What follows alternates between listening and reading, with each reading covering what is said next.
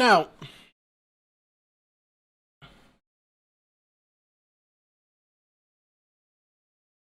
it specifically says right here, this game is not suitable for children or those who are easily disturbed. So we're going to make a little alert before we actually start playing the game. Good, I have both of those. Let's see how it goes. Wait. Good, you have both of those? Oh, depression and anxiety. Great. By playing Doki Doki Literature Club, you agree that you are at least 13 years of age, and you consent to your exposure of highly disturbing... Yeah, I agree.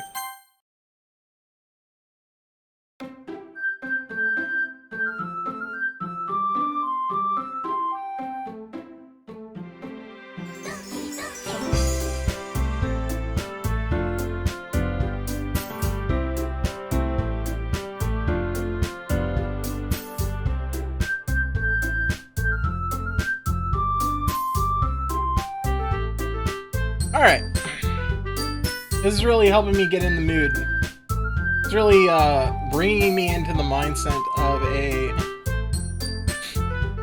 It's really bringing me into the mindset of a Japanese high school student.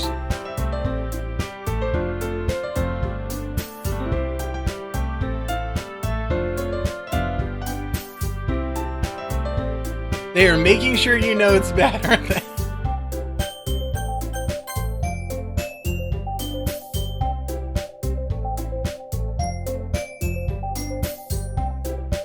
We're going to turn the text speed up.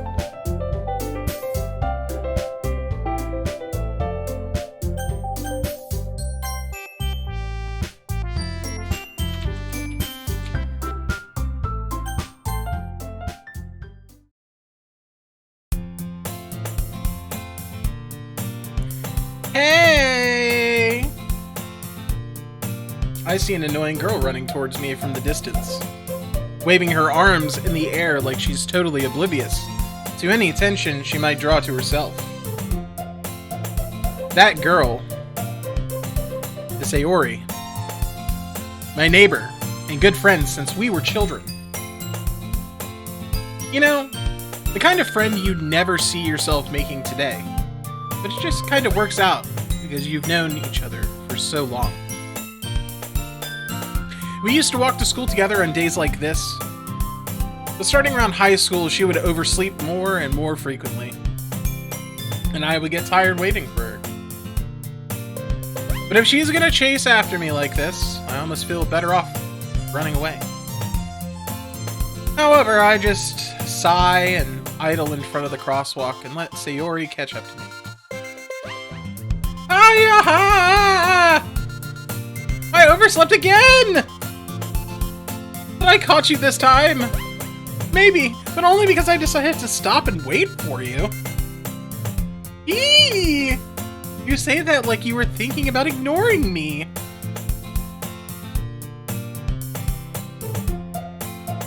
That's mean, Berserk. I'm a big old meanie. Well, if people stare at you for acting weird, then I don't want them to think we're a couple or something. Fine. Fine. But you did wait for me, after all. I guess you don't have it in you to be mean even if you wanted to. It's true. Whatever you say, Sayori. We cross the street together and make our way to school. As we draw near, the streets become increasingly speckled with other students making their daily commute. By the way, Berserk, have you decided on a club to join yet? Club? I told you already, I'm not really interested in joining any clubs. True. I haven't been looking either. That's not true. You told me you'd join a club this year. Did I? Did I? Okay, I won't lie. I wasn't expecting the game to show up on this stream. Well, you know, people spend 150,000 of their hard-earned channel points to get me to play this game, so it is what it is. We're gonna enjoy this to the fullest extent that the game can provide. And also, you know, just fair warning, you know, I'm gonna try and make sure he hits it. There you go. Oh, Lord. Did I? I'm sure it's possible that I did in one of our many conversations where I dismissively go along with whatever she's going on about. Man, I am a giant asshole inside my brain. Outwardly, maybe not so, but inside I'm a giant asshole. Sayori likes to write a little too much about me when I'm perfectly content just getting by on... I'm sorry. Sayori likes to worry a little too much about me when I'm perfectly content just getting on the average while spending my free time on games and anime. That's about right. Uh-huh. I was talking about how I'm worried that you won't learn how to socialize or have any skills before college. Your happiness is really important to me, you know? And I know you're happy now, but I die at the thought of you becoming a NEET in a few years because you're not used to the real world. A NEET? What is a NEET?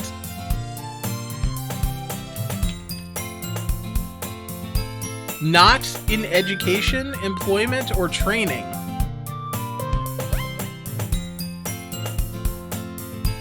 Now I know.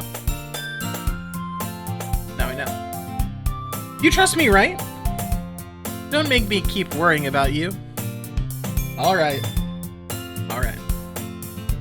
I'll look at a few clubs if it makes you happy. No promises, though. Will you at least promise me that you'll try a little? Yeah, I guess I'll promise you that.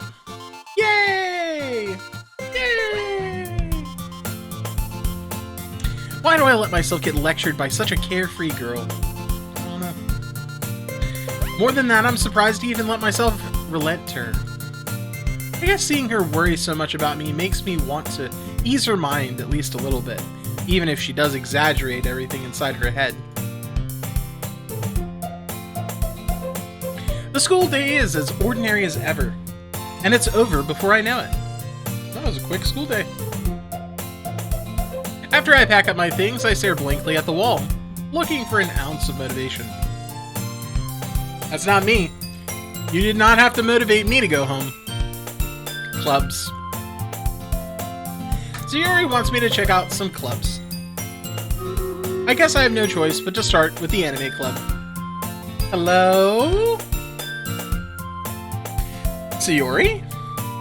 Sayori must have come into the classroom while I was spacing out. Wow. It knew we were alt-tabbed. I look around and realize that I'm the only one left in the classroom.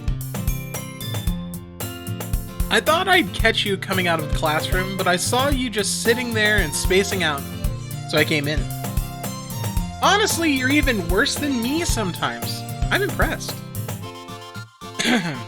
You don't need to wait up for me if it's gonna make you late to your own club. Well, I thought you might need some encouragement, so I thought, you know what? Well, that you could come to my club. Sayori? Yeah! There's no way I'm going to your club. Meanie. Meanie. Sayori is vice president of the literature club. Not that I was ever aware that she had any interest in literature. In fact, I'm 99% sure she only did it because she thought it would be fun to help start a new club. Since she was the first one to show interest after the one who proposed the club, she inherited the title Vice President. That said, my interest in literature is guaranteed to be even less. Yeah, I'm gonna go to the anime club. Come on, please! Why do you care so much anyways? Well, I kinda told the club yesterday I would bring in a new member. And Natsuki made cupcakes and everything. Don't make promises you can't keep. I can't tell if Sayori is really that much of an airhead or if she's so cunning as to have planned all of this out. I let out a long sigh. Fine. I'll stop by for a cupcake, okay? Yay! Let's go! Yes! And thus, today marks the day I sold my soul for a cupcake.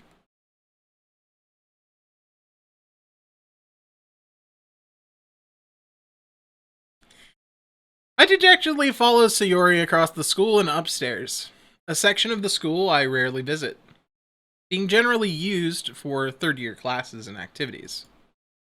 Sayori, full of energy, swings open the classroom door. Oh, this game is just all bangers.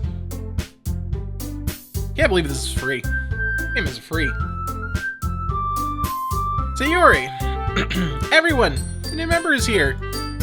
I told you, don't call me a new member.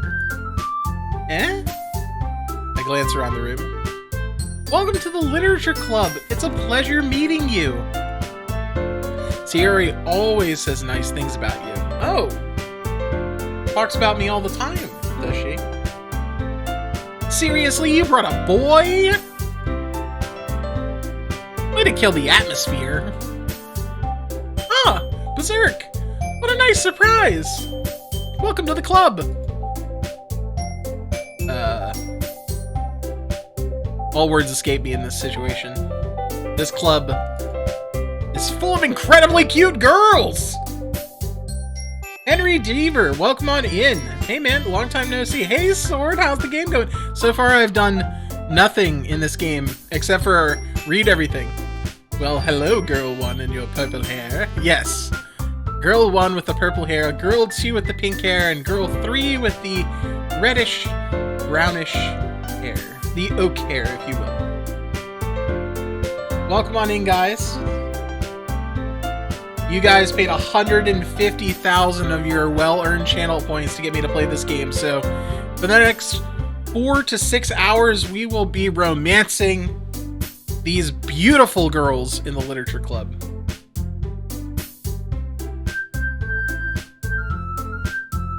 Now, for those of you who are new, I have to warn, this game may be disturbing.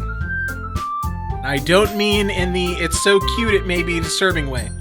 If you are unaware of what this game is, it is not a cute romance game. So, fair warning. Alright. What are you looking at? If you want to say something, say it. Sorry. Natsuki. Him. The girl with the sour attitude, whose name is apparently Natsuki, is one I don't recognize. Her small figure makes me think she's probably a first year. She is also the one who made cupcakes, according to Sayori. You can just ignore her when she gets moody. Sayori says that quietly into my ear, then turns back towards the other girls. Anyway, this is Natsuki. She's always full of energy. And this is Yuri, the smartest in the club. Don't say that. Don't say things like that. Yuri, who appears comparably more mature and timid, seems to have a hard time keeping up with people like Sayori and Natsuki. Ah, well, it's nice to meet both of you. And it sounds like you already know Monika, is that right?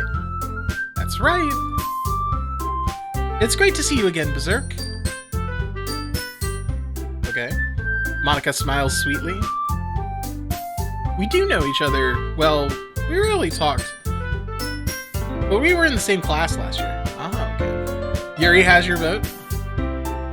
Monika was probably the most popular girl in class. Smart, beautiful, athletic, basically completely out of my league. So having her smile at me so genuinely feels a little... You too, Monika. Come sit down, Berserk. I made room for you at the table so you can sit next to me or Monika. I'll get the cupcakes. Hey, I made them! I'll get them!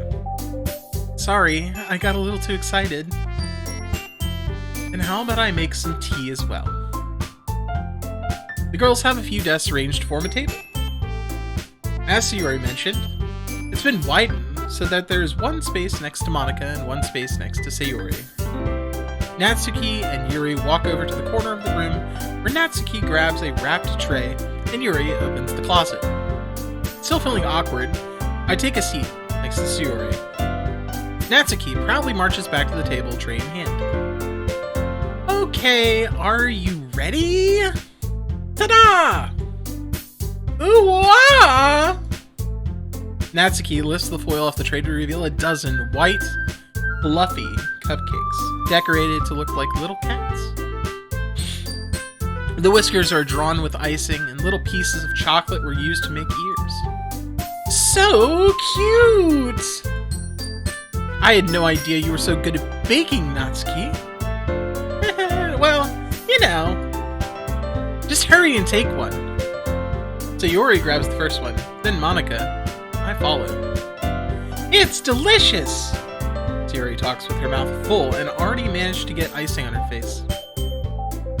I turn the cupcake around in my fingers, looking for the best angle to take a bite. We all know the best way to eat a cupcake is to tear the bottom off, put it on the top, and eat it like a sandwich. We all know that's the best. Natsuki is quiet. I can't help but notice her sneaking glances in my direction. Is she waiting for me to take a bite? I finally bite down. The icing is sweet and full of flavor. I wonder if she made it herself. This is really good. Thank you, Natsuki. Why are you thanking me? It's not like I... Haven't I heard this somewhere before? Made them for you or anything.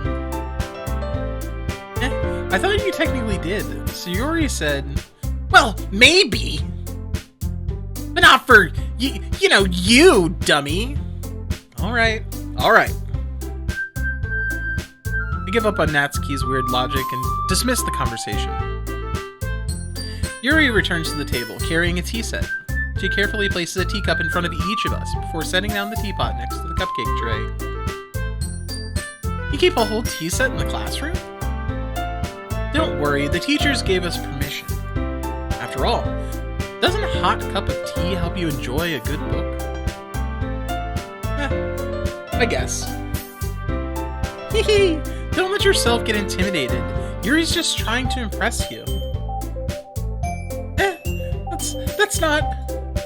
Insulted, Yuri looks away. I meant that, you know, I believe you. Well, I'm sorry, I believe you. Well, tea and reading might not be a pastime for me, but I at least enjoy tea. I'm glad. Yuri faintly smiles at herself in relief. Monika raises an eyebrow, then smiles at me. So, what made you consider the literature club? I was afraid of this question. Something tells me I shouldn't tell Monika that I was practically dragged here by Sayori. Well, I haven't joined any clubs yet, and Sayori seemed really happy here, so... That's okay. Don't be embarrassed. We'll make sure you feel right at home, okay? As president of the literature club, it is my duty to make the club fun and exciting for everyone. Monika, I'm surprised. How come you decided to start your own club? You could probably be a board member for any of the major clubs. Weren't you a leader of the debate club last year? Haha, well, you know... To be honest, I can't stand all the politics around the major clubs. It feels like nothing but arguing about the budget and publicity and how to prepare for events. I'd much rather take something I personally enjoy and make something special out of it. And if it encourages others to get into literature, then I'm fulfilling that dream. Monika really is a great leader. Yuri also nods in agreement. Then I'm surprised there aren't more people in the club yet. It must be hard to start a new club. You could put it that way. Not many people are very interested in putting out all the effort to start something brand new, especially when it's something that doesn't grab your attention, like literature. You have to work hard to convince people that you're both fun and worthwhile. But it makes school events, like the festival, that much more important. I'm confident that we can all really grow this club before we graduate. Right, everyone? Yeah! We'll do our best. You know it! Everyone enthusiastically agrees. Such different girls, all interested in the same goal. Monika must have worked really hard just to find these three. Maybe that's why they all... Maybe that's why they were all so delighted by the idea of a new member joining. Though I still don't really know if I can keep up with their level of enthusiasm about literature. So far, so good. Nothing weird so far. I'm keeping an eye out, though. So, Berserk, what kinds of things do you like to read? Considering how little I've read in these past few years, I don't really have a good way of answering that. Manga? I mutter quietly to myself, half joking. Natsuki's head suddenly perks up. It looks like she wants to say something, but keeps quiet. Not much of a reader, I guess. Well, that can change. What am I saying? I spoke without thinking after seeing Yuri's sad smile. Anyway, what about you, Yuri? Well, let's see. Yuri traces the rim of her teacup with her finger. My favorites are usually novels that build deep and complex fantasy worlds. The level of creativity and craftsmanship behind them is amazing to me. And telling a good story in such a foreign world is equally impressive. Yuri goes on, clearly passionate about her reading.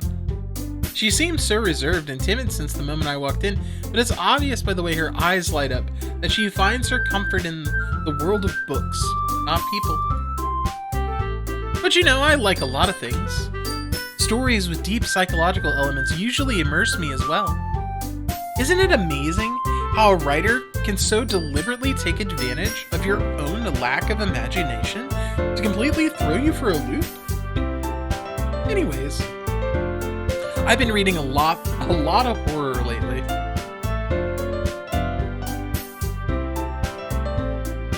I read a horror book once. I desperately grasped something I can relate to at a minimal level.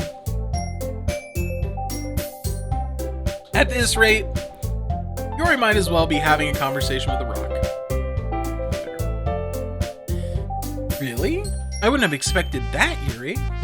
For someone so gentle as you, I guess you could say that. But if a story makes me think or takes me to another world, then I really can't put it down. Cheers, Miss Alice. Thank you for this hydration opportunity to keep this beautiful voice box going. Surreal horror is often very successful at changing the way you look at the world, if only for a brief moment. I hate horror. Oh? Why's that? Well, Natsuki's eyes dart over me for a split second. Never mind. That's right. You usually like to write about cute things, don't you, Natsuki? What? What gives you that idea? You left a piece of scrap paper behind last club meeting. Ooh. You need something to spend more points on? Don't worry. We'll figure. At some point, there will be more points.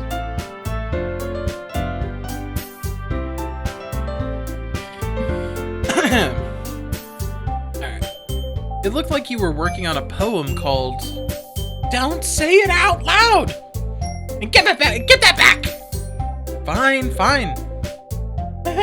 Your cupcakes, your poems. Everything you do is just as cute as you are. Sayori sidles up behind Natsuki and puts her hands on her shoulders. I'm not cute! Natsuki, you write your own poems? Eh? Well, I guess sometimes. Why do you care? I think that's impressive. Why don't you share them sometime? No! Natsuki averts her eyes. You wouldn't like them. Ah, not a very confident writer yet. I understand how Natsuki feels. Sharing that level of writing takes more than just confidence. The truest form of writing is writing to oneself. You must be willing to open up to your readers, exposing your vulnerabilities, and showing even the deepest reaches of your heart. Do you have writing experience too, Yuri? Maybe if you share some of your work, we can set an example and help Natsuki feel comfortable enough to share hers. I guess it's the same for Yuri. Aw, I wanted to read everyone's poems. We all sit in silence for a moment. Okay, I have an idea. Everyone! Natsuki and Yuri look quizzically at Monika. Let's all go home and write a poem of our own. Then, next time we meet, we'll all share them with each other. That way, everyone is even.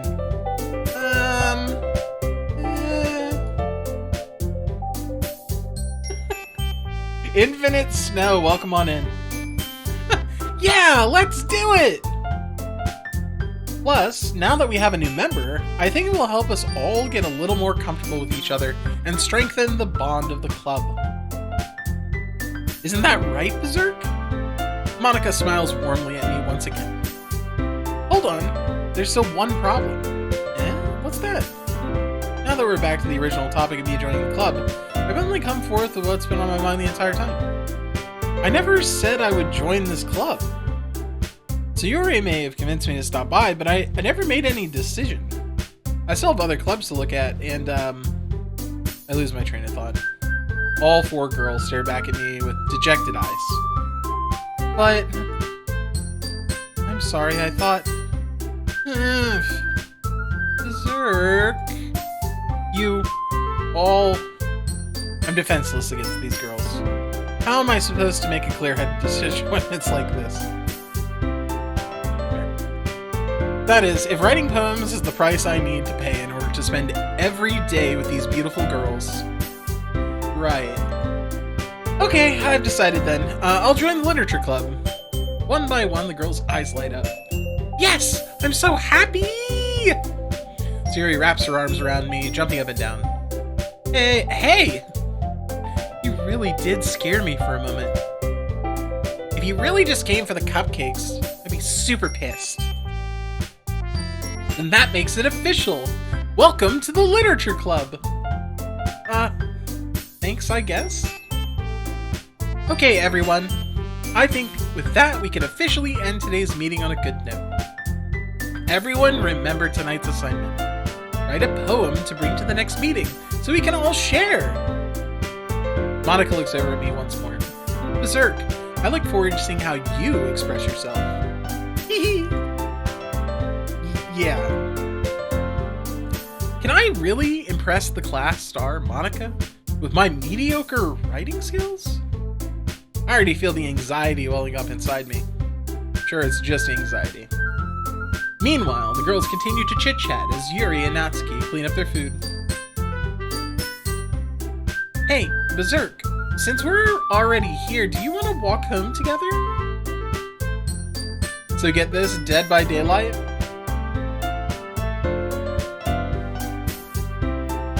So get this, Dead by Daylight? Question mark. Root! Hey, what's going on, Root? Hello! Thank you very much for 3 months, bro. I appreciate it. Dead by Daylight is coming out with a dating simulator? That sounds amazing. Is it the devs for Dead by Daylight?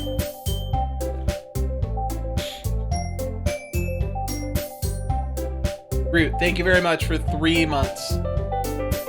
3 months. 3 months. They announced it on live stream? This is not April. It's not Elden Ring. No, this is not Elden Ring.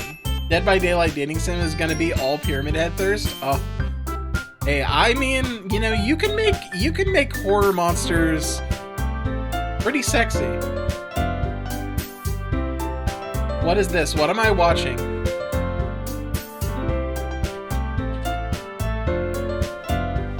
You're watching Sword Groove to Anime, PO, yes. That's what I'm doing right now. For those of you who are not aware about Doki Doki Literature Club, warning. Trigger warning. Trapper, Huntress, Spirit, Wraith. Oh god. That sounds like a good time. Hey Berserk, since we're already here, do you want to walk home together? That's right. Sayuri and I never walk home together anymore because she always stays after school for clubs. Sure, might as well. Anime pop, not PO. You seriously gotta look at the trailer? I will check. Post it in the game section of the Discord. Post it in the PC section of the Discord.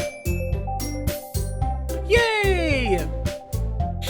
With that, the two of us depart the classroom and make our way home.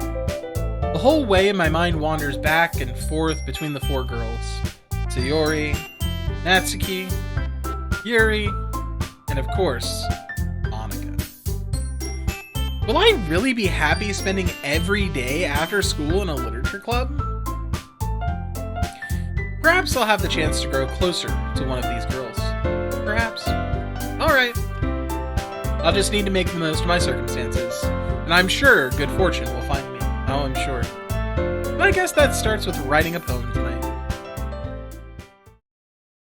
Oh, I think we might have gotten to the actual game part. It's time to write a poem! Pick words you think your favorite club member will like. Something good might happen with whoever likes the poem the most.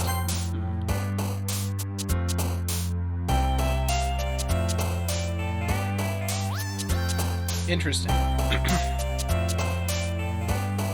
So which one of these nice girls are we going to be trying to romance?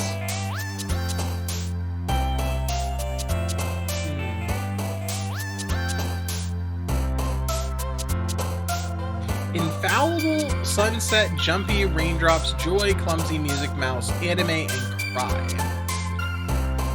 I guess we're just gonna pick 20 words and then that'll end up doing some stuff, maybe?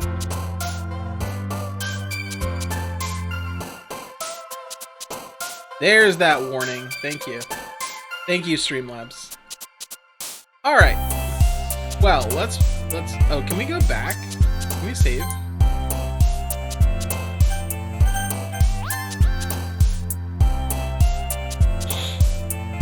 Alright. Let's go with... Well, our character talked a lot about anime. He didn't really talk about any of these other things, so I'm going to click anime. Let's see here. Unstable, Fireflies, Crimson Blanket, Dream, Strawberry, Defeat, Melody, Kitty, Atone. So the only person here that actually talked about anime was her.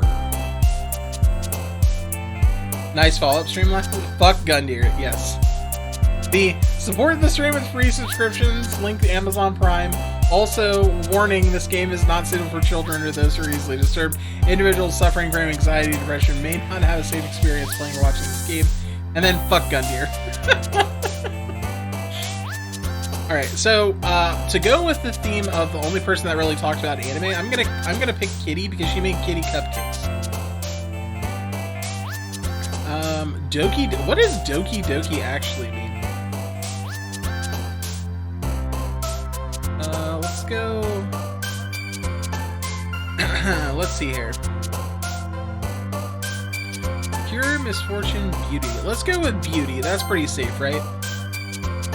Sticky, kawaii, climax, passion, marshmallow, fester, Jesus.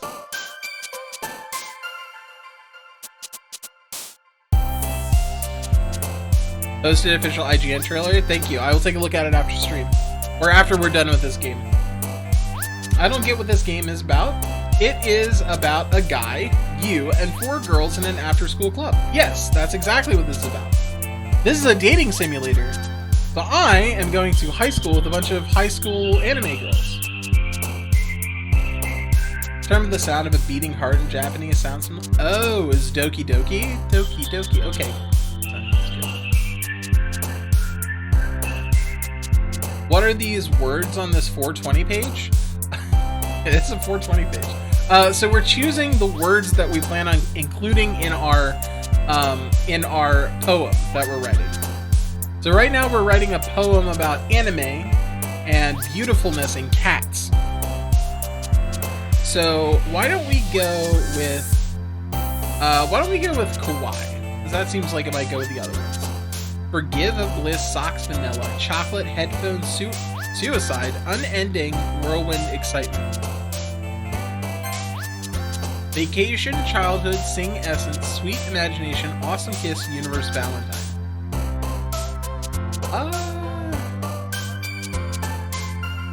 Let's go awesome. Silly hope, tenacious, massacre, alone, fantasy, frightening, ribbon, parfait, and bunny. Wait a minute. So this is, where's Monika? There's 3 girls here. Where's Monika? Swordcone is being kawaii. Ooh woo. Let's go with tenacious. Desire, embrace, vivid, extreme, after image, judgment, marriage, lollipop, fireworks, meteor.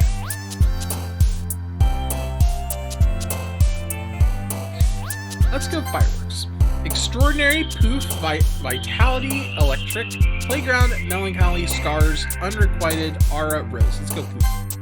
Puppy, ambient, adventure, sparkle, clouds, heaven sent, ocean, lazy, fickle, dark. Let's go with adventure. Wonderful, nibble, email, bed, spinning, breathe, cheer, bubbles, tears, feather. Nibble. Eternity, flee, hurt, boop, cage, precious, graveyard, romance, comfort, memories, boop. Giggle, pain, contaminated, whistle, peace, depression, landscape, dance, sugar, whisper. Giggle. Nightgown, swimsuit, happiness, incapable, secretive existence, jump, lucky, agonizing, philosophy. Cats are secretive. Shame, unrestrained, analysis, hopeless, hop, holiday, family, determination, dazzle, waterfall. Uncanny Inferno, charm, vibrant, lipstick, variance, journey, misery, summer, sunny. One of these things is not like the other. One of these things does not belong. Why is like every phase there's one thing that is just like obviously very not part of the rest of them? Anyways. Sunny. Incongruent. Heart, hair. Effulgent. Special, despise, wrath. Twirl, laugh, smile. Papa, horror, fluffy, rain cloud, cute, disarray. Captive, bouncy, sadness, nature, bouncy. Flower, covet, starscape, calm, games, play, pleasure, skipping, color, flying, play. Prayer, empty, treasure, amazing, destiny, grief, rainbow, shopping, friends, pink, rainbow. Okay. Hi again, Berserk. Glad to see you didn't run away on us. Haha. Nah, don't worry. This might be a little strange for me, but I at least keep my word. Well, I'm back at the Literature Club. I was the last to come in, so everyone else is already hanging out. Thanks for keeping your promise, Berserk. I hope this isn't too overwhelming of a commitment for you, making you dive headfirst into literature when you're not accustomed to it. Oh, come on! Like he deserves any slack. Sayori told me you didn't even want to join any clubs this year. And last year, too! I don't know if you plan to just come here and hang out or what, but if you don't take us seriously, then you won't see the end of it. Natsuki, you certainly have a big mouth for someone who wants to keep her manga collection in the club room. Yeah. My soul is cheap, don't worry not. But about Elden Ring, don't worry, it will return. He needs to finish his RO1. Yes, I will be back playing Elden Ring. Chances are we'll probably play some Elden Ring after this. If I'm still feeling spry. We'll probably do some attempts on Radigan, or maybe we'll go make our way to Melina or something, or Millennia or whatever. I love how the wide spectrum of VIEs? After the Dead by Daylight trailer? Oh yes, after the Dead by Daylight trailer. Don't forget to remind me about the Dead by Daylight trailer. I'll watch it after this is done. Vibes. There you go. Natsuki finds herself stuck between saying Monika and manga. Manga is literature! Swiftly defeated, Natsuki plops back into her seat. Don't worry, guys. Berserk always gives it his best as long as he's having fun. He helps me with busy work without even asking, like cooking, cleaning my room. How dependable. Sayuri, that's because your room is so messy it's distracting. And you almost set your house on fire once. Is that so? You two are really good friends, aren't you? I might be a little jealous. How come? You and Berserk can become good friends too! Sayuri? As usual, Sayuri seems oblivious to the weird situation she just put me into.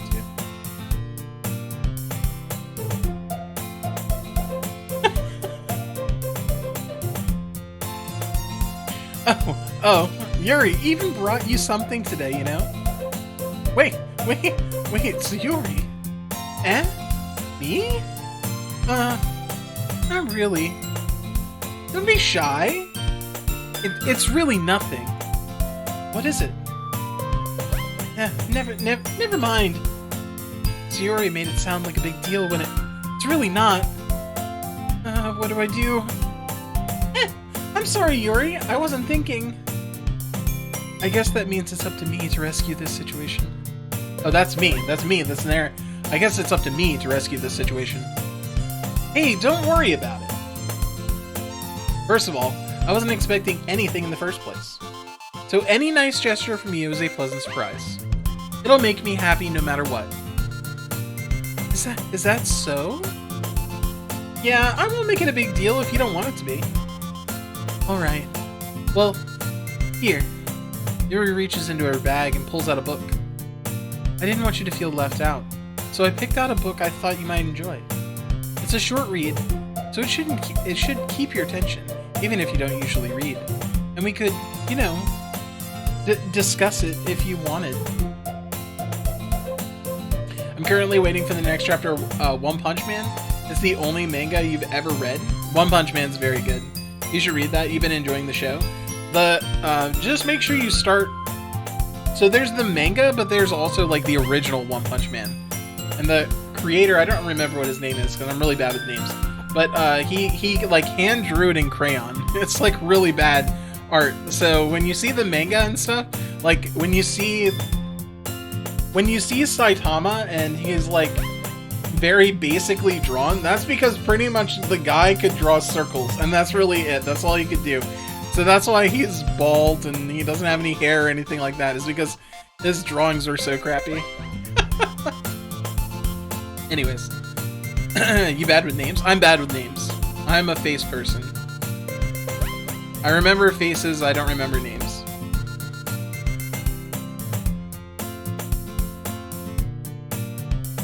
Pretty bad with names. Which is why I'm surprised I don't know. Chat can be hard sometimes. But I try to make it work. How is this girl accidentally being so cute? She even picked out a book she thinks I'll like, despite me not reading much. Yuri, thank you! I'll definitely read this. I enthusiastically take the book. Phew. Well, you can read it at your own pace. I look forward to hearing what you think. Now that everyone's settled in, I expected Monika to kick off some scheduled activities for the club. But it doesn't seem to be the case. The guy named One is a real creator, and his drawings are really bad just to show the story, yeah. And the other artist redraws in very awesome and epic style. Yes. I love when your chat has like 3 sessions going on and trying to piece together. It's really hard. So, as the number of people in chat grows, people start interacting with each other and not directly to me. And so, going from reading all chat like it's mostly directed at me to trying to piece out when people are talking to each other and not just to me directly can sometimes be a challenge. But it's something that I will just eventually learn how to do better as things go on. Which I'm sure that there will just be more people in chat and more conversations going at some point. So,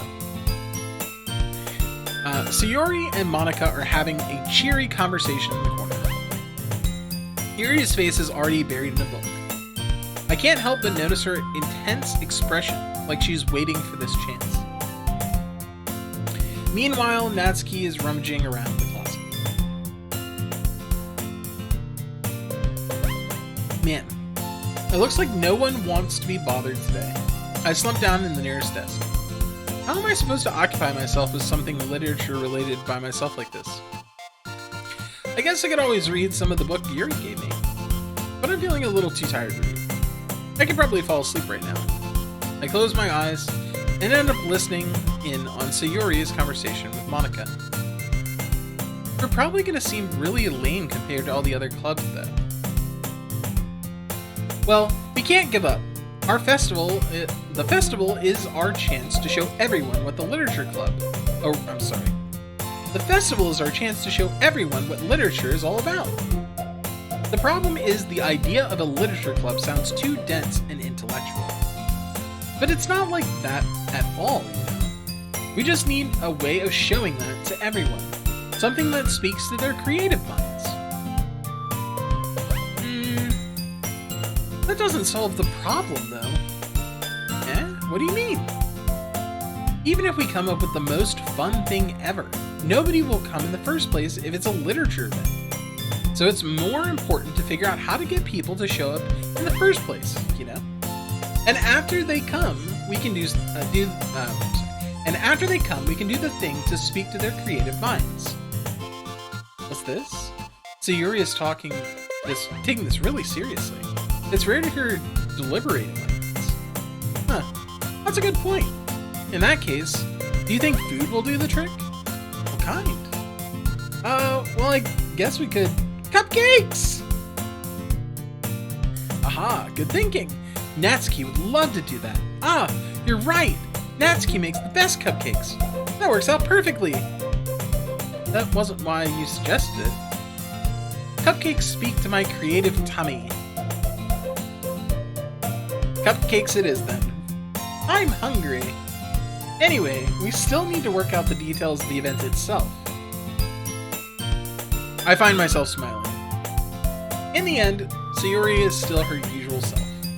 But therein lies the unexpected reason I admire her.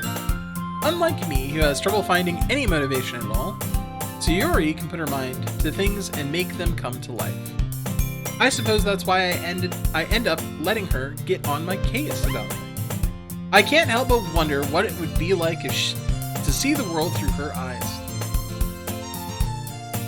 You're very, very close. Wah! I open my eyes to find Sayori's face filling my vision. I nearly fell out of my chair. Sorry! Wait, actually, I'm not sorry at all. It's your fault for sleeping like that. This isn't the napping club. Does our school have a napping club? You're staying up too late, aren't you? Now that you're in a club, you're gonna have less time for anime, you know? You'll need to get used to it. Don't say that so loud. I glance over my shoulder to see Monika overhead. It's true, though. Yeah, I know. You're always looking out for me, Sayuri. It's what I do best. That's a problem. What about you? You look out for me better than you look out for yourself. You're still oversleeping every day, aren't you? Not every day. That's not very convincing. How many days this past week have you gotten up on time? It's a secret! I knew it. Come on! At least give me the benefit of the doubt. I can't even do that. Look, Sayori. It's written all over you. Sayori glances around at herself. How's it written all over me? You were clearly in a rush this morning. Look, your hair is sticking out all around here. Ah! I run my fingertips down the side of Sayori's hair, trying to straighten it out. Man, you really need to brush for this. My hair is just really hard to get right. It won't fall like that. There's more than just your hair. Look, your bow isn't straight either. And there's a toothpaste stain in your collar right here. I tried to wipe the stain off my finger, but nobody would even notice that. Oh, but nobody would even notice that. Of course they wouldn't. Nobody's gonna tell you about it because they don't want to embarrass you. Fortunately, I really don't care about that. Hey, you meanie! And you don't even keep your blazer buttoned up. Seriously, Sayori, why do you think you don't have a boyfriend yet? Eh? That's super mean! Sorry, but you'll thank me later. I start to button up her blazer from the bottom. Once you see how much better it looks, you'll change your mind.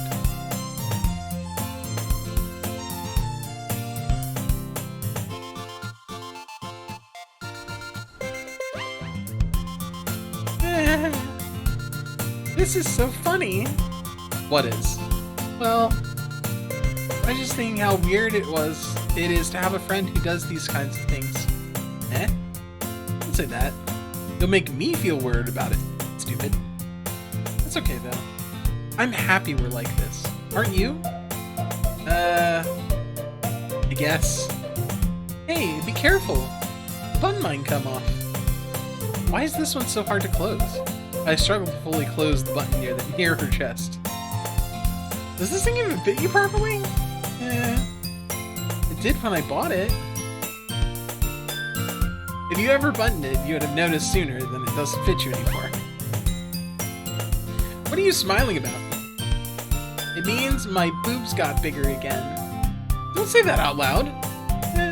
Anyways, you look so much better now, so, why does it feel strange to see Sayori's blazer buttoned up like that? But it's so stuffy. It's not worth it at all. Sayori hastily unbuttons her blazer once more. I'm hungry. Like, I kind of want stir-fried veggies and rice, and can't have it. Yeah, why can't you have it?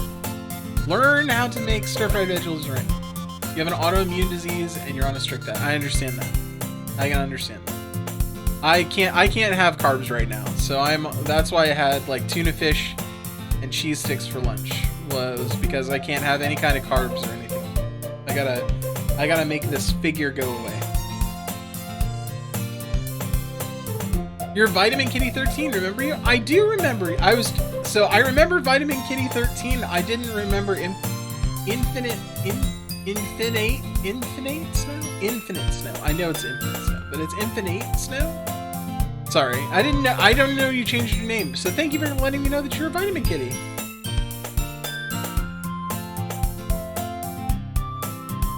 I'm sorry that you have an autoimmune disease and you're on a strict diet.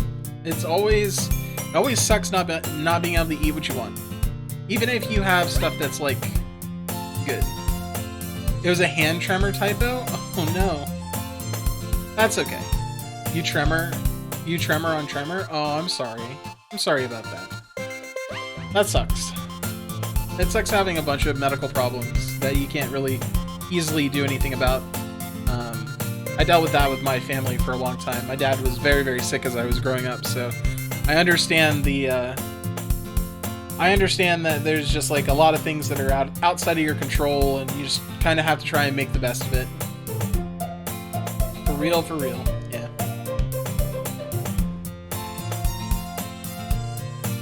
I understand. Alright. Phew! That's so much better. Sayuri puts her arm out and twirls around. So if I keep it unbuttoned then I won't get a boyfriend, right? What kind of logic is that? And why are you saying it like it's a good thing? Because if I had a boyfriend, then he wouldn't let me do things like this. And you take care of me better than anyone else would anyways. Can't drive right now, so that kind of sucks. Yeah, I know, I've known a number of people that have, like, epilepsy, and them not being able to drive is pretty shitty. But thankfully, things like Uber and Lyft and stuff like that make it a lot easier for people to get around if they need to, which is good, I suppose. Yeah, I live in an area where public transportation is super garbage, so I wish there were more, like, buses and stuff that people could get to, but I live in a not rural area, but rural enough that there's no public transportation, so it's unfortunate. that's why I keep it unbuttoned. Stop playing all these embarrassing things. What does that say? Hold on. Where's back? Oh, I can't go back? Stop saying all these embarrassing things. Eh? I didn't say anything embarrassing. Jeez. Well, anyways, just focus on trying to wake up a little earlier. Only if you focus on going to bed earlier. Fine. Fine. It's a deal. I guess we really are better at taking care of each other than we are at taking care of ourselves. Yeah, I guess so. Huh. So maybe you should come wake me up in the morning. You're doing it again, Sayuri. Aw, but I was joking that time. Man, it's impossible to tell with you sometimes. Okay, everyone! Eh? Monika suddenly calls out. Why don't we share the poems we wrote now? Yay! Berserk, I can't wait to read yours! Yeah, same. I also can't wait to read mine. I have no idea what I wrote. I failed to sound enthusiastic, but Sayori still trots away to retrieve her poem. By the way, did you remember to write a poem last night? Yeah. My relaxation ends. I can't believe I agreed to do something so embarrassing. I couldn't really find much inspiration since I've never really done this before. Well, now that everyone's ready, why don't we find someone to share with? I can't wait! Sayuri and Monika enthusiastically pull out the poems. Yuri is on a wrinkled sheet of loose leaf torn from a spiral notebook. On the other hand, Monika wrote hers in a composition notebook. I can already see Monika's pristine handwriting from where I sit. Natsuki and Yuri reluctantly comply as well, reaching into their bags. I do the same myself. Who should I show my poem to first? Alright, so Yuri was the person that we pretty much made this poem for, so we're gonna show it to her. Yuri seems the most experienced, so I should start with her. Or actually, was it Yuri? No, Asher's in love with Yuri. Natsuki, that's the person we made this for. That's fine, we'll show it to her.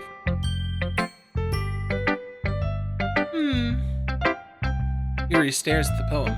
A minute passes, more than enough time for her to finish reading. Sorry. I forgot to start speaking. It's fine. Don't force yourself. I'm not. I just need to put my thoughts into words. Hold on. Okay. This is your first time writing a poem, right? Yeah. Why do you ask? I'm just making sure. I guess that it might be after reading through it. Ah, so it's that bad. No! Did I just raise my voice? I'm so sorry. Yuri buries her face in her hands. I couldn't help but notice that it's been several minutes and we really haven't gotten any. It might take Yuri a while to get used to new people. It's fine, I really didn't notice. What were you saying? Right. It's just that there are specific writing habits that are usually typical of new writers. And having been through that myself, I kind of learned to pick up on them. I think the most noticeable thing I recognize in new writers is that they try to make their style very deliberate. In other words, they tend to pick writing style separate from the topic matter, and they form-fit the two together. The end result is that the style and the expressiveness are weakened. Once Yuri finds her train of thought, it's as if her demeanor totally changes. Her stammering is completely gone, she sounds like an expert. Of course, that's not something you can be blamed for. There's so many different skills and techniques that go into writing even a simple poem. Not just finding them and building them, but getting them to work together is probably the most challenging part. It might take you some time, but it all comes with practice, and learning by example, and trying new things. I also hope that everyone else in the club gives you valuable feedback. Natsuki can be a little bit biased, but... Biased? How? Well... Never mind. I shouldn't be talking about people like that. Sorry. It's fine. I'm not sure if Yuri is apologizing to herself, to me, or to Natsuki. Do you mind if I read your poem now? Please do. I'd love to share my thought process behind it. Yuri smiles dreamily, as if that's a rare opportunity for her. Which, itself, it's kind of funny. After all, isn't this supposed to be a literature club?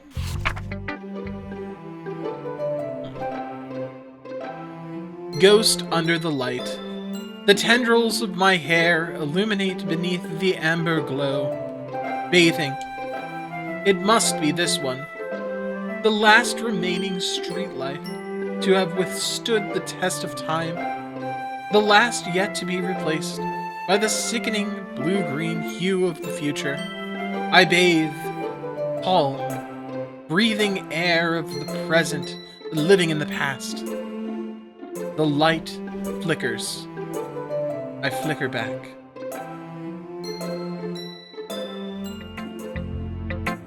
I'm sorry. I have such terrible handwriting. What? I wasn't thinking that at all. But it took you a long time to read. Ah. Well, I just don't read script very often. I actually think your handwriting is pretty. Eh? That's a relief. Also, I like the poem. Even though it's short, it was really descriptive. It wasn't too short. I usually write longer poems. I don't know. I'm really glad you like it. I'll be honest, since our first time sharing, I wanted to write something a little more mild. Something easy to digest, I suppose. Are you into ghosts, Yuri? Huh? Woohoo? Actually, the story isn't about ghosts at all, Berserk. Really? I must have totally missed the point. Well, I suppose you did only glance over it after all. But remember that poets often express their own thoughts, feelings, and experiences in their work. They usually do more than tell a simple story, or paint a picture. In this case, perhaps, the subject of the poem is only being symbolically compared to a ghost. Lingering in her last remaining place of comfort, unable to let go of the past, and soon to be left with nothing. Yes, I already bought The Quarry. We will be playing The Quarry. I will probably play it in a single sitting on like a Saturday, similar to this. But I'll have to figure out exactly when I'm going to do it. But I will be playing The Quarry. Absolutely, I already bought it. I'm very excited. I love all the games that developer makes. Every one of them. I've played all of them on stream so far. We did Detroit Become Human. We did all of the Dark Pictures anthology. We did Until Dawn. We've done all of their games. In fact, we did a 24-hour stream where we did Detroit Become Human into Man and Medan into Little Hope. So, and in Detroit, we saved everybody. We had no main characters die. Sort of. Until Dawn was one of the games that got me to start watching stuff on Twitch. So, all of those games have like a very close place in my heart when it comes to Twitch. I think that those games were meant for people to watch on Twitch. Like, because those games are gonna play out in such different ways depending on each person, so. I want to save the big dude with Kara. Wait, the big dude with Kara? Oh yeah, the big dude with Kara. The guy that you meet at the house that is with the like android peddler guy. Yeah. Unfortunately, I don't think that's possible. But we did save Kara and we did save the little girl. We did save both of them, and we escaped the facility at the end. That whole scene was just ridiculously heart-wrenching. Like literal images of like concentration camps and like oh my god, that scene's super powerful. You haven't saved them all yet? I'm sure that well, you can go back and do the individual stories, so you should be able to do it on a subsequent playthrough. Seems like it's much easier. Anyways, let me clean my glass real quick.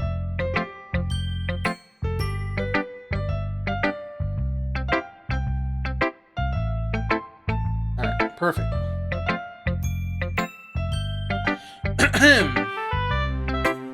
That's a lot more solemn, putting it that way. I hadn't even thought of that. He is also Heisenberg in Resident Evil 8? Really? Really?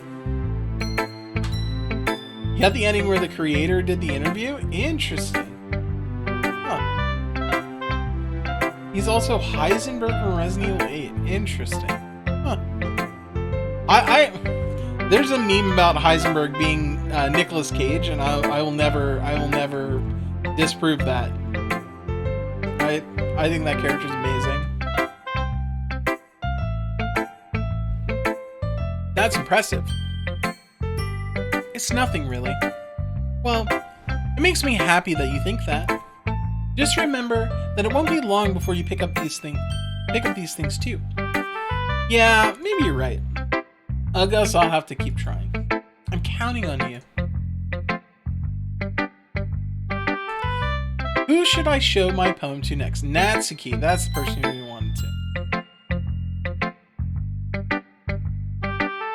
I can just imagine us staring at each other. Okay, well, let's start with things I don't like. Okay, well, let's start with the things I don't like. First of all, Natsuki rereads my poem. Never mind, I don't feel like giving you my opinion. Huh? What's the point of sharing in the first place? I wrote this when I could have been doing other things. In fact, I remember how I said I wanted to read your poems? That's what I had in mind when writing this. I want to help you feel comfortable enough to share yours. Like Monika said. Well, I would be more comfortable sharing my poem if yours was really bad. You were supposed to show me some dumb poem and make me go, huh, well, it's not that great, but lets me show you what real literature looks like.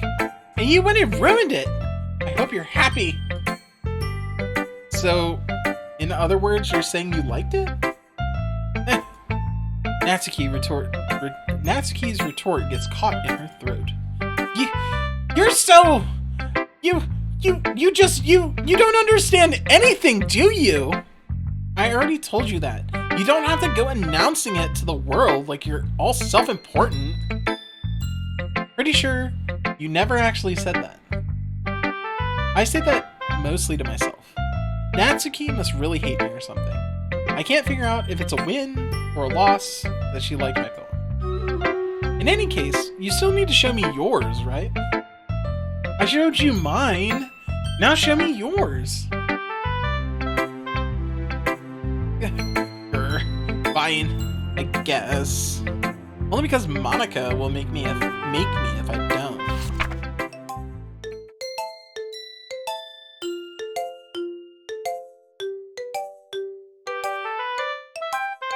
Eagles can fly. Monkeys can climb. Crickets can leap. Horses can race. Owls can seek. Cheetahs can run. Eagles can fly. People can try. But that's about it.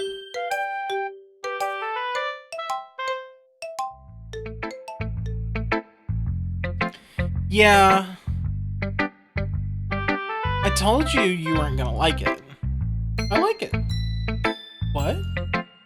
Just be honest. I am. Why are you so convinced that I wouldn't like it? Well, because everyone in high school thinks that writing has to be all sophisticated and stuff. The people don't even take my writing seriously. But isn't the point of poems for people to express themselves? Your writing style wouldn't make your message any less valid. Yes, exactly! I like when it's easy to read, but hits you hard.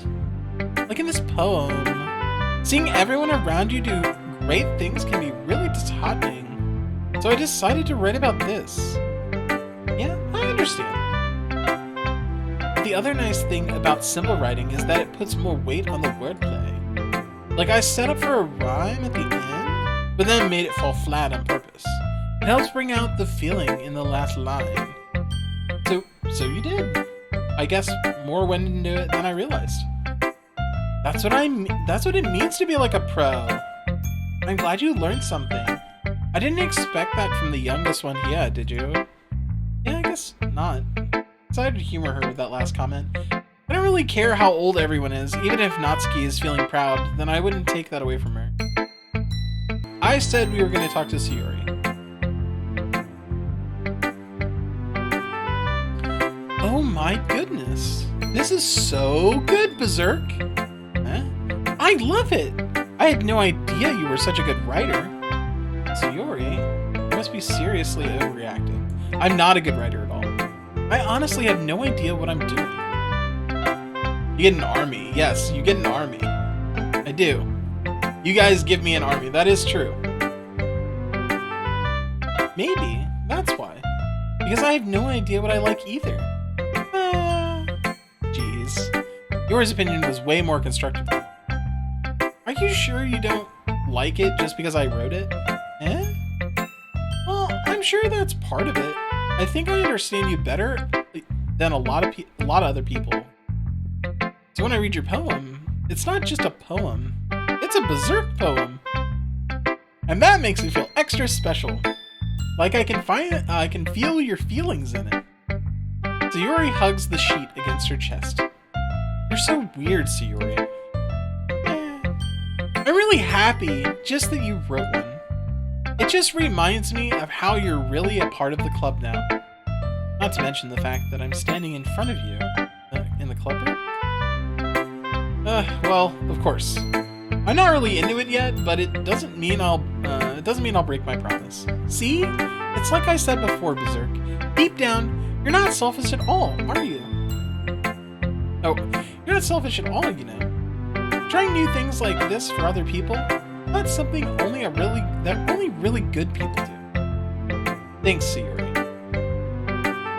I'm not sure if Sayori sees the full picture of my motives here.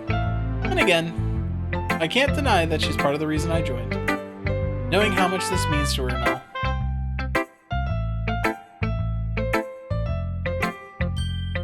Day old coffee. Love it. Knowing how much this means to her and all. Yeah. I'm gonna make sure you have lots of fun here, okay? That will be my way of thanking you. Alright. I'm gonna hold you to that then. Yay! Now you'll read my poem too, right? Don't worry, I'm really bad at this. We'll see about that. Dear sunshine, the way you glow through my blinds in the morning, it makes me feel like you missed me. Kissing my forehead to help me out of bed, making me rub the sleepy from my eyes. Are you asking me to come out and play? Are you trusting me to wish away a rainy day? I look above. The sky is blue. It's a secret, and I trust you too. If it wasn't for you, I could sleep forever. But I'm not mad. I want breakfast. Me too, Sayori. Sayori? This is just a guess, but did you wait until this morning to write this? No?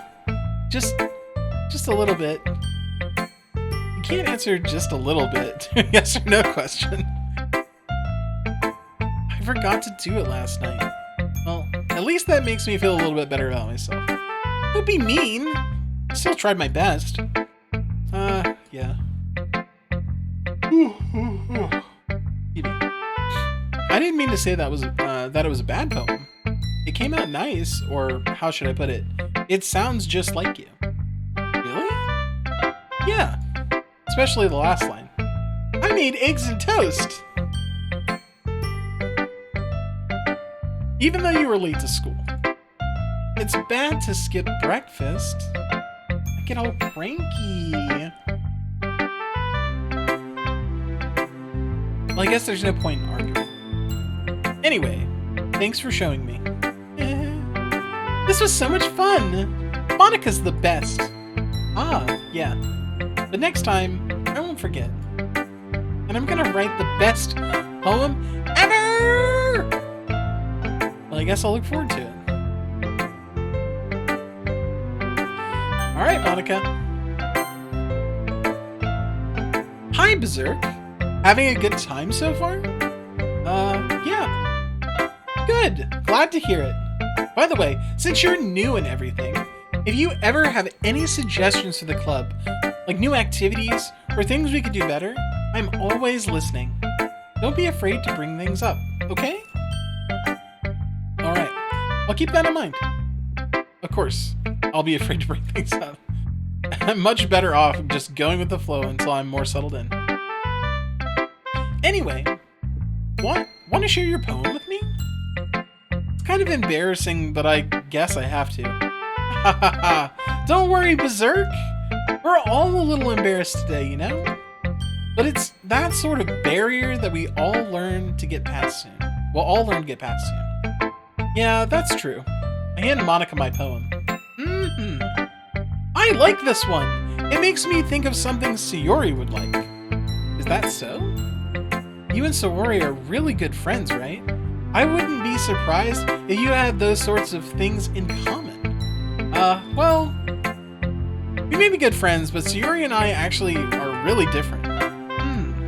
Well, that may be the case, but maybe there's also some similarities that you wouldn't expect. The way she talks about you, it sounds like the two of you really care about each other's well-being.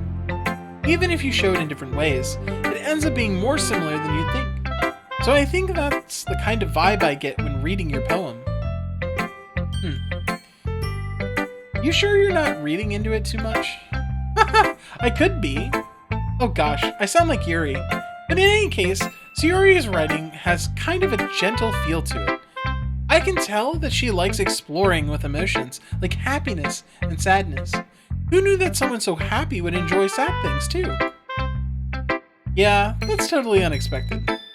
Well, to each their own. And you shouldn't be afraid to experiment a little bit either. I'm sure I'll end up trying different things a lot. It could take a while before I feel comfortable doing this.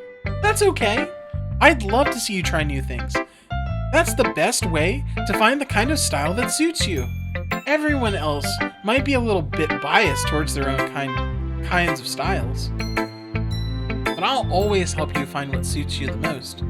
So don't force yourself to write the way everyone else wants you to write. It's not like you have to worry about impressing them or anything. Anyway, do you want to read my poem now? Don't worry, I'm not very good. You sound pretty confident for someone who claims to not be very good. Well, that's because I have to sound confident. It doesn't mean I always feel that way, you know? I see. Well, let's read it then. Hole in the wall. It couldn't have been me. See, the direction the spackle protrudes, a noisy neighbor, an angry boyfriend. I'll never know. I wasn't home. I peer inside for a clue. No, I can't see.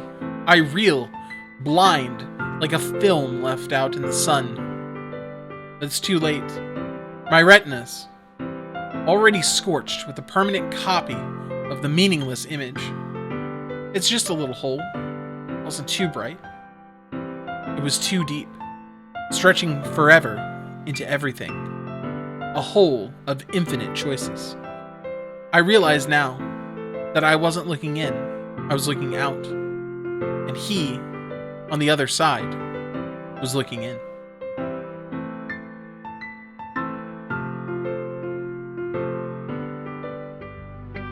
So, what'd you think? It's very freeform, if that's what you call it. Sorry, I'm not really the right person to ask for feedback. It's okay. Yeah, that kind of style has gotten pretty popular nowadays. That is, a lot of poems have been putting emphasis on the timing between words and lines. When performed out loud, it can be really powerful. What was the inspiration behind this one? Well, I'm not sure I know how to put it. I guess you could say that I had some kind of epiphany recently. It's been influencing my poems a bit. An epiphany? Yeah. Something like that. I'm kind of nervous to talk about deep stuff like that because it's kind of coming on strongly. Maybe after everyone is better friends with each other. Anyway, Here's Monica's writing tip of the day. Oh, I got the yawns. Sometimes when you're writing a poem or a story, your brain gets too fixed on a specific point. If you try so hard to make it perfect, you'll never make any progress. Just force yourself to get something down on paper and tidy it up later. Another way to think about it is this. If you keep your pen in the same spot for too long, you'll just get a big, dark puddle of ink. So just move your hand and go with the flow. That's my advice for today. Thanks for listening.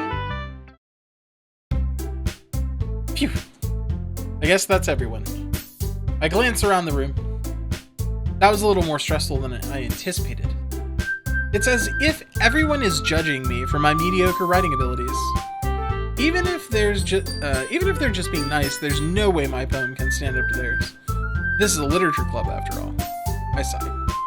I guess that's what I ended up getting myself into.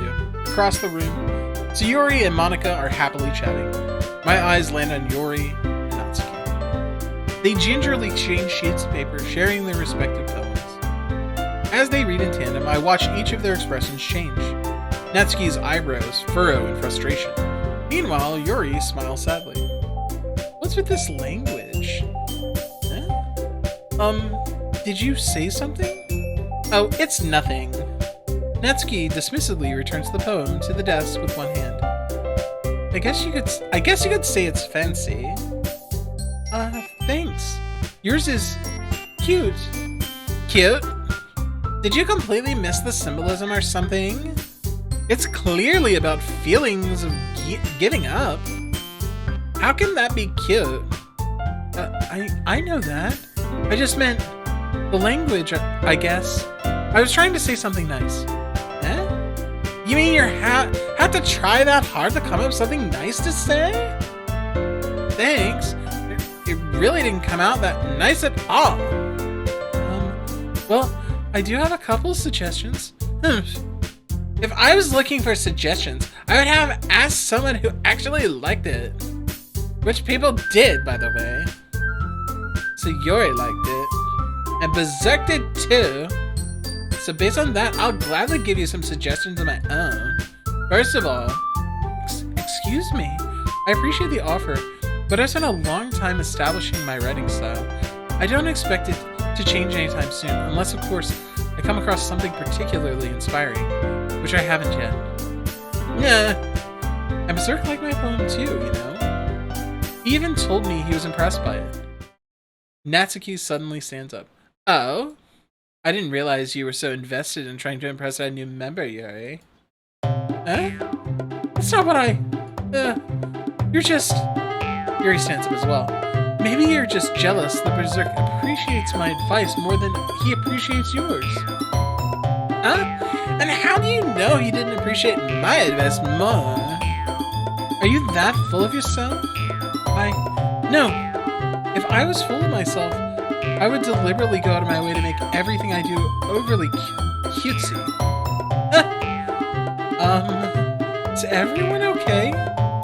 Well, you know what? I wasn't the one whose boobs magically grew a size bigger, so as soon as Berserk started showing up. Natsuki! Natsuki, that's a little... This doesn't involve you. Oh, they both said this. This doesn't involve you! I don't like fighting, guys. Suddenly both girls turned towards me as if they just noticed I was standing here. Berserk. She's trying to make me look bad. That's not true. She started it. If she could get over herself and learn to appreciate that simple writing is more effective, then this wouldn't have happened in the first place. What's the point in making your poems all convoluted for no reason? The meaning should jump out at the reader, not force them to have to figure it out. Help me explain that to her, Berserk! Wait, there's a reason we have so many deep and expressive words in our language. It's the only way to convey complex feelings and meaning the most effectively. Avoiding them is not only unnecessarily limiting yourself, it's also a waste. You understand that, right, Berserk? Well? did I get dragged into this in the first place? It's not like I know anything about writing. But whomever I agree with, they'll probably think more highly of me. So of course that's gonna be... Well, I don't agree with anybody. Help me, Sayori! Natsuki? Natsuki glares at me, drying up any words I had in my mouth. So instead, I turn to Yuri. Yuri? Yuri's expression is so defenseless that I can't bring myself to say anything to her. Sayori? Eh? Yeah, everyone's fighting is making Sayori uncomfortable. How can the two of you keep fighting when you know you're making your friend feel like this? Berserk? Well, that's her problem. This isn't about her. I agree. It's unfair for others to interject their own feelings into our conflict. Yeah, unless Sayori wants to tell Yuri what a stuck-up jerk she's being. She would never. It's your immaturity that made her upset in the first place. Excuse me? Are you listening to yourself? This is exactly why nobody likes... Stop! Natsuki, Yuri, you guys are my friends. I just want everyone to get along and be happy. My friends are wonderful people, and I love them because of their differences. Natsuki's poems, they're amazing because they give you so many feelings with just a few words. And Yuri's poems are amazing because they paint beautiful pictures in your head. Everyone's so talented. So why are we fighting? Because... Well... Also, Natsuki's cute, and there's nothing wrong with that. And Yuri's boobs are the same as they always were. Big and beautiful!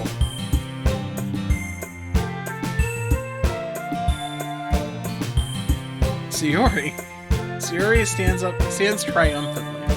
Monika stands behind her with a bewildered expression. I'll make some more tea. Yuri rushes off. Natsuki sits down with a blank expression on her face, staring at nothing. So this is why Sayori is vice president. I whisper to Monika. She nods in return. To be honest, I may come off as a good leader, and I can organize things, but I'm not very good with people. I couldn't even bring myself to interject. As president, it's kind of embarrassing of me.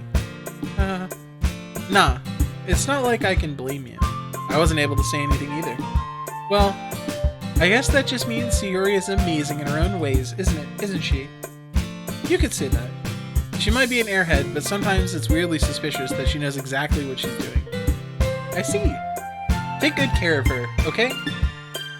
I would hate to see her get herself hurt. That makes two of us. You can count on me. Monika smiles sweetly at me, causing my stomach to knot. Such a genuine person really does make a good president, regardless of what she says. If only I could get the chance to talk to her a little bit more. Okay, everyone, it's just about time for us to leave. How did you all feel about sharing poems? It was a lot of fun. Well, I say it was worth it. It was alright. Well, mostly. Berserk, how about you? Yeah, I'd say the same. It was neat. It was a neat thing to talk about with everyone. Awesome! In that case, we'll do the same thing tomorrow. And maybe you learn something from your friends too.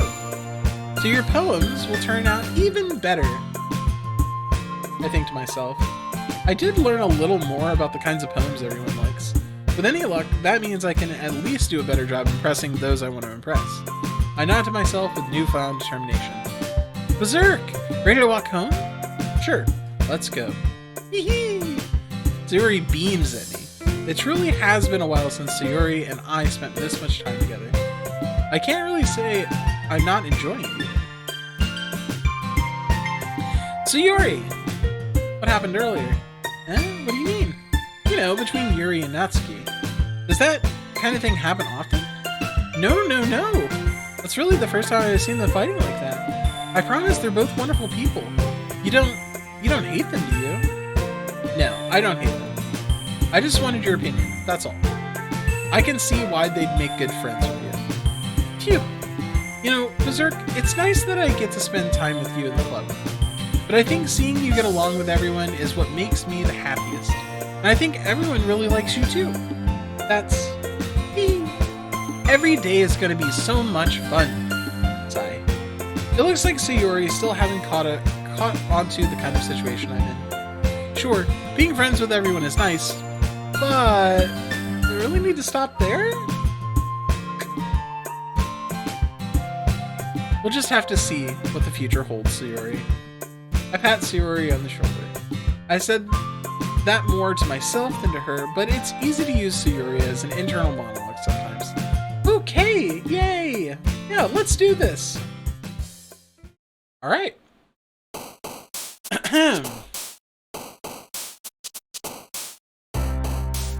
Interesting. So,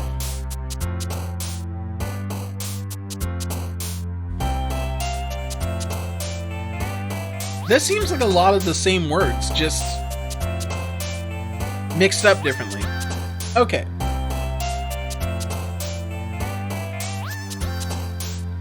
Well.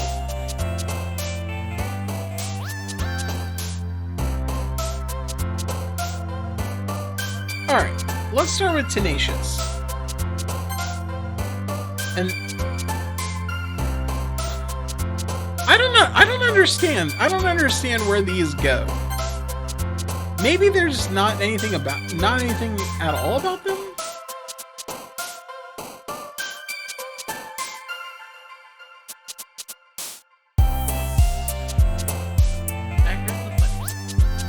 Yes, I'm doing voices for everybody, and it's important.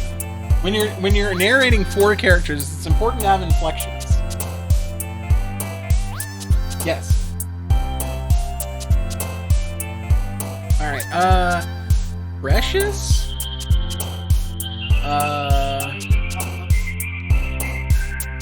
I don't know.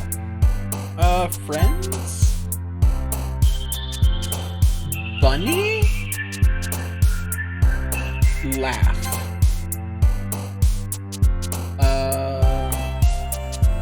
Special.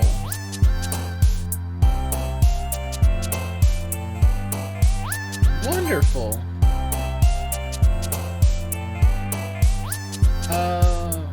Warm.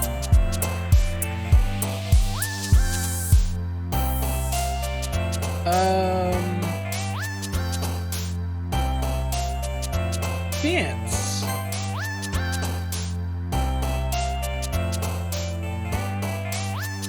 Dream.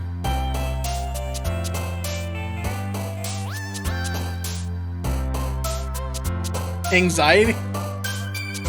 I understand. Oh, I should save. Hold on.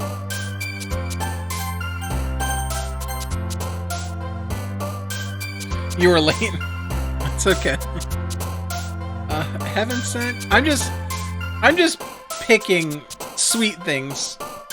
Sugar. I'm picking positive, sweet things, and also anytime I can do anything anime or game related, we're doing that. Scars, death, vivid, extraordinary, unending, jumpy, comfort. There we go. Cheer, kitty, vivacious, parfait, sunset, wrath, uncanny, cute, whirlwind, vitality. Let's go with. Oh, sorry. Marshmallows are cute. Or parfait's cute. Dazzle, flower, holiday, heart, misery, adventure, melancholy, shiny, hopeless, excitement. I chose kitty last time. You're like one screen behind me. Oh, let's see here. Well, misery and melancholy. You're too fast. I'm pretty sure that none of these choices matter at all. Let's do excitement. Since we did adventure last time. Skipping, destiny, daydream, explode, color, treasure, whistle, family, determination, sparkle. Heart. How long is the delay? It has to be like a full minute. Let's see here. Skipping, destiny, daydream, explode, color, treasure, whistle, family. I'll go. Happiness, Doki Doki, lollipop, awesome. We have to choose Doki Doki. I feel like we have to choose Doki Doki every time it pops up, right?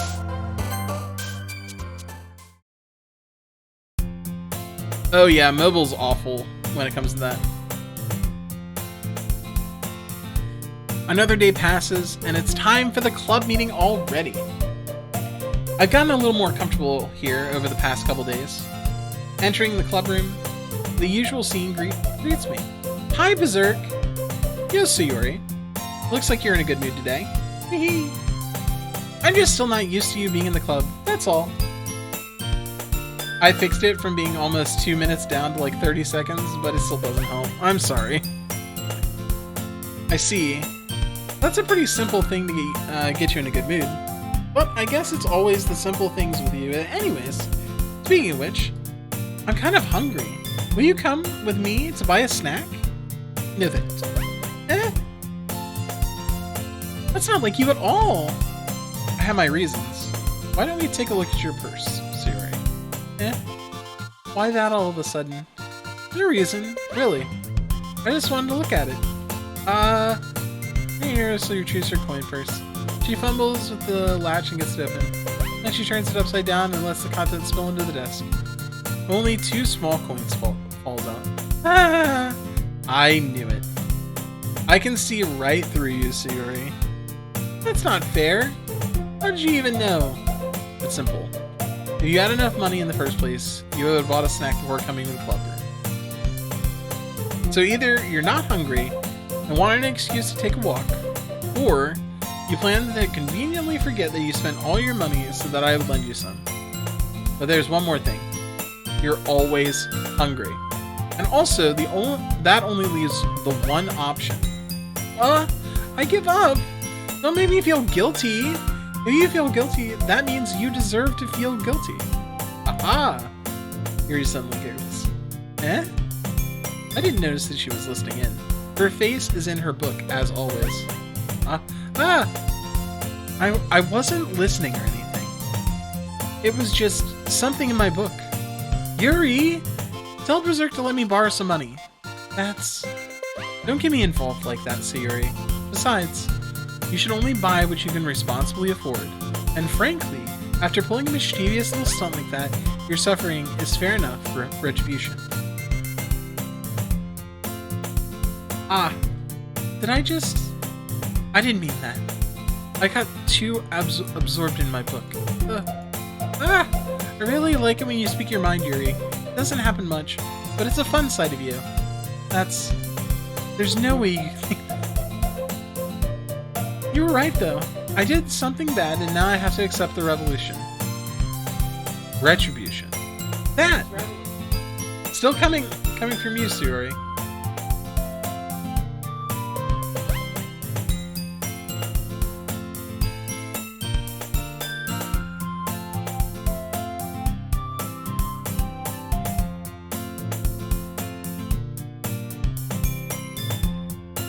I guess there's a little devil inside all this, isn't there?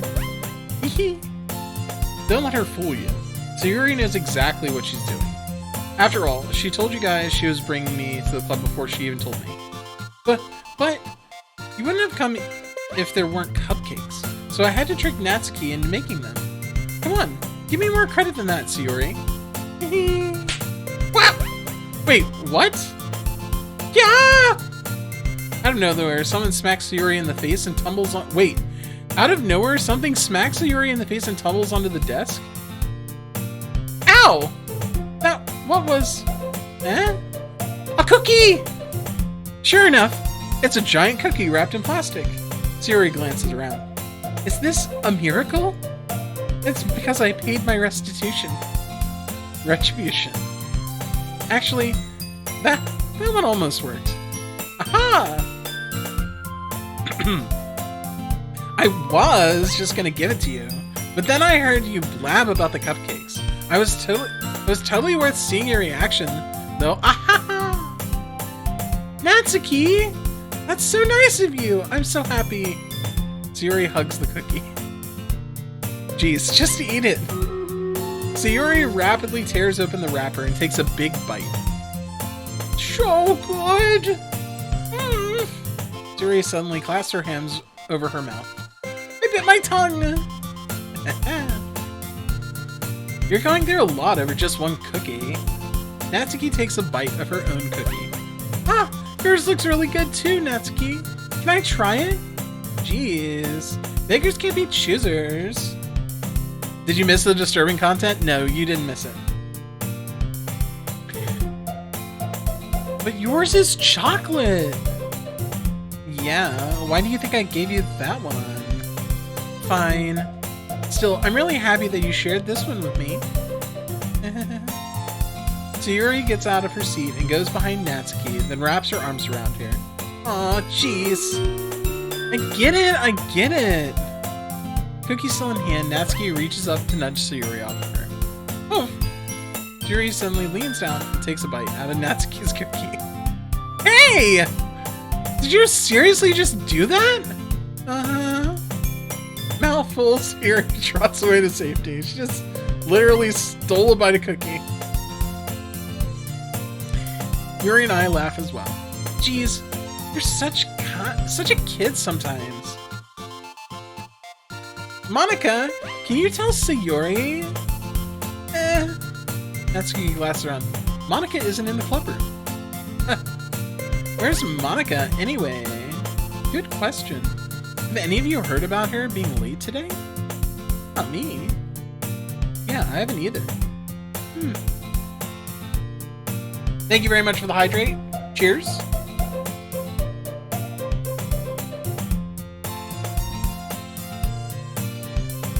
That's a bit unusual.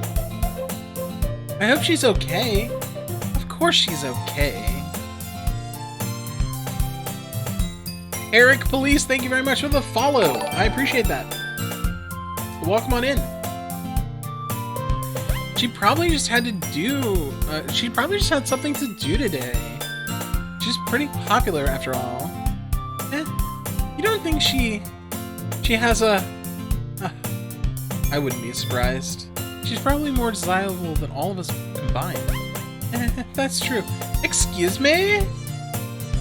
Suddenly, the door swings open. Sorry! I'm super sorry. There you are! I didn't mean to be late. I hope you guys weren't worried or anything. Monika chose the club over her boyfriend after all. You're so strong-willed. Boyfriend? What on earth are you talking about? Monika quizzically glances at me.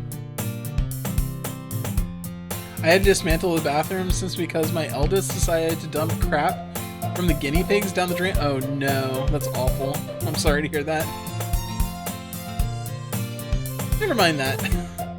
What held you up anyways? Well, my last period today was study hall. To be honest, I kinda just lost track of time.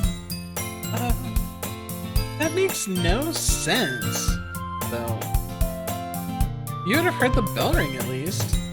I must not have heard it, since I was practicing piano. Piano? I wasn't aware you played music at all. Or music as well, Monika? I don't really.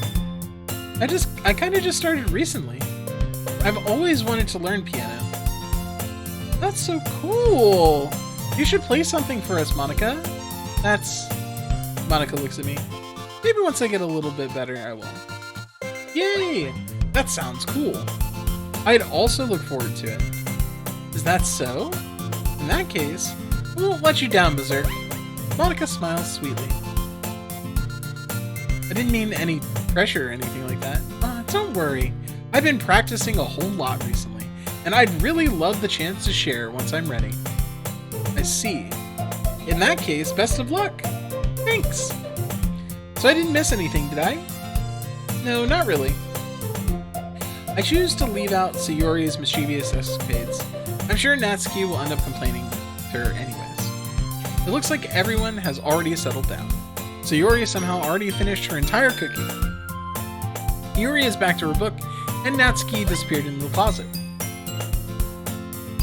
Berserk! Berserk! Sayori suddenly comes up to me. I'm gonna get some supplies from another classroom. What's going on, Morbid Darkness? Welcome on in. Wanna come with me? Supplies? What for? Well, you know the festival is coming up. Me and Monika were gonna make some posters and stuff. So I need to go find some crayons and markers and glue sticks. Ah, I see. Sure, I'll go with you. Yay!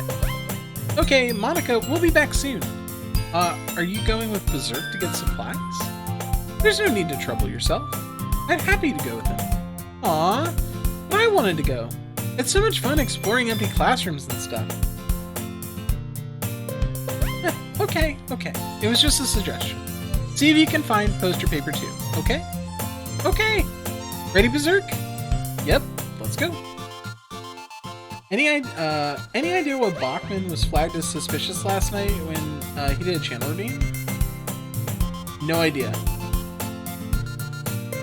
No idea. Unless he was, like, reported somewhere.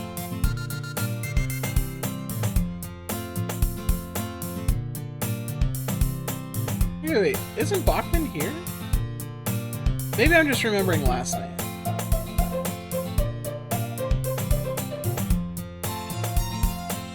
I don't know. It wasn't reported here. At least as far as I'm aware. Alright. Anyways. Sayuri and I exit the classroom. Or clubroom, sorry. I follow behind as Sayuri hums and skips around the hallway. Honestly, it feels like I'm talking to a kid at, taking a kid to the mall or something. Sayuri finds pleasure in the simplest things sometimes. Hey, Sayuri, what exactly are we doing for the festival anyways? I'm not sure how you would make an event out of literature. Me and Monika have it all planned out. Oh my god. My phone, when I say Sayuri's name, sometimes thinks I'm saying Siri.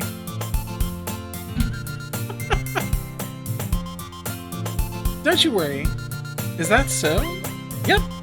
We're gonna do a poetry performance. A performance? Of what kind? Well, everyone is gonna take turns on stage and recite their favorite poems. Ah, that sounds kind of dull. Berserk? You're not thinking about it the right way at all. Snow, thank you very much for checking in. It's not just about reading poems, it's about performing them. Like, you say the lines of a poem like, between my feet. The last remaining flower beckons to me. I twist the stem, freeing it from its clinging roots, caressing the final joyous moments between my fingers. But to what end have I summoned this joy? For now, when I look in every direction, the once prosperous field before me is but a barren wasteland. Like that. Sayori, how do I put this? I'm sure it's just me, but it's impossible for me to take you seriously when you talk like that. Okay. You mean? I'm working super hard on this, you know? I'm working super hard on this, you know? I know. I just meant that it's pretty unordinary contrast. Or, I'm sorry. I just meant that it's a pretty unordinary contrast to your cute self. Don't say that. It's embarrassing. But I guess that means I'm doing a good job. Yeah, I guess so. I'm so excited! The festival is going to be so much fun! Sayuri spins herself around the hallway again. Hey, Berserk, this classroom over here is empty! Let's begin the mission. The mission, huh? It's been a long time since I've spent time with Sayuri like this. But in the end, she hasn't changed one bit. She's nothing but a ball of sunshine, drawing happy vibes from the world around her. It's a pretty nostalgic feeling for me. Is this anything like the poetry Sword writes for you? Yes, I just take a hopper full of random words and I just choose 20 of them at random and I put them like I glue them to a piece of paper and I mail them. I mail them to Shadows. That's exactly how I write poetry. I just choose 20 random words and they don't even have to look like a sentence. I just plop them with a bunch of glue onto a piece of paper and I give it to her. And I'm like, look at my creativity.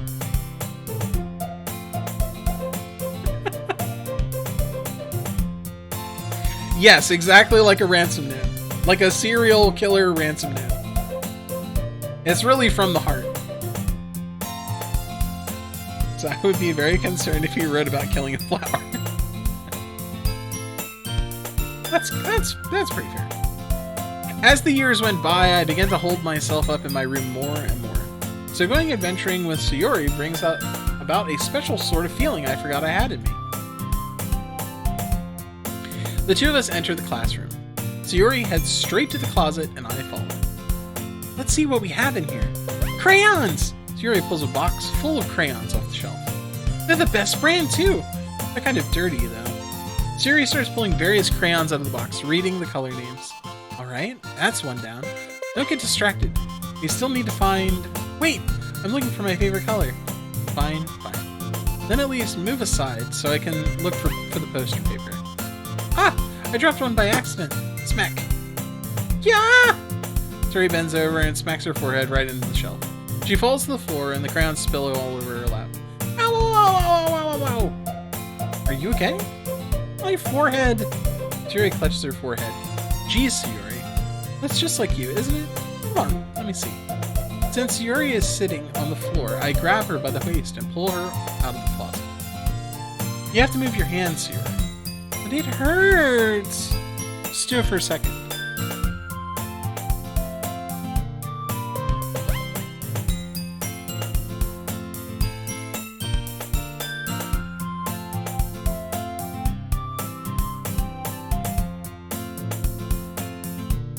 Sayori slowly releases her hands from her forehead. I gently brush her bangs to the side. Ow! Sorry. There's a huge red mark on the center of her forehead. A bump is starting to form as well. Man, that's gonna swell up. I should find you some ice. Berserk, where would I even find ice around this time? I guess a cold drink would do. You don't have to. I'm fine with looking like a unicorn. Even wincing from the pain, Sayori makes a silly joke. What are you saying? I'll be right back, okay? Oh, okay. Indeed, my religion.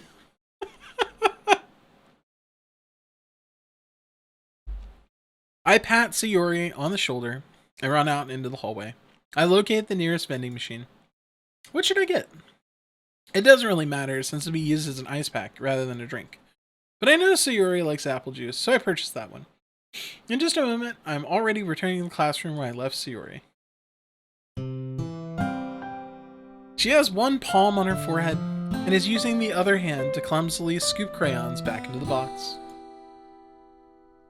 At least they were already in the wrong spots before I spilled them. Sayori, here. I hand Sayori the bottle of apple juice. It's nice and cold. Sayori opens the cap and starts drinking from it. Sayori, what are you doing? It's for your forehead, idiot. Ah, sorry, I forgot. How hard did you hit your head? Sayori placed the bottle against the bump on her head.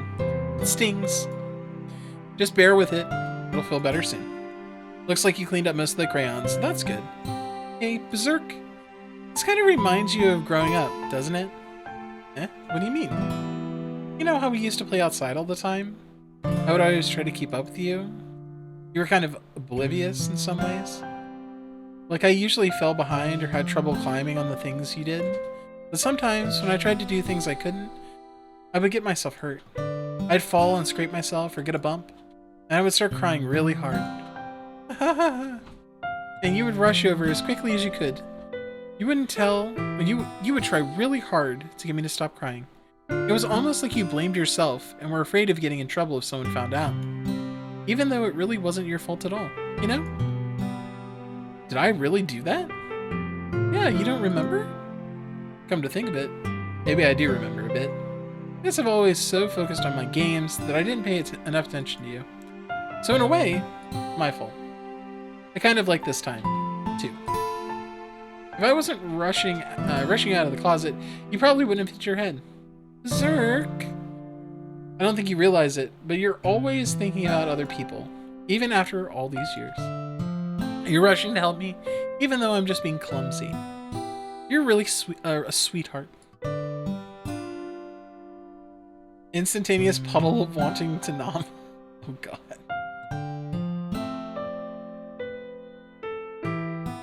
You two are like those Mario Brothers enemies, you know, thigh guy. Don't you mean Shy Guys? Although I guess those could be the same thing. Don't call me that. Wrong voice. Don't call me that. And I don't really do this kind of thing all the time. I guess when it comes to you, it just feels natural. Before I even knew it, I'm treating you like that. I guess that's what happens when you've been friends for so long. Really? Maybe you're right. Berserk, I'm so glad there's nothing's changed between us. Do you think it'll be like this forever? Forever? If I'm honest to myself, there's no telling where we'll end up for college or after that, so it wouldn't be fair for me to make any promises. But, well, I hope so. DDLC Simp? Welcome on in. Thank you very much for the follow.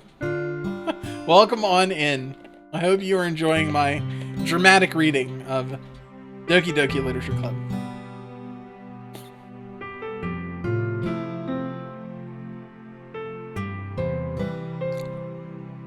Welcome on in.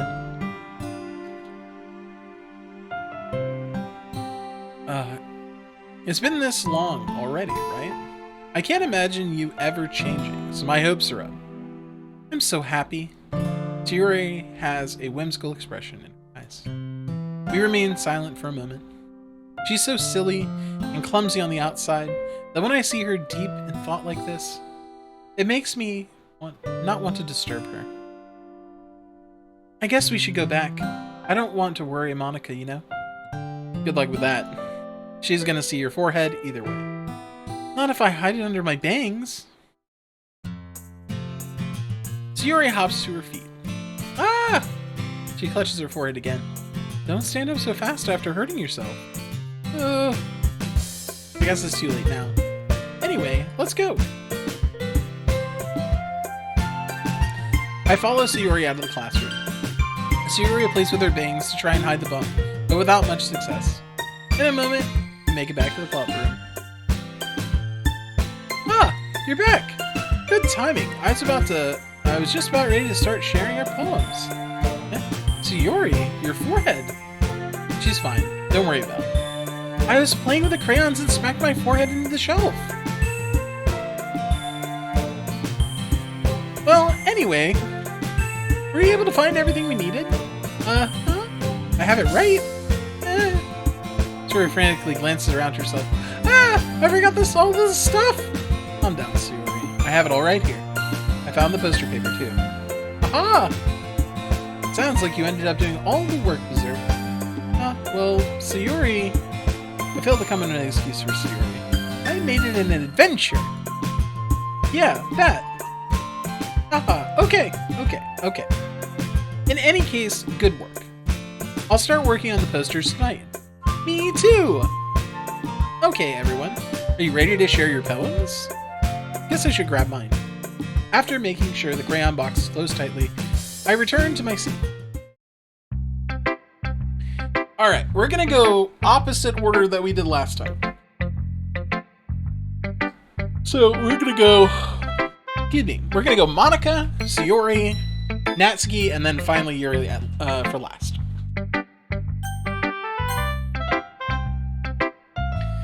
Hi again, Berserk. How's the writing going? Alright, I guess. I'll take that. As long as it's not going bad. I'm happy that you're applying yourself. Maybe soon you'll come up with a masterpiece. I wouldn't count on that. Is this my first playthrough? Yes. I am aware that this is a horror game, and I do have content warnings up for people just in case. But yeah, I've never played this before, so I understand that this is a horror game, but I'm not exactly sure when it's going to turn into a horror game. So, let's see here. You never know. Want to share what you wrote for today? Sure. Here you go. I give my poem to Monika. All right. It's pretty good. Makes me think of Sayori, like the other one that you wrote. You two are like the dynamic duo. Huh, that's kind of exaggerating it. Yeah, probably. Wait, what? Anyways, But you do spend a lot of time with her, even in this club, don't you? Then again, I don't blame you for being a little shy. I'm not shy, it's just... I'm just teasing. I know it takes a bit of time to make friends with everyone, but Yuri and Natsuki are super interesting people, so don't be afraid to give them their share of time.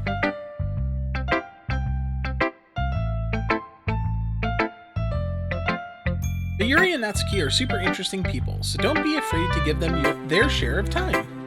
And you can talk to me every now and then too.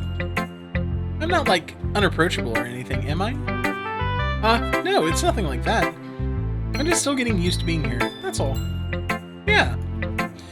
I'm sorry if I was putting pressure on you or something. I really didn't mean it like that. No, don't worry. I get what you're saying. Well, alright. But anyway, you want to read my poem now? I like the way this one turned out, so I hope you do too. Alright, let's take a look. Save me. The colors, they won't stop. Bright, beautiful colors. Flashing, expanding, piercing.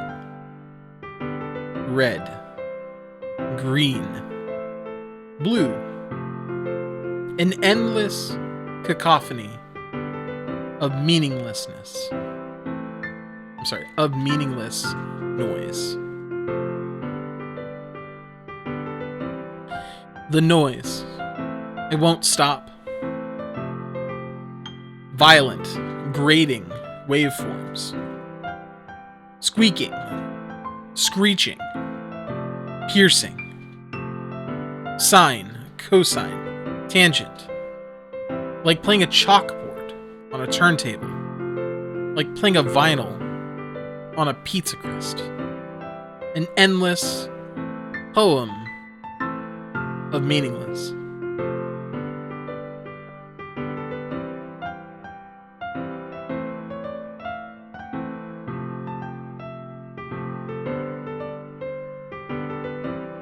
Load me.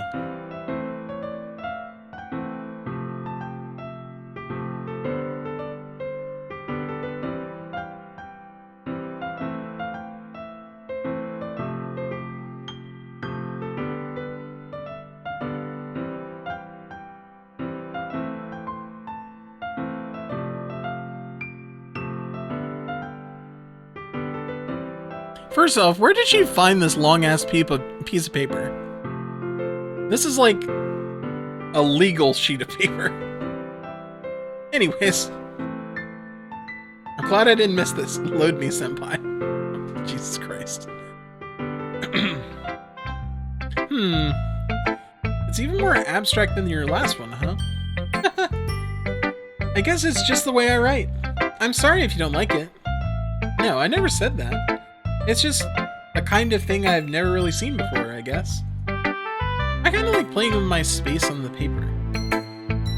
Choosing where and how to space your words can totally change the mood of the poem. It's almost like magic. The way I wrote the lines really short makes it feel like they're trying to speak over the noise. I see. It's still hard for me to tell what it's all about, though. Sometimes asking what a poem is about isn't the right question. A poem can be as abstract as a physical expression of feeling, or a conversation with the reader. So putting it that way, not every poem is about something. Anyway, here's Monika's writing tip of the day. Sometimes you'll find yourself facing a difficult decision. When that happens, don't forget to save your game.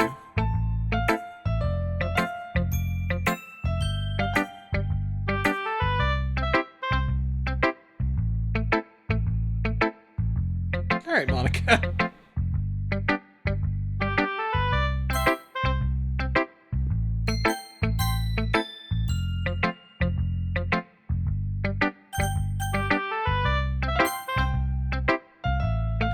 You never know when you might change your mind. When something unexpected may happen. Wait, is this tip even about writing? What am I even talking about?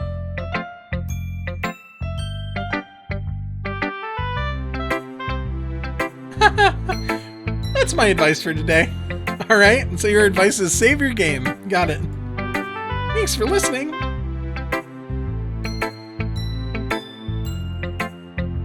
Who should I show my poem to next? Okay, so we're showing Sayuri next. Berserk! I really love your poems. I can't believe you've been hiding these from me. I'm not hiding anything. But your poems are so good. Yesterday's and this one too. You can't tell me you haven't done this before.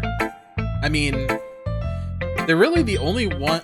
You're really the only one who feels that way. So, no way. Not even Natsuki. I guess Natsuki is the least likely to admit how much she likes something. But I don't think that's it. I don't think it's that. What do you mean? Well, I guess I'll be honest about it. It's a lot easier to write poems when I'm thinking about you. Oh. What? Stop thinking weird things, idiot. I just mean that you're a really expressive person, I guess.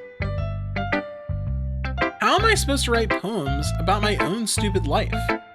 But you somehow make everything in your life an adventure. Even the little things. Like cooking? Let's not talk about that. So, yeah. I guess what I'm saying is that I can feel more feelings through you than I can through myself. We have that kind of weird connection. It's your fault for getting in my business all the time. I don't know if I understand. You never understand when I try to explain things to you, do you, Sayori? I pat Sayori's head. Hey! Wait a minute, she has a big bump on her head. Don't pat her head. I'm not a kid, you know. You sure about that? Maybe. Sayori starts fiddling with her pencil between her hands. Hey, Berserk? Will you give me your poem? I kind of want to keep it. Huh? Why? Because, well, it's the first time you've written something for me. Sayori, you completely misunderstood. I didn't write this for you. Yeah. You even listening anymore? Well, whatever. I'll give it to you when we go home. Really?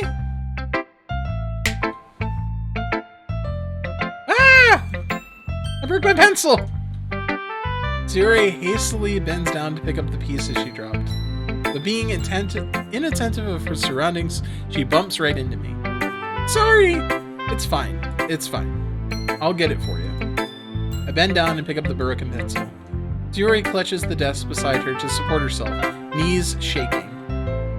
I'm a little clumsy today. Let's sit down, Sayori. Yeah. I grab Sayori's arm and help her sit at the desk. Anyways, I still haven't read your poem. Oh, sorry, I forgot about that. But it's not as good as yours. Jeez, don't worry. I'm sure I'll like it.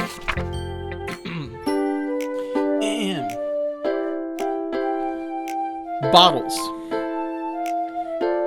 I pop off my scalp like the lid of a cookie jar. It's the secret place where I keep all my dreams. Little balls of sunshine all rubbing together like a bundle of kittens. I reach inside with my thumb and forefinger and pluck one out. It's warm and tingly. But there's no time to waste. I put it in a bottle to keep it safe. And I put the bottle on the shelf with all the other bottles. Happy thoughts, happy thoughts, happy thoughts in bottles, all in a row. My collection makes me lots of friends. Each bottle a starlight to make amends. Sometimes my friends feel a certain way. Down comes a bottle to save the day. Night after night, more dreams. Friend after friend, more bottles. Deeper and deeper my fingers go, like exploring a dark cave, discovering the secrets hiding in the nooks and crannies. Digging and digging, scraping and scraping. I blow dust off my bottle caps. Doesn't feel like time elapsed. My empty shelf could use some more. My friends look through my locked front door. Finally, all done, I open up and in come my friends. In they come in such a hurry. Do they want my bottles that much? I frantically pull them from the shelf, one after the other, holding them out to each and every friend. Each and every bottle. But every time I let one go, it shatters against the tile between my feet. Happy thoughts, happy thoughts, happy thoughts in shards all over the floor. They were supposed to be for my friends who aren't smiling. They're all shouting, pleading, something. But all I hear is echo, echo, echo, echo, echo inside my head.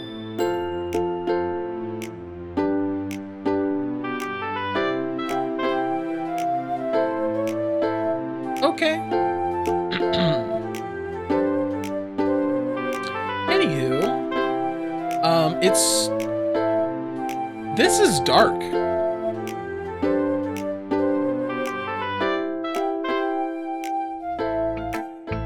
Holy crap. Sayori, did you really write this? Of course I did. Didn't I tell you yesterday I was gonna write the best poem ever? Yeah, but I mean, I didn't expect something like this coming from you. Monika taught me a whole lot. And wait, Monika taught you a whole lot, okay. And I've been really in touch with my feelings recently. I see that. It's almost kind of creepy. Creepy? Well, not exactly. Maybe because I'm so used to you being cheerful. Well, never mind. I'm thinking too hard about it. The point is, it came out good, so you should be proud of it. Aw, thanks. I feel like I was meant to express myself this way. It even helps me understand my own feelings a little bit better. Writing is like magic. You've gotten pretty passionate about this, huh? I hope you keep it up. Yeah! Writing is the best! I'm gonna keep writing until I die!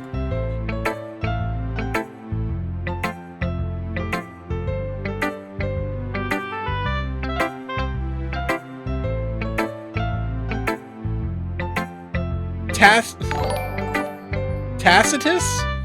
Thank you very much for the follow. Welcome on in.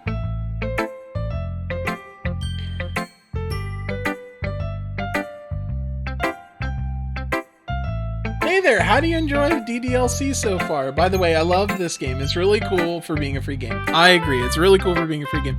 I know that this is a horror game. I've never played like a dating game sim before.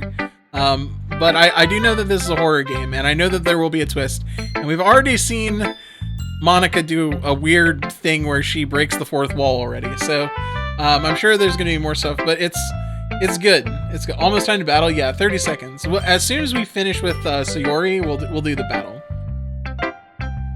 But welcome on in. This is definitely not our usual games. So we usually play a lot of Souls stuff, and we do play horror games, so this definitely fits the bill, so.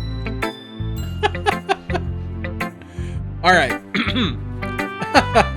Don't get ahead of yourself. Sayori always had a habit of getting obsessed with something before dropping it no more than a week later. I wonder if this is one of those times. But seeing the passion in her eyes makes it hard for me to be pessimistic. What is skipping?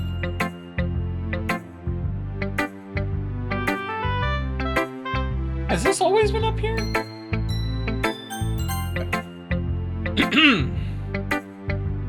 Natsuki reads my poem.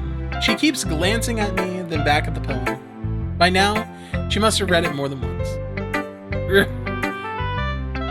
Is it that bad? No, it's not.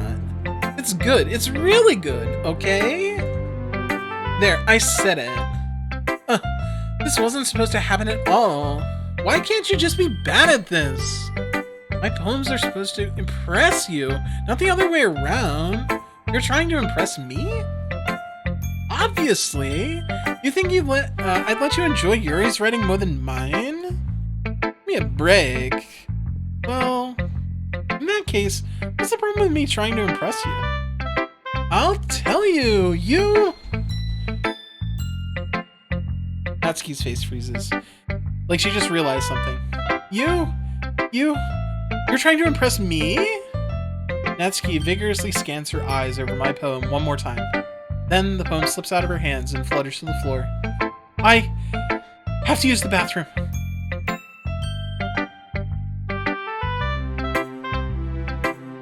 Down at the bottom, skip was highlighted. Must have clicked by accident. Oh, I think you might actually be able to skip stuff, so. Red-faced Natsuki quickly walks out of the room. Skull on Game Pass or anything? I don't even know what that is, but maybe. Hey, Berserk, did you do something to Natsuki? I just saw her rush out like that. You didn't do anything terrible, did you? No!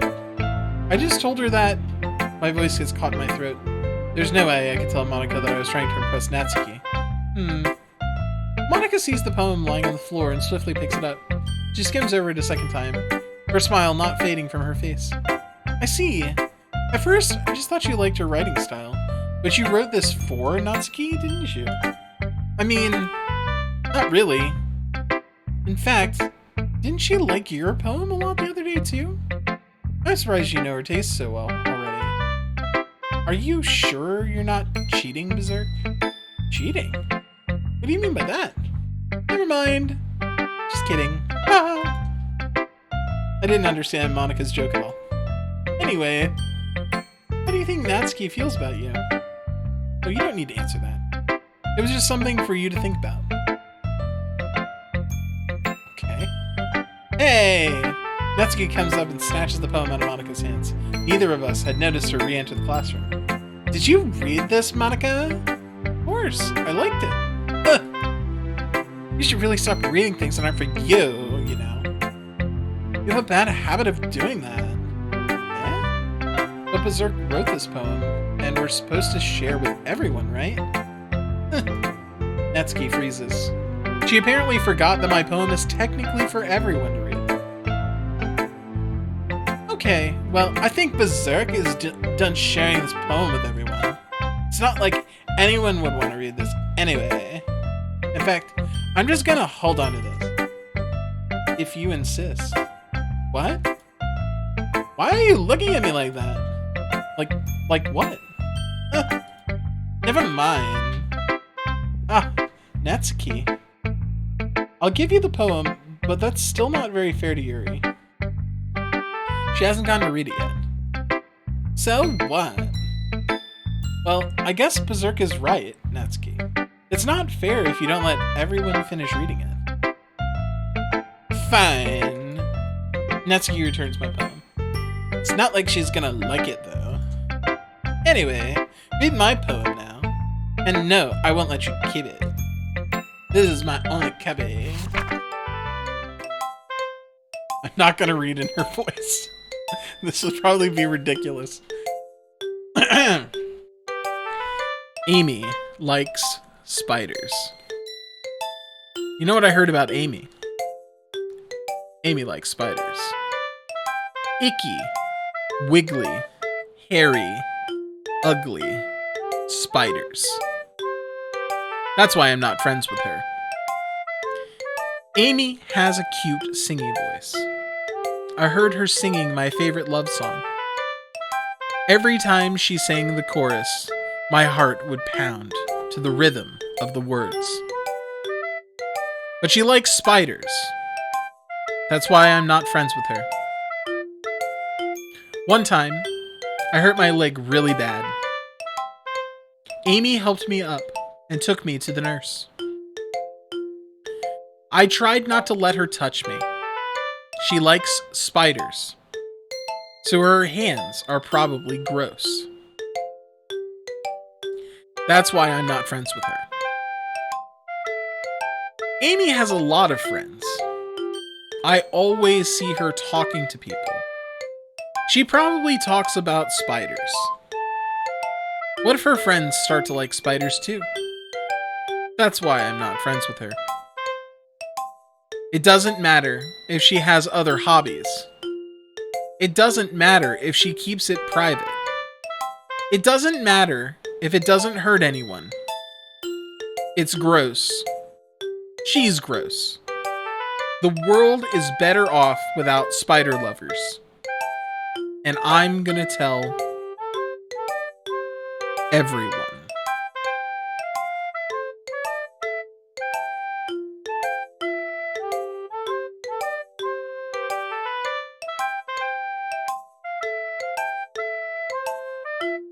That's kind of a dick move. Not bad, right? It's quite a bit longer than yesterday's. Yesterday's was way too short. Or, I'm sorry. Yesterday's was way too short. I was just warming up. I hope you didn't think that was the best I could do. No, of course not. Anyway, the message is pretty straightforward in this poem. I doubt I have to explain it. Sometimes you can explain complicated issues with much simpler analogies, and it helps people realize how stupid they're being. Like, anyone would agree that the subject of the poem is an ignorant jerk. Do you know people like that? Do you know people like that? Of course, it's about how everyone thinks It doesn't matter. It can be about anything. I wrote it to be easily related to. Everyone has some kind of weird hobby or guilty pleasure. Something you're afraid if people find out they'd make fun of you or think less of you. But that just makes people stupid! Who cares what someone likes as long as they're not hurting anyone? And it makes them happy. I think people really need to learn respect for others for liking weird things. Well, you're definitely right. At least I can relate to that. And I'm sure a lot of other people can too. It's what I do best after all.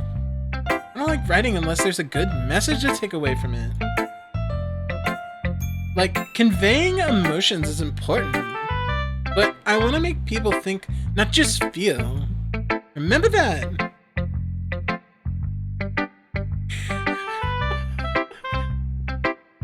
I'm gonna write a good one for tomorrow, too, so look forward to it. You love the voice? Thank you. Yeah, so I read that poem, and I was like, man, she's an asshole. But then when I think about it, and she's using it as an analogy, like, hashtag Pride Month. Like, that is definitely relatable. So, all right, last but not least, Yuri. Let's go. Are you still mad at me? For disrespecting Natsuki yesterday? Because reading this poem, now I know why you got mad at me. Because you prefer her writing over mine. That's not really true. Meaning, when I disrespected her, I disrespected you, too, didn't I? Oh no. Yuri, you might be reading into this a little too much. How could I be so stupid? I always let these things happen. Whenever I think before I speak, I just come off as awkward and unlikable.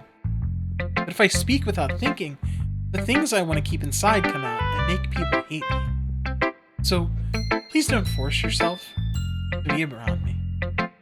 I know this is what Monika wants. But it's not fair to you when you could be enjoying your time with Natsuki and Sayori. Yuri, please. It makes it easier for me if you don't express any concern. Besides, I have my books with me. That's all I need. Yuri smiles sadly, puts her head down on her desk.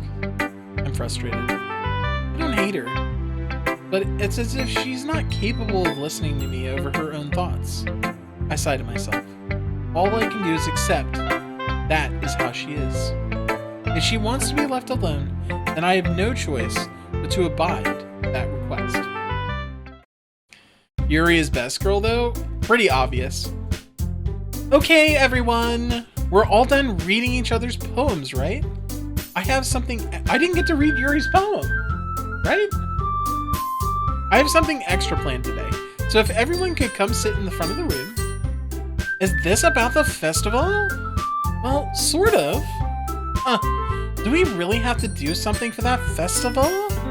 It's not like we can put together anything good in just a few days.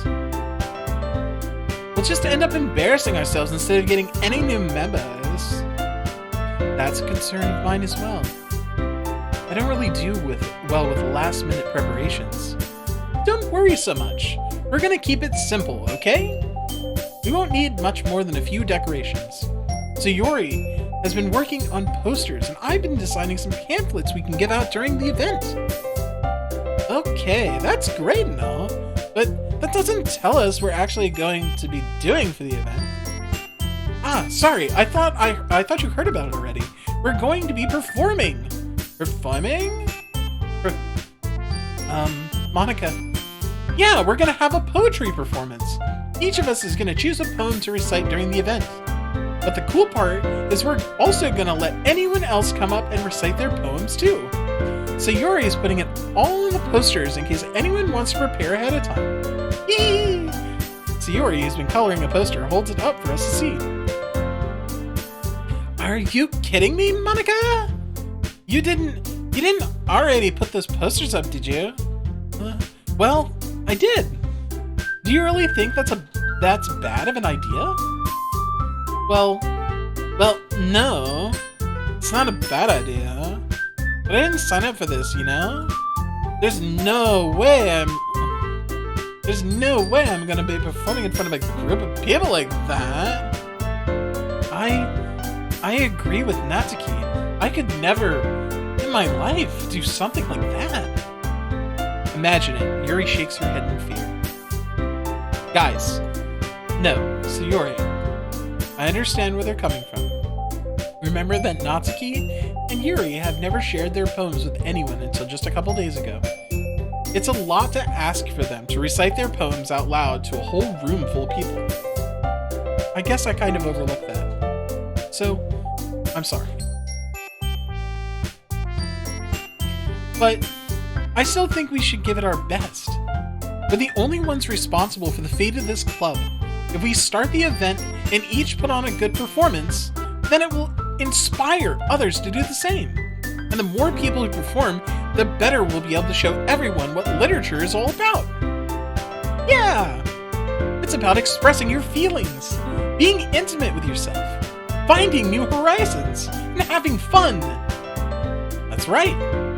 And those reasons are what, and those reasons that we're all, words.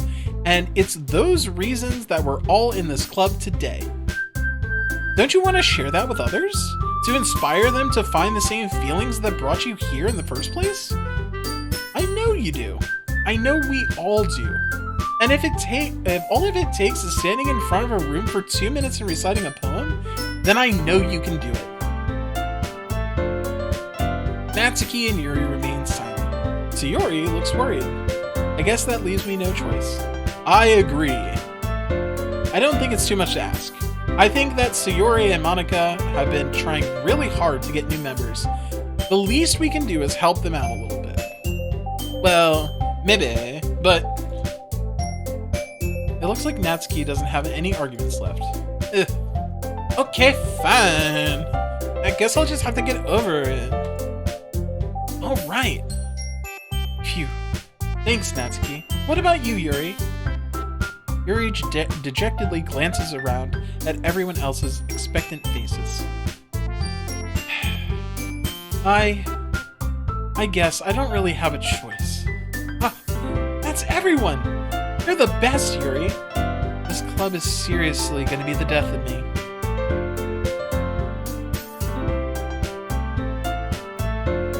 Oh gosh. You'll be fine, Yuri. But anyway, let's move on to the main event. I want each of you to choose a poem of yours. We're going to practice reciting them in front of each other. No way! Monika? This is too sudden. Well, if you can't recite your poem in front of the club, how do you expect to do it in front of strangers? Oh no. Don't worry. I'll start off to help everyone feel a little bit more comfortable. Can I go next? Of course! Now, let's see. Monika flips through her notebook to a specific poem she has in mind for herself. She then stands behind the podium. The title of the poem is The Way They Fly.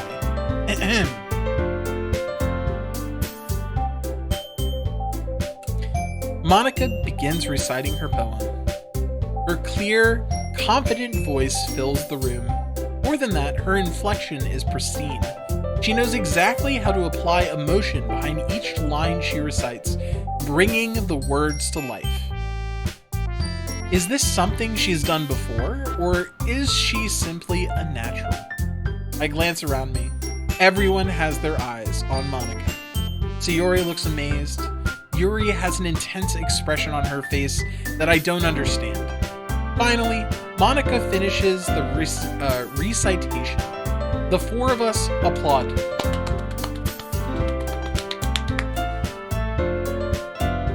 Monika takes a breath and smiles. That was so good, Monika! Thank you very much! I was just hoping to set a good example. Are you ready to go next, Sayuri? I'll go next. Yuri's fired up all of a sudden. Yuri clutches a sheet of paper between her hands and stands up. Keeping her head down, she walks quickly over to the podium. This poem is called... Yuri anxiously glances at each other. You can do it, Yuri. It's called Afterimage of a Crimson Eye. Yuri's voice shakes as she starts reading the poem. Just a moment ago, she practically refused to do this. Why is she suddenly putting in so much effort? As Yuri gets past the first couple lines, her voice changes. It's almost like what happens when Yuri gets absorbed into her books. Her quivering words transform into the sharp syllables of a fierce and confident woman. The poem is full of twists and turns in its structure that she enunciates with perfect timing. This must be a rare glimpse into the whirling fire Yuri keeps concealed in her head. Suddenly, she's finished. Everyone is stunned. Yuri snaps back into reality and glances around her as if she's bewildered even herself. Cheers, thank you for the hydrate. Getting a little hot in here. Jules, we missed you yesterday for Community Day. Hopefully we can get you in on another one. I hope your daughter had a wonderful birthday. Shimmy! Shimmy! Friend! Shimmy! I tried to get you to play Spaceman with us, but you were playing something else. Yesterday. Spaceman! Alright. Yuri snaps back into reality and glances around her as if she's bewildered even herself. It's up to me to save this situation. I'm the first to start applauding.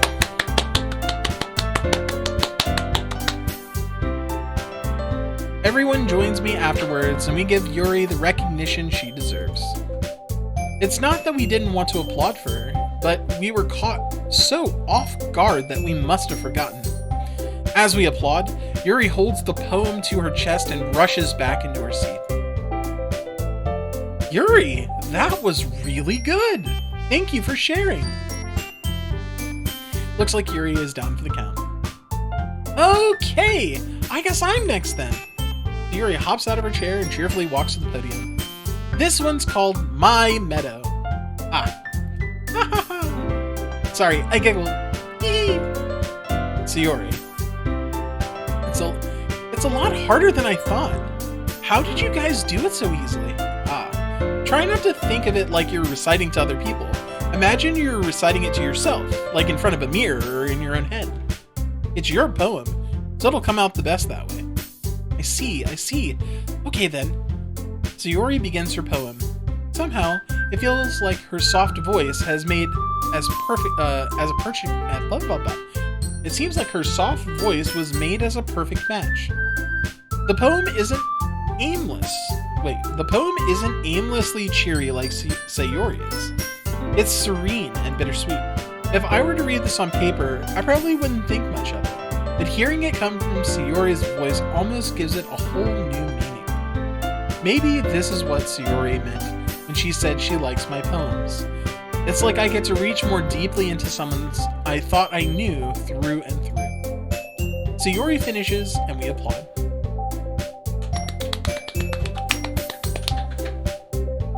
I did it! Good job, Sayori. Even Berserk liked it. I guess that's a good sign. What does that even mean? It came out nicely, Sayori. The atmosphere of the poem fits you really nicely. But it might be that other poem wouldn't work quite as well with that kind of delivery. I don't really understand. In other words, I've seen poems of yours where that sort of gentle delivery wouldn't work as well. They might need a little more force behind them, depending on what you're reading. Oh, I know what you mean. I've been practicing that kind of thing. It's just embarrassing to do it in front of everyone. The next time I'm gonna make you pick a poem that challenges you a little more. We don't have much time before the festival, you know? Okay! Now, who's next? Natsuki? Don't make me go before Berserk. It's not like I can compare to you guys anyway. Might as well let Berserk lower everyone's standards a little bit before I have to do it. Are you planning to finish it on this stream? Because I'm waiting for the horror part. Yes, I'm going to finish this in its entirety. Don't worry. We will go until the bitter end.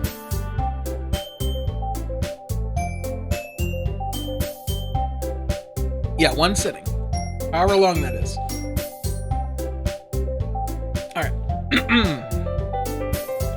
Natsuki, it's fine. It's fine.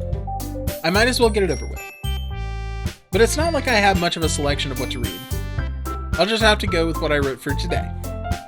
I stand up and step in front of the podium. Everyone has their eyes on me, making me feel terribly awkward. I recite my poem. Since I'm not exactly confident in my own writing, it's hard to put energy into it. Despite that, once I finish, I receive applause anyways.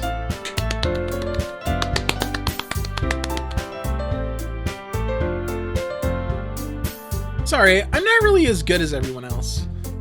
Don't worry about it so much. I think it's less about your abilities and more about your lack of confidence in your writing. That's something that'll improve over time, though. Yeah, maybe. Alright then. That just leaves you, Natsuki. Yeah. I'm going. Natsuki begrudgingly gets out of her seat and makes her way to the podium. The poem is called... Why are you all looking at me? Because you're presenting. Anyway, the poem is called Jump. Natsuki takes a breath. Once she starts reciting the poem, her sour attitude disappears a little. While she's still a little unenthused, her poem has a rhythm and a rhyme to it. It's Natsuki's trademark style, and it works surprisingly well when spoken aloud. The words feel like they bounce up and down, as if giving life to the poem. Natsuki finishes, and everyone applauds.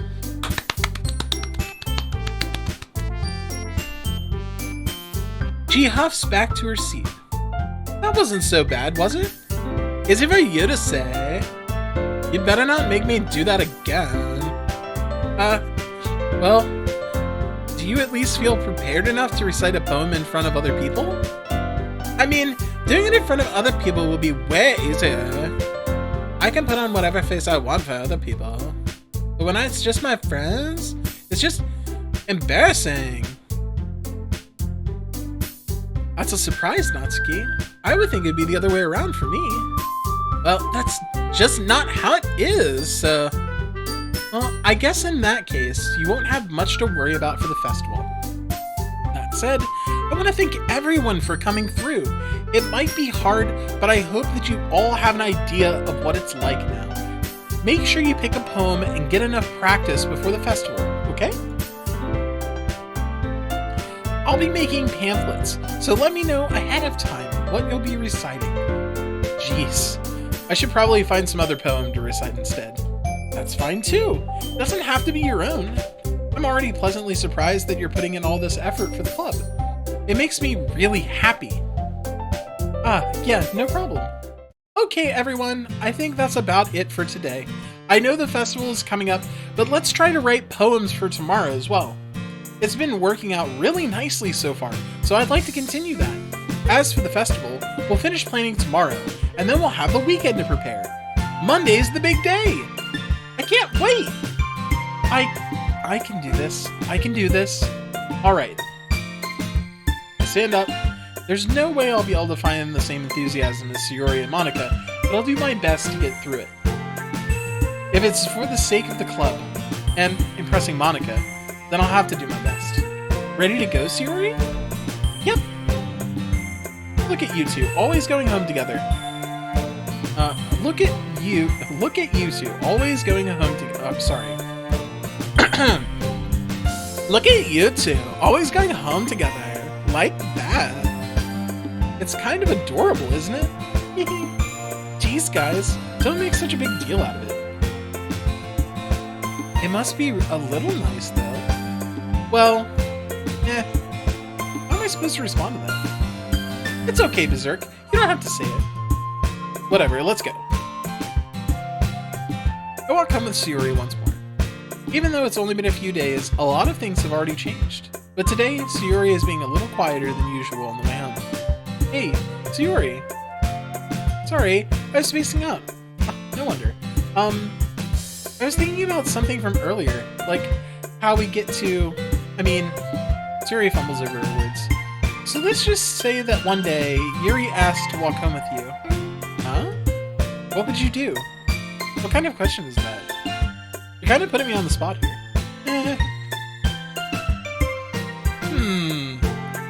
This is the question here, isn't it? This is the question here. This is the big one. Wow.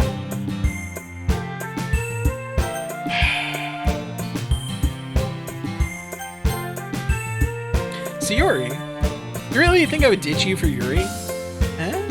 But she's so beautiful and smart. Jeez, I already see her in the club every day. Besides, you always seem to really like going home together. I wouldn't just ruin that for you. You're so silly, Berserk. You think about me too much sometimes. Yuri would deserve it if she wanted it to. Wait. Yuri would deserve it if she wanted it. So Yuri, I've already made up my mind. I really can't figure you out sometimes. Sorry. Besides, what's the point in speculating something that's never gonna happen? The conversation trails off. It's kind of a weird thing for Sayuri to care about so much, but I want to respect her and keep her happy too. Then again, the festival is only a few days away. Who knows what'll happen in that time?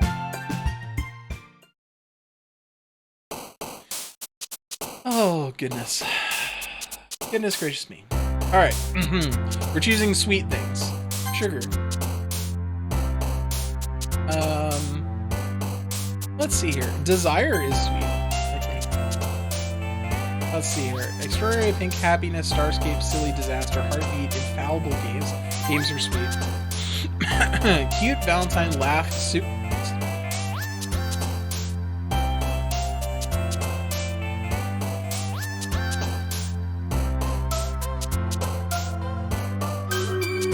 Pleasure, sweet. Nature, uncontrollable, unending, daydream, fester, parfait, nibble, waterfall, extreme smile. Waterfalls are sweet. Anime, twirl, hope, summer, tears, hop, sadness, universe, crimson, philosophy. Anime is sweet. Kiss, fickle, secretive, determination, ribbon, childhood, dark, question, skipping, broken. Kiss. Chocolate is sweet. Chocolate, incongruent, calm, bouncy, raindrops, prayer, sensation, sticky, together, death. Jump, horror, peace, dream. Horror? What? Jump, horror, peace, dream, ambient, anxiety, cage hurt, vitality, attune. Peace is sweet. Oh, Doki Doki. Fireworks, romance, portrait, papa, uncanny, agonizing, milk, tragedy, vivid, excitement. Romance is sweet. Lucky, fireflies, marshmallow, shame, ocean, contamination, bubbles, lazy boop, after image, time, love, sing. Lollipop. Lollipop, disoriented, anger, judgment, imagination, giggle, pain, memories, fluffy cry. Disarray, massacre, captive, puppy, covet, loud. Electricity, Variance, Promise, Journey. A piece of sweet. Lust, Death, Flying, Bliss, Misfortune, Tenacious. Music, Defeat, Socks, Incapable, Bliss. Vertigo, Precious, Play, Lipstick, Friends, Beauty, Intellectual, Flower, Marriage, Fun. Flowers are sweet. Joy, Vanilla, Sparkle, Hair, Clumsy, Awesome, Sunset, Empty, Inferno, Vanilla. Pout, Vacation, Kitty, Whisper, Candy, Cheeks, Clouds, Bed, Mouse, Swarm, Candy. Color, Frightening, Amazing, Vivacious, Mouse, Adventure, Rose, Embrace, Fear, and Quiet. Quiet. Do the girls bounce when you pick words they want? Like, I'm not sure. I'm not sure. If all choices are wrong, then are they not all right as well? I don't think that's how it works.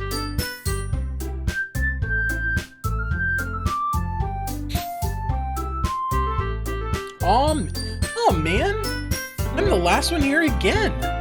Don't worry, I just walked in too. Were you practicing piano again? I'm sorry, were you practicing piano again? Yeah. You must have a lot of determination. Starting this club, and now picking up piano? Well, maybe not determination, but I guess passion. Remember that the club wouldn't be here if it wasn't for all of you. And I'm super happy that you're all willing to help out for the festival too. I can't wait for the festival. It's gonna be great. Huh? Weren't you complaining about it yesterday, Natsuki? Well, yeah. I'm not talking about our part of the festival. But it's a whole day of school where we get to play around and eat all kinds of delicious food. You sound a bit like Sayori all of a sudden. Monika, do they usually have fried squid? Squid? It's a pretty specific thing to look forward to. Oh, come on. Are you saying you don't like squid? You of all people? Wait, what? I didn't say I don't like it. Besides, what do you mean by you of all people? Because it's right in your name. Monika. Eh? That's not how you say my name at all. Also, that joke makes no sense in translation. Wait, what? Wait, what? That's a fourth wall break.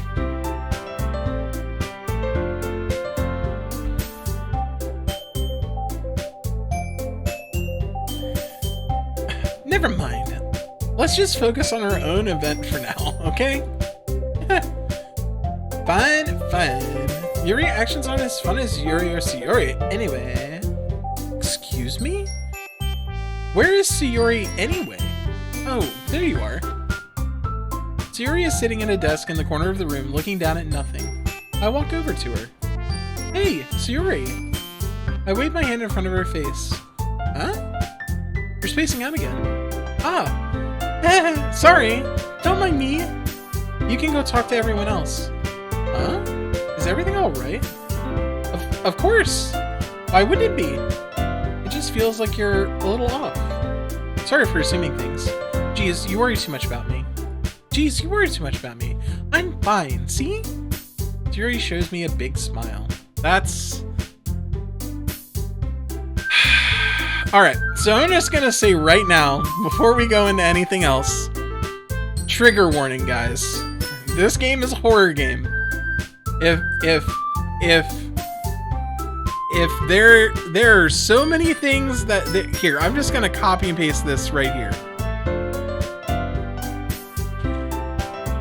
I'm just gonna copy and paste this. Warning, this game is not suitable for children or those who are easily disturbed. Individuals suffering from anxiety or depression may not have a safe experience playing or watching this game. This is my trigger warning. Warning! Thank you, Streamlabs, for also doing it again. Thank you for reiterating my point. This is not a game. This is not a game that is okay. It looks like it's fine, but it is not. Okay?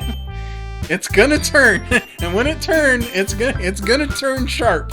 So, I warn you, if you have problems processing very intense things, please do yourself a favor and turn my stream off.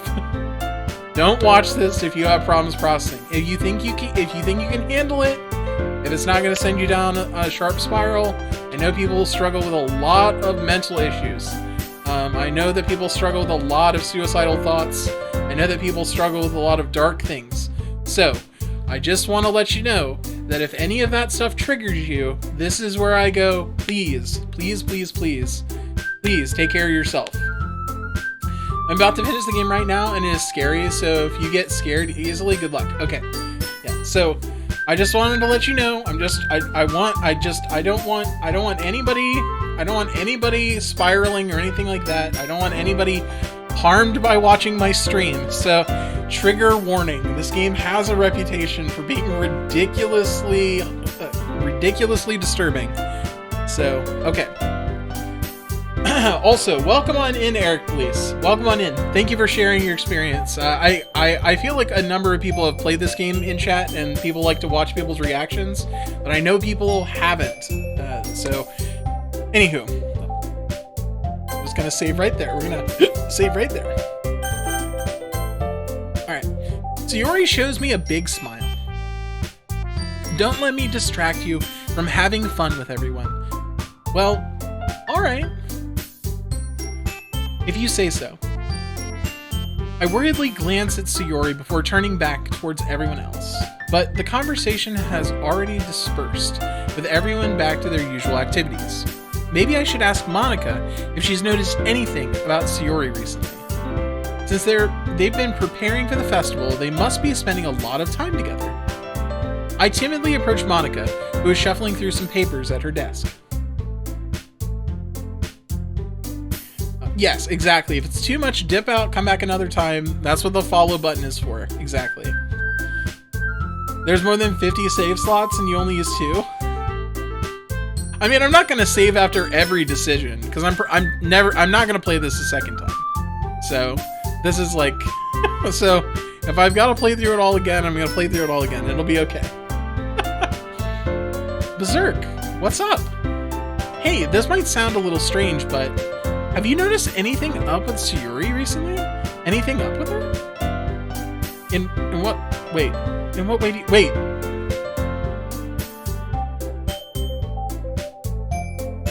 Oh, did I ask her? Hold on.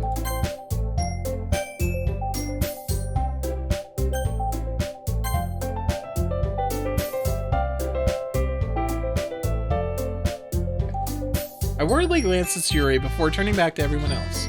The conversation is already dispersed, with everyone back to their usual activities. Maybe I should ask Monika if she knows anything about Sayuri recently. Since they've been preparing for the festival, they may be spending a lot of time together. I timidly approach Monika, who is shuffling through some papers at her desk. Berserk, what's up? Hey, this might sound a little strange, but have you noticed anything up with Sayuri recently? Anything up with her? In what way do you mean? Maybe I'm reading into it a little too much, but she seems a bit downcast today. Oh? You think so? I can't say I've noticed anything about her. Monika peers across the room at Sayori, who is idly dragging a rubber eraser up and down her desk. Maybe there is something on her mind, but I'm surprised I'm not the one asking you, Berserk. You certainly know a lot better than I do. Yeah, but she's never really like this. She's always talked to me about things that bothered her, but this time, when I asked her, she was really dismissive. Sorry, I know it's not your problem. I just wanted to ask if you knew anything, so I'll drop it now. No. It's important to me too. I mean, I'm also friends with her, and I also care about the well-being of my club members, you know? Maybe I'll try talking to her myself. Are you sure about that? She seems like she wanted to be left alone. Are you sure? Maybe she's just had a hard time bringing it up with the person of interest. Person of interest? What do you mean by that? I'm saying that maybe the thing on her mind is you, Berserk. Me? How on earth would you come to that conclusion? Well, I probably shouldn't say too much, but Sayori talks about you more than anything else, you know? She's been so much happier ever since you joined the club. It's like an extra light has been turned on inside of her. What? No way. Sayuri is always like that. She's always been full of sunshine. Well, dummy, if she's always around you when you see her, she's gonna be full of sunshine because she's with you. It's not any different now than it's always been. You're so funny, Berserk. Have you thought that maybe you've always seen her as so cheerful because that's just how she is when she's around you? I said too much. I'm sorry, what do I know? Anyways, I didn't mean to jump to conclusions, so you should just forget about what I said. I'll try to talk to her, so try not to think about it for now. Alright. Monika smiles meaningfully. I know she said to forget about it, but I already know that I won't be able to get her words out of my head. Monika stands up from her desk and walks across the room to where Sayori is sitting. I watch her kneel down next to Sayori and gently talk to her, but she's keeping her voice so quiet I can't hear her from here. I sigh. I set myself down. I know Sayori told me not to worry about her and to have fun with everyone else, but that's impossible to do when she's behaving like this. Exactly how much do I care about her that I'm letting this weigh me down so much? Now it feels like I'm the one behaving out of the ordinary, but there's nothing I can do besides wait for Monika. Okay, everyone! After some time passes, Monika calls out the club room. Why don't we share our poems now? Before I know it, everything is back to normal. Everyone goes to retrieve their poems, and I do the same. I make eye contact with Monika, and she smiles at me. I wonder what she's talking about with Sayori. Alright. Let's go with Sayori first, because, you know, we want to know what's up with her. It's nice, I guess. Come on, I can already tell you don't like it. Well, you don't need to worry about what I think. After all, you wrote this for someone else, didn't you? Probably Natsuki. I didn't write this for anyone specifically. Maybe. That's not really what I meant, though. But it's okay. You're making new friends, just like I was hoping. That makes me really happy. And you're happy too, right? In this club? Well, of course I am. Good. That's all that matters to me. Thank you, Berserk. Sayori? Is there something wrong? Huh? No, nothing. I'm just a little tired today. Alright. Just tell me if you need anything. I will. Don't worry about me, okay? You can go play with everyone else now. If you insist. Yay! I'm gonna go home a little bit early today. Oh no. Sayori! Sayori? Tell Monika I wasn't feeling well, okay? I'll see you tomorrow. Before I can say anything else, Sayori cheerfully walks out of the classroom, humming to herself.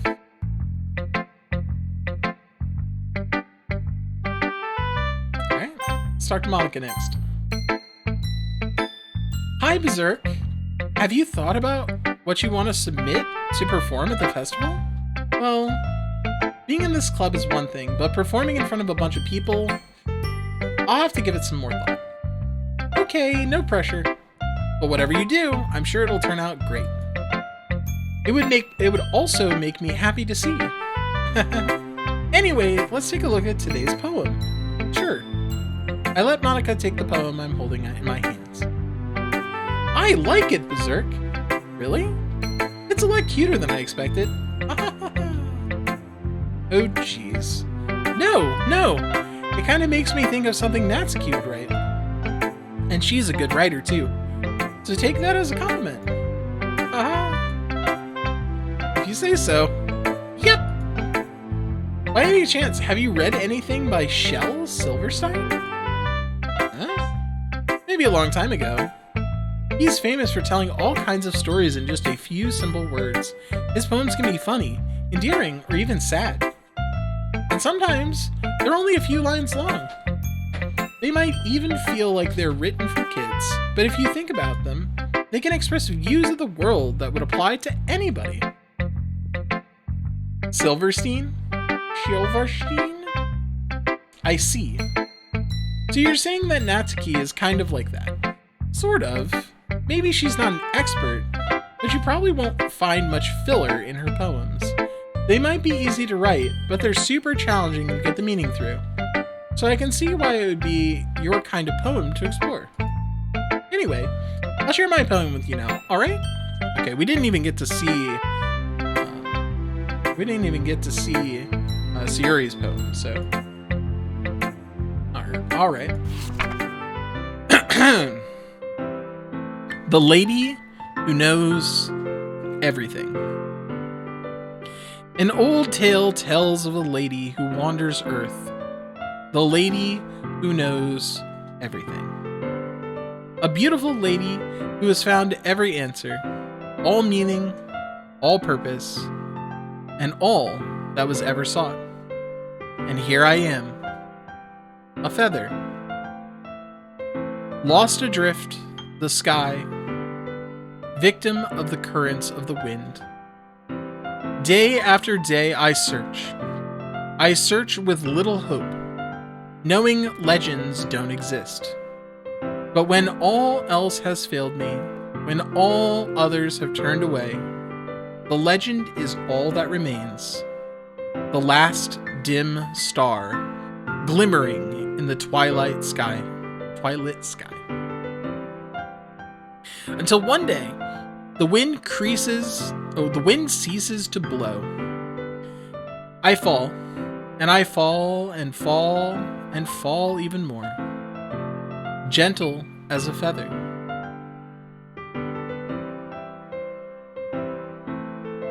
A dry quill, expressionless. But a hand clutches me between the thumb and forefinger, the hand of a beautiful lady.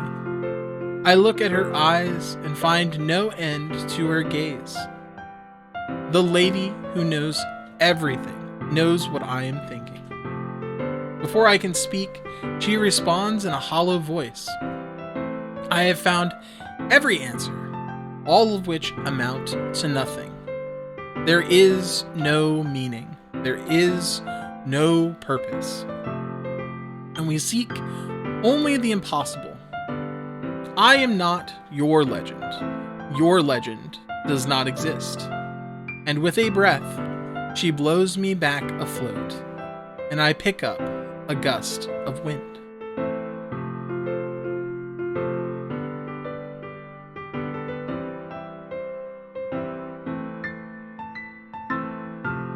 Okay. So this is weird right here.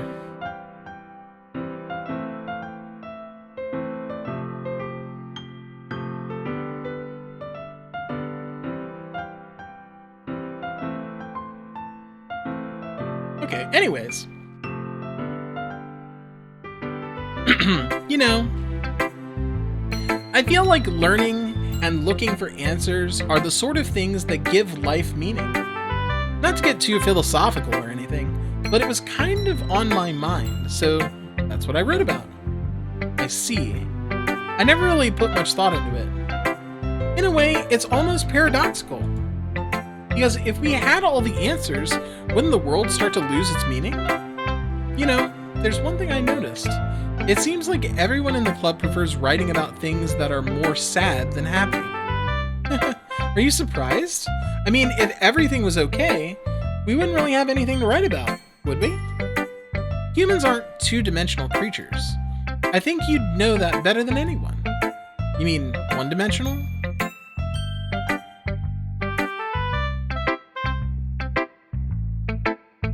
That's a fourth wall break, because she's a two-dimensional creature, and humans are three-dimensional creatures. Alright.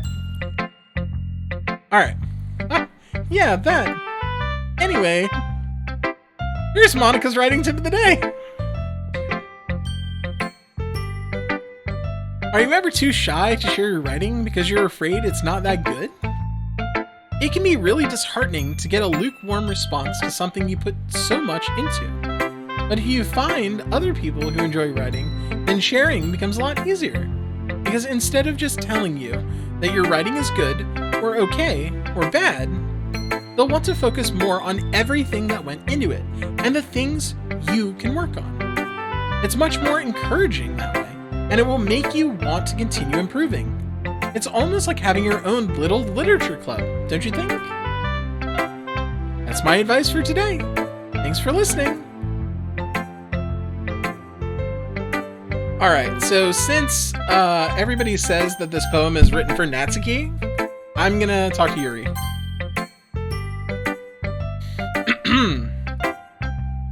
Yuri doesn't look too enthusiastic about spending time with me. I guess she's changed her mind. She'll come to me. Oh, I guess if she changes her mind, she'll come to me. But I should leave her be for now. Okay. All right.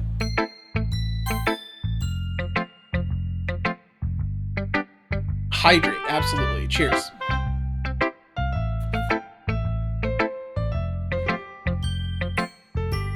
Let's see. Let's see.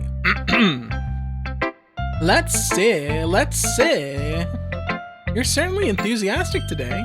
Of course. You know I like your writing. I'm just surprised. It seems like you had a lot of trouble admitting that before. Well, of course. I just had to put you in your place a little bit. It's not like that. I mean, it's not like I was shy or anything stupid like that. Or jealous. I really wasn't jealous. Just because you happen to be a good writer. It's such a dumb thing to get jealous about. Natsuki. What? You're not very confident about your writing, are you? What are you talking about? My writing is obviously the best, right? It took me a while to figure out, but I think I finally did. Maybe Natsuki acts so arrogant because she's trying to make up for her own insecurities. If she acts like she's the best, then other people might think that way too. Right? Berserk? Please just tell me you like my poems. I don't care if you hate them. Just please tell me I'm the best. I really need to hear that from someone. I know it sounds stupid, but there's a reason I never shared my poems before this. Natsuki. Because nobody takes me seriously. What's the point of sharing my poems if everyone just laughs and says, "That's so cute, just like you, Natsuki"? Sometimes I don't want to be cute. Nobody understands that. I try really hard when I write. The style doesn't matter. The emotions are there. Why can't anyone see that? I just want... Natsuki trails off. Maybe it's because her lips started to quiver. I look down. Her fists are clenched really tightly. Hey, Natsuki. If you're not careful, you'll rip your own poem. I gently grab the poem with my own hand until she relaxes her grip on it. I place it flat on the desk and smooth out the wrinkles that she put on it. Don't read it. Before I can pick it back up, Natsuki snatches the poem up from the desk. It's not any good. And I know you hate my poems, so you don't have to read this one, okay? But I want to read it. Why? Because I like your poems. I really do. Why would I judge you for your style? It's not like my own style is anything crazy. I mean, it's true that the first time I read one of your poems, I didn't look much into it. But I know you better now. And it's wrong for Yuri to think your style is more amateur than hers. And Sayori, she always means well. But sometimes she's so focused on simple happiness that she doesn't understand what people really want. Yeah, I guess I never really thought about how hard it is for you. And I'm sorry if I was part of that problem. I understand now. You're not just cute. You're a lot more than that. Natsuki, you're doing it again. Oh, I'm sorry. Wait, did I mess something up? Maybe I did. I don't know. Panda, what's going on? Natsuki, you're doing it again. Once again, Natsuki clutches her poem a little too hard. She looks down, hiding her eyes from me. I never realized how difficult this was for her. But finally, she forces herself to extend her arms and set her poem on the table. You can read it. Just turn that way. I don't want you to look at my face right now. Okay, I will. I'll be your beach. Your mind is so full of troubles and fears that diminished your wonder over the years. But today, I have a special place, a beach for us to go, a shore reaching beyond your sight, a sea that sparkles with brilliant light. The walls in your mind will melt away before the sunny glow. I'll be the beach that wishes your worries away. I'll be the beach that you daydream about each day. I'll be the beach that makes your heart leap in a way you thought you had left you long ago. Let's bury your heavy thoughts in a pile of sand, bathe in sunbeams and hold my hand. Wash your insecurities in the salty sea and let me see you shine. Let's leave your memories in a footprint trail, set you free in my windy sail, and remember the reasons you're wonderful when you press your lips to mine. I'll be the beach that washes your worries away. I'll be the beach that you daydream about each day. I'll be the beach that makes your heart leap in a way you thought had left you long ago. But if you let me by your side, your own beach, your own escape, you'll learn to love yourself again.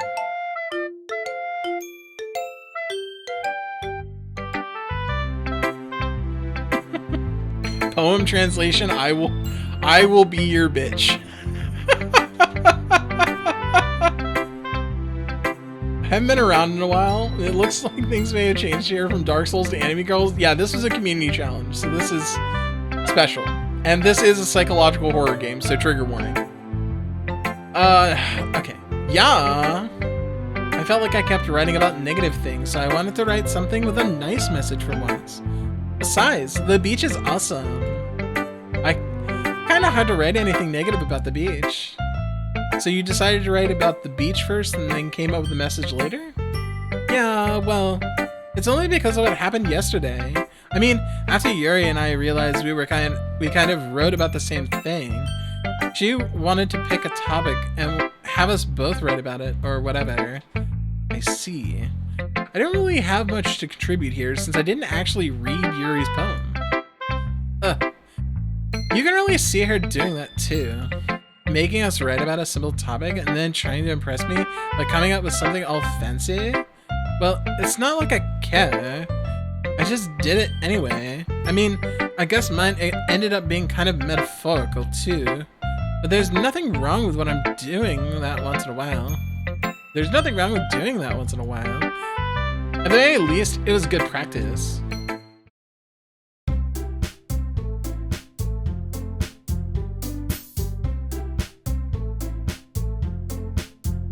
Why did I say okie dokie?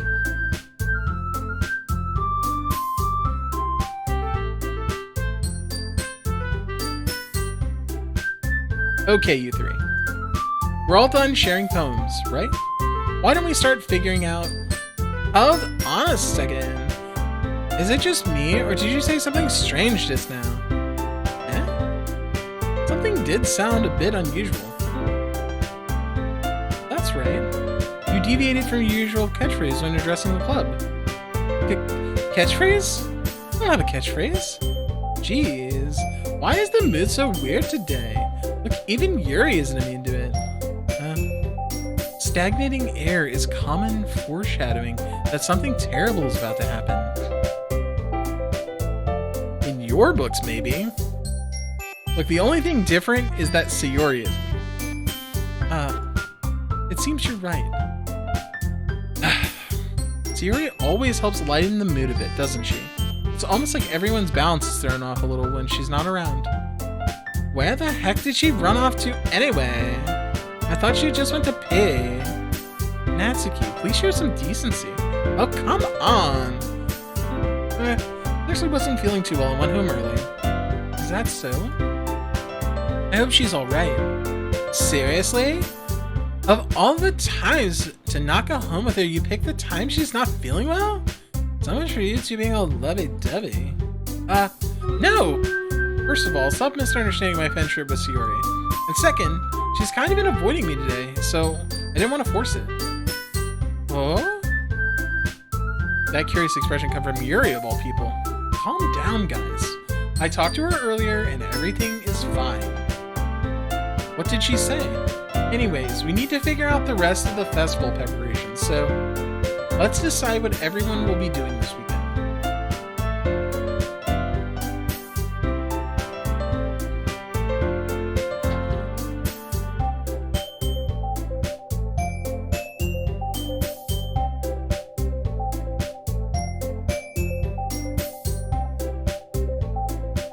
So I was reading how inappropriate this is, and I found this horror game elements revolve around those concepts, and for young kids this can be scary. But kids do need to know about these things eventually, but I couldn't agree more. Yeah, I mean, this game is not subtle. So this is not like a gentle hug into any of those topics. This is a push down a stairwell.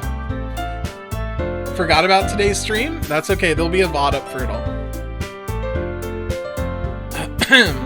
Let's decide what everyone will be doing this weekend.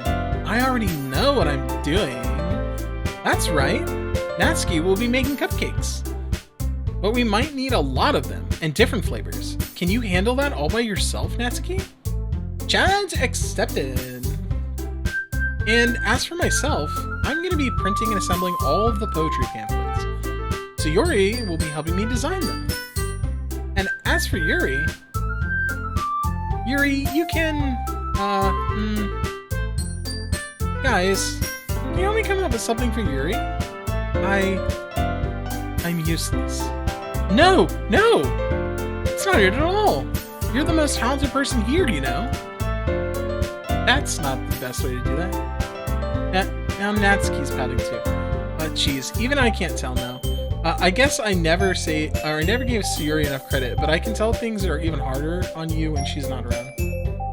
That may be the case, but if I can't also be a leader on my own, then I won't grow as a person. So, Yuri, you have a beautiful handwriting, you know, so you should make some banners and decorations to help set the atmosphere. Atmosphere? About that, I love atmosphere! Yuri's expression suddenly changes as she stares at her desk and focuses and starts nodding to herself. Your mind is already racing, I see. That's great! You'll be a wonderful help, Yuri! Anyway, that just leaves you, Berserk, the one who is truly useless. Don't say that. In fact, both Natsuki and Yuri have some pretty heavy tasks to handle. It would probably go a long way to give one of them a hand. Oh god. You can always help me out as well. I would really appreciate that. Is Monika suggesting I spend the weekend with one of my club members? How on earth are they gonna respond to a suggestion like that? I suppose I wouldn't mind a bit of help. Well, even if you know how to bake, there's always some dirty work I can give you. It's not like Monika's gonna give me a choice, and you shouldn't be sitting on your butt anyways. Natsuki tries to mumble a bunch of excuses like that. If I recall, Natsuki, you mentioned that you would like to handle the baking on your own.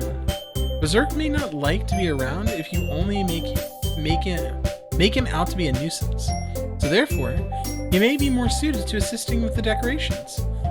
Hold on! I never said that! How hard could it be to make a few decorations anyway? Sounds more like you're just making excuses for Berserk to... What are you saying? It will be extremely meticulous work. And baking isn't? Just what do you think? Guys, come on, guys, let's settle down for a minute. In the end, I think it's up to Berserk to decide how he'd like to contribute. Besides, he hasn't gotten the chance to spend any time with me yet, you know? So I'm sure he's interested in... You literally just said, I'm surprised as well. Sorry. I was just saying though. Jeez. Can we just settle this already? Yeah. Berserk, you're okay with this, right? In the end, it's up to you. Of course. Very well. In that case, everyone look straight at me. I'm gonna go with Sayori. I mean, if it's gonna be anyone, then I prefer helping Sayori. I mean, we're already neighbors, but Monika said that Sayori was helping her. Jeez, you really hate us that much? No. Sorry, I didn't mean for this to be difficult. Just think of the club, okay? These voices? Yeah, these are the voices I chose. I figured that if I'm doing reading, I gotta make voices, right? Just think of the club, okay? Well, if Monika is gonna be with Sayori, well, I guess I could probably be helping Monika. Yay, you picked me! Hold on a second. Yeah. Monika, you're the one who needs the least help out of all of us. But I agree with Natsuki. Not only is your work already most suitable for one person, but you already have Sayuri as well. But Berserk was the one who... that doesn't matter. You were the one who scared him into picking you in the first place. You're the club president, Monika. You're supposed to make responsible decisions for the club. Monika, you shouldn't let any ulterior motives interfere with this decision. Ulterior motives? What are you saying, Yuri? In fact, it sounds like you guys are the ones with ulterior motives. Excuse me? Otherwise, this wouldn't have been made into such a big deal in the first place. That's completely false, Monika. Yeah. We have a lot of work to do, you know. We won't do as good of a job if you make us work alone. Maybe that's true. Think of the club, Monika. If we want our event to succeed, then we need to appropriately distribute our resources. So are you gonna do the right thing, President? Okay, I get it. It's technically most logical for Berserk to help one of you two. So, I guess that's what we'll do.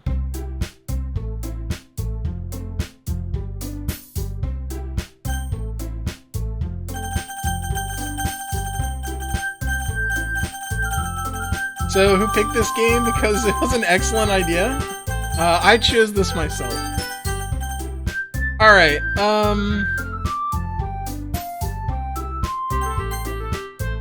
so I'm gonna pick Natsuki, but not because why you think. I'm gonna pick Natsuki because essentially Sayori specifically acted jealous about Yuri, so I'm gonna pick Natsuki. And you guys made it sound like a lot of work, so I could probably use two people. Baking, yeah, baking. Don't worry, baking is a ton of fun. You'll definitely agree. Huh? Just a minute ago, you were saying that. That's because... Never mind, okay? Well, anyways, you'll be fine by yourself, right, Yuri? Of course. I'm used to it, after all. That's... good. Even though Yuri is being melodramatic, I think it's a little hard for me not to feel bad. So, that's everything, right? Anything else we need to talk about? No, I think that's it. Are you guys excited? Yeah! Everything except for the performance is gonna be awesome! I don't think that really counts. What about you, Berserk? Me? I guess you could say I'm interested to see how it'll turn out. That's good enough for me. What about you, Yuri? Yuri? She is still sulking. Natsuki starts pouting too. It's not that big of a deal or anything. Well, it might not be just that.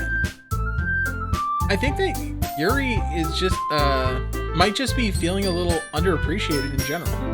Having to come up with something for her to do and then nobody offering to help, that doesn't mean... Natsuki glances back and forth between everyone with a worried expression. Look. Natsuki goes over and puts her hands on Yuri's shoulder. Yuri, you really are the most talented one here. And you're going to help make an event a lot more fun and welcoming. I mean, the cupcakes will probably help a lot too, but you're gonna make the atmosphere special. And that'll be really important for the way that people feel during the performances. So, you need to stop being dumb and give yourself a little more credit. Natsuki releases her hands and turns around to face the other direction. You didn't really mean that, did you? Not really, but Yuri isn't the only one surprised. Monika and I also taken back by Natsuki's word. Natsuki, of all people, to be saying such encouraging things, but I begin to understand. Natsuki was trying to sound like Sayori. Even if it didn't work perfectly, I can tell that she tried to say something Sayori would say at a time like this. Because Sayori always helps everyone smile and feel good about themselves. I'm sorry for being dumb. I'm going to do my best. And all of us are going to make it a really great event. Yeah! I hope to see everyone do their best. But with that, there's nothing more for today. So I guess it's time for us to head out. Okay, but I'm staying here a bit longer. I barely got any reading to do any reading today, so fair enough. There's nothing wrong with that. Everyone packs up their things. Okay. Everyone packs up their things. I start to follow Monika and Yuri out the door as they chat between each other. Where are you going? Huh? We still need to figure out our plans for this weekend. You literally would have gotten home and realized you didn't even have a way to contact me. Oh, that's true. I have no idea how that slipped my mind. Jeez, good thing I stopped you. I'm giving you my number, okay? You better not make it weird or anything. Why would I do that? Natsuki gives me her number. Okay. I'm coming over on Sunday. I'll bring all the ingredients. Wait, you're coming to my house? Well, yeah. What's wrong with that? I mean, I just figured that since I'm the one helping, I would be going to your house. Yeah, right. Like, I could have a guy over at my house. My dad would kill me. Really? It's kind of strict if you ask me. Yeah, how do you think I feel? I can't do anything when my dad is home. Anyway, I just need to complain for a second. We have each other's numbers now. That's all I needed from you. I guess I'll text you when I'm coming over. Alright? Fine by me. Yeah. I'm really gonna show you why I love baking so much. You better look forward to it. Oh? Didn't you say you were going to give me the dirty work? Well, I was just saying that. It's not like I could act like in front of everyone. Like I was looking forward to this. Wait, really? Well, kind of. Just because I never got to bake with anyone else before. That's all it is, so... Alright, I get it. Sorry for the overacting. Anyways, I'll be heading out now. See you on Sunday. Ah. Never mind. Okay. I can't believe this. Natsuki is going to be coming over to my home on Sunday. Even though I would have preferred to do this with Sayori, my anxiety still shoots through the roof. I guess I've gotten pretty used to handling her at this point. But who knows what might end up happening once we're outside of school. She even told me she was looking forward to it. I shake my head. Why would I feel nervous that Sayori finds out about this? It's not like we feel that way about each other. Besides, like Monika said, this is about the club. I have nothing to worry about. If I just go with it, then I'll have a good time. Okay. It's already Sunday. I've been getting increasingly anxious about Natsuki's upcoming visit. I keep telling myself there's no reason to be nervous, but it doesn't help much. I wonder if she'll act any different when it's just the two of us. Meanwhile, she's been texting me a lot. Really? Okay. We sent each other one after exchanging numbers to double check. But it turned into a conversation. She's almost a different personality on the phone, using tons of emoji and cute language. She also really likes complaining about things, but I kind of saw that one coming. But putting Natsuki aside, I haven't heard anything from Sayuri since she left the club early the other day. It's not like we text each other all the time or anything, but I've been worried about her in the back of my mind. Between what Sayuri and what Monika said, is it really okay for me to put Sayuri's feelings aside when she might need me? I had designed to visit Sayuri before Natsuki comes over. Rather than asking, I simply tell her I'm coming over, much like we've done in the past. Once I reach Sayuri's house, I knock on the door before entering it myself. Again, we used to play so often that we made it a habit of simply entering each other's houses like we were family. The house is quiet. Sayuri isn't anywhere on the first floor, so I assume she's up in her room. She's already... Okay.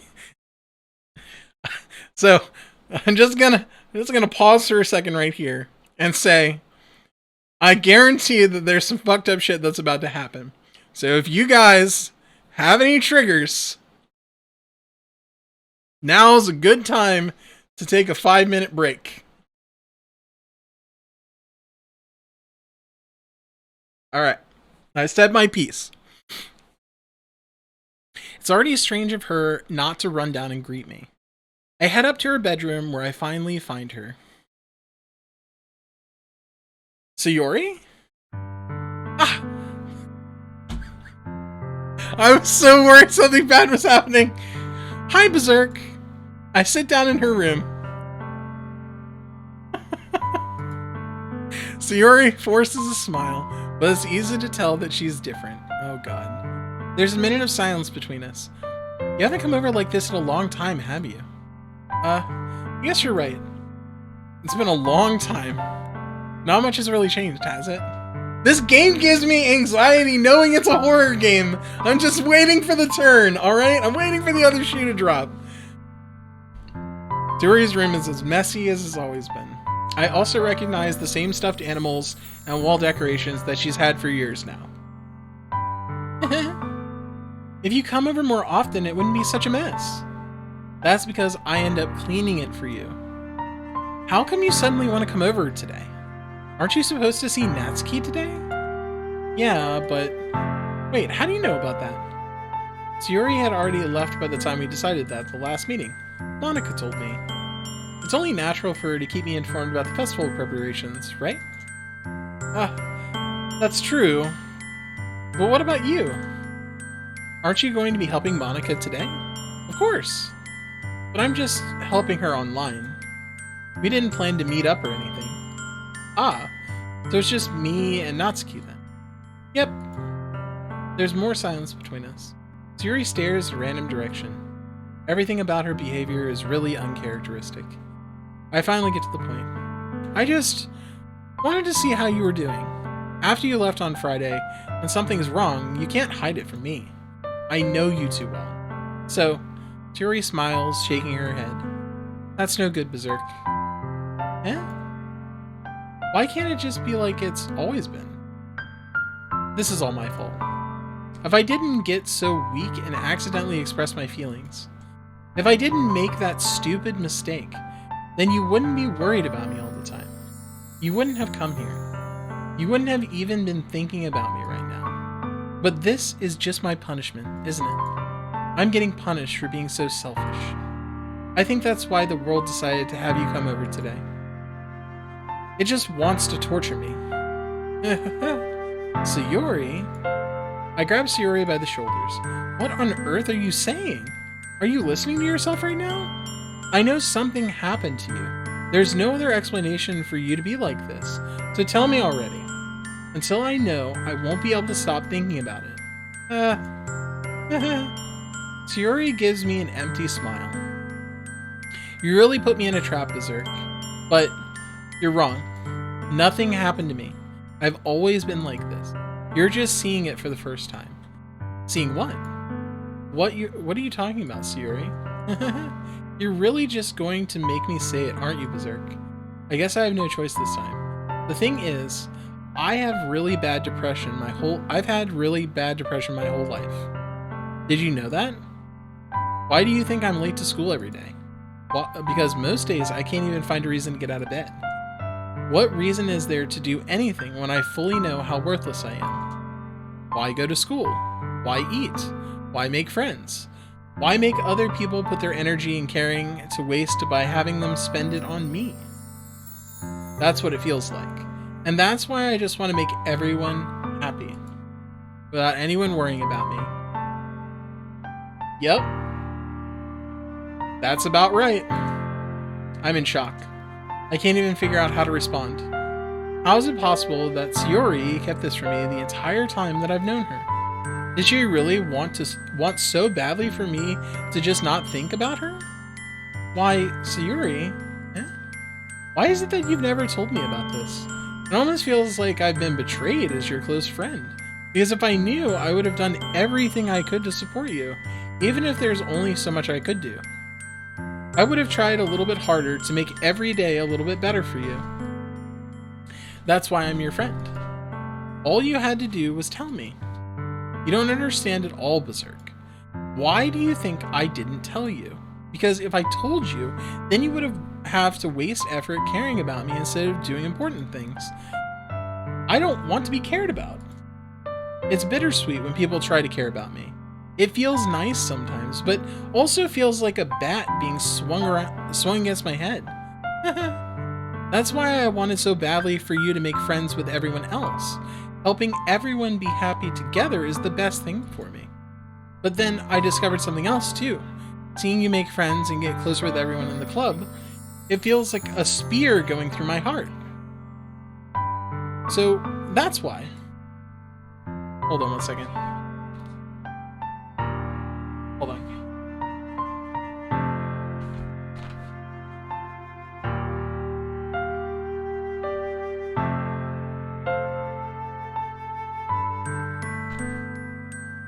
Sorry.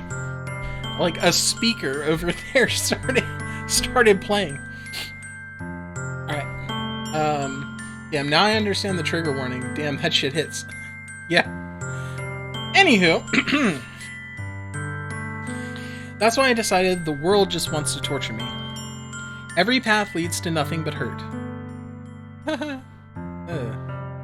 You're right that I don't understand. I don't understand your feelings at all, Sayori.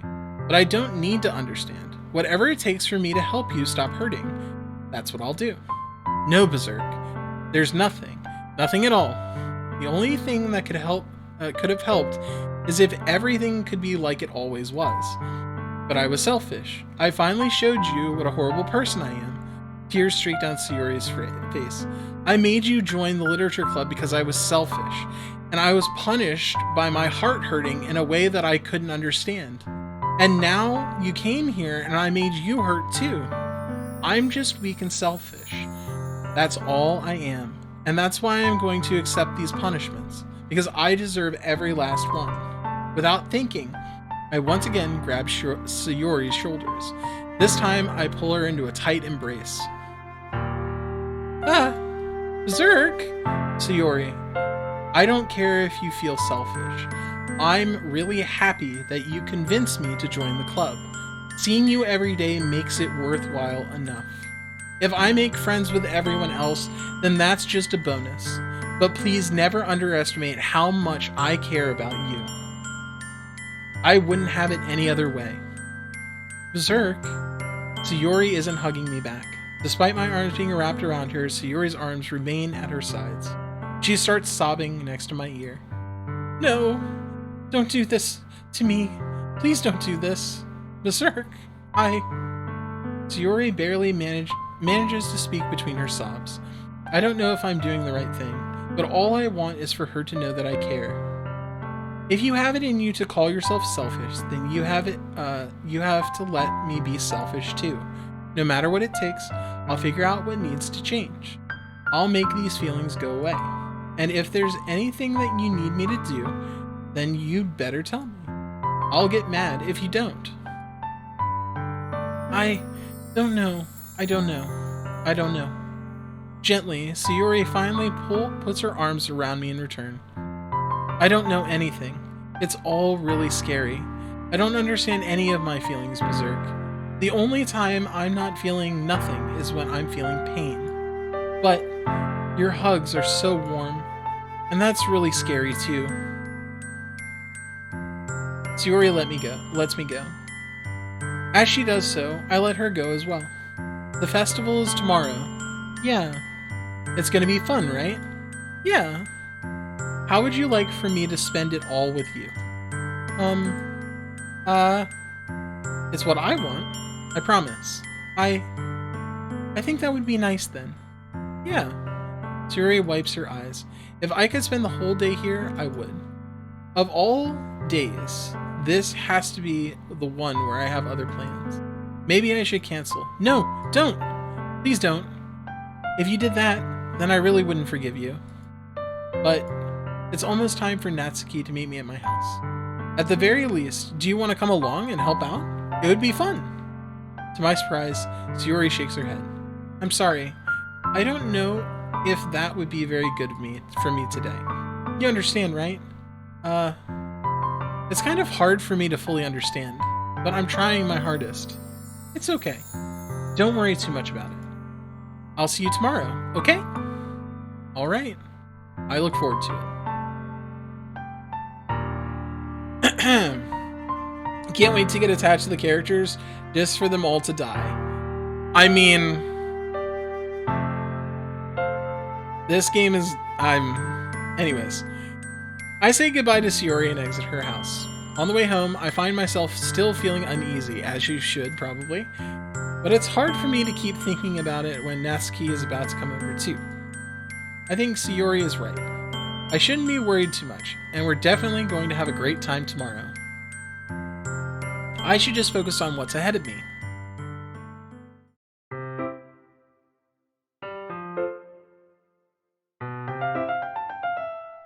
I spend only a few minutes back home anxiously awaiting Natsuki's arrival. Before I know it, she texts me to let me know she's outside the front door. Without delay, I open the front door to let her in. Sup? Hey! I don't know what I was expecting, but seeing Natsuki in something other than her school uniform totally threw me off. Seeing her in such cute clothes makes the uniform seem totally unfitting in comparison. Jeez, don't you feel so awkward already? It's gonna be a long afternoon, so don't be weird just because you're not used to seeing me outside of school. Anyway, I'm coming in. I see you brought a lot of stuff. Natsuki is carrying a large bag that is probably full of baking supplies. Well, I didn't want to come all this way to find out your kitchen isn't equipped for the job. You brought everything I asked you to, right? Yeah, I did. Yesterday, Natsuki asked me to buy a bunch of ingredients if I didn't already have them at home. Good. Glad I could count on you to do your part. Well, of course. I'm surprised to hear Natsuki suddenly say that, rather than something snarky like she usually does. Could it be she's a little different outside of school after all? Anyways, let's go to the kitchen. What? You're not even gonna offer to take this heavy bag from me? Where's your hospitality, Berserk? Come on. Since when did I need to be a gentleman? I grab the bag Natsuki holds out to me. This is ridiculously heavy. I carried that all the way here. Are you impressed? I see now. Yeah, I am impressed, Natsuki. It seems like I always underestimate you. It's because I'm so small, isn't it? You jerk. Natsuki hits a fist into my chest. Hey! Your size has nothing to do with it. Do you really hate being small that much? It's not like I hate it. I mean, sometimes I like proving people wrong when they only think I'm worth my size. It's fun when I get to be small and also do better than other people. But, geez, never mind. What are you making me say? Don't think you can make me talk about weird things just because we're not at school. Are we getting started or what? There's a lot of stuff I gotta teach you. Oh. What? There's a little bit more... That's a little bit more like you. You're more fun when you just speak your mind like that. Hey! Now you are treating me like a kid. I was just trying to be a little nicer to you, you know? And just because I don't have a mature and sexy figure like Yuri doesn't mean you should treat me like that. Natsuki catches her words and her face turns red. Natsuki? Forget it! I didn't say anything! I should apologize. Eh? I appreciate that you were trying to be nicer. I should have been a little bit more considerate too. But also, if that's what you're thinking, then you should know that there are tons of guys who are into body types like yours. Excuse me. Who are into body types like yours. Jesus, that is sadly true.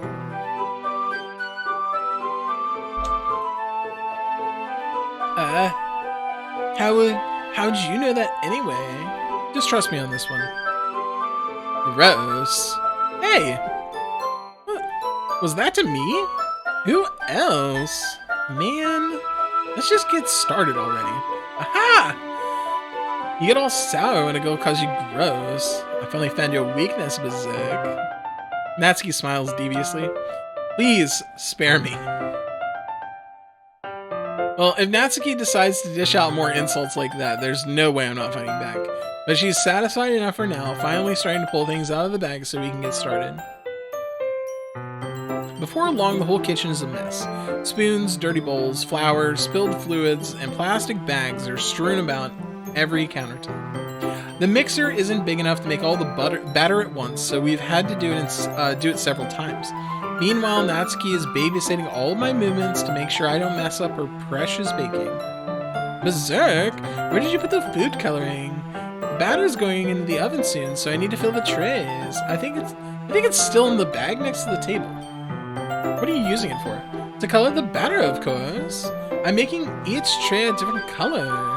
That way, even if the flavors aren't different, everyone can still pick their favorite. Ah, that's a cute idea. Are we doing anything like that with the icing? Do you want to? You're asking me? I don't really have a preference, so come on. You're not putting any heart into this at all.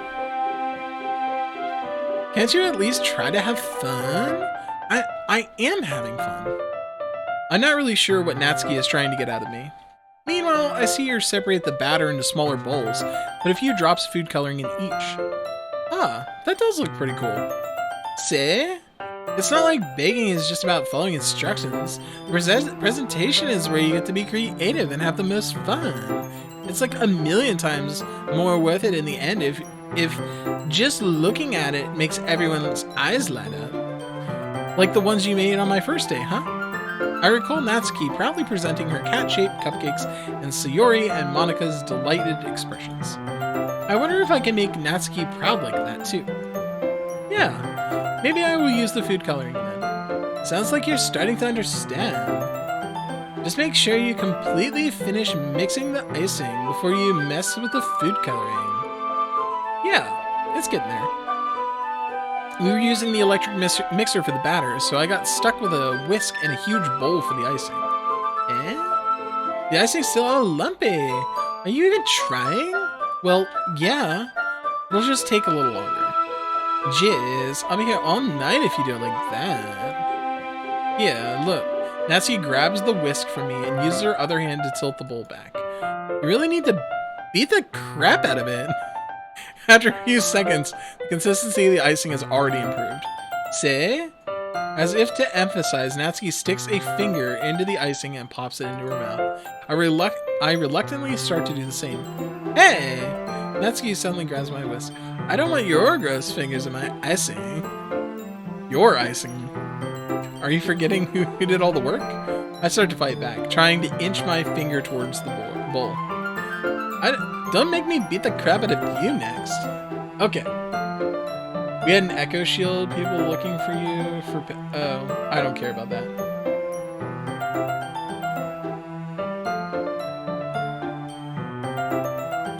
They're gonna come back and you lied?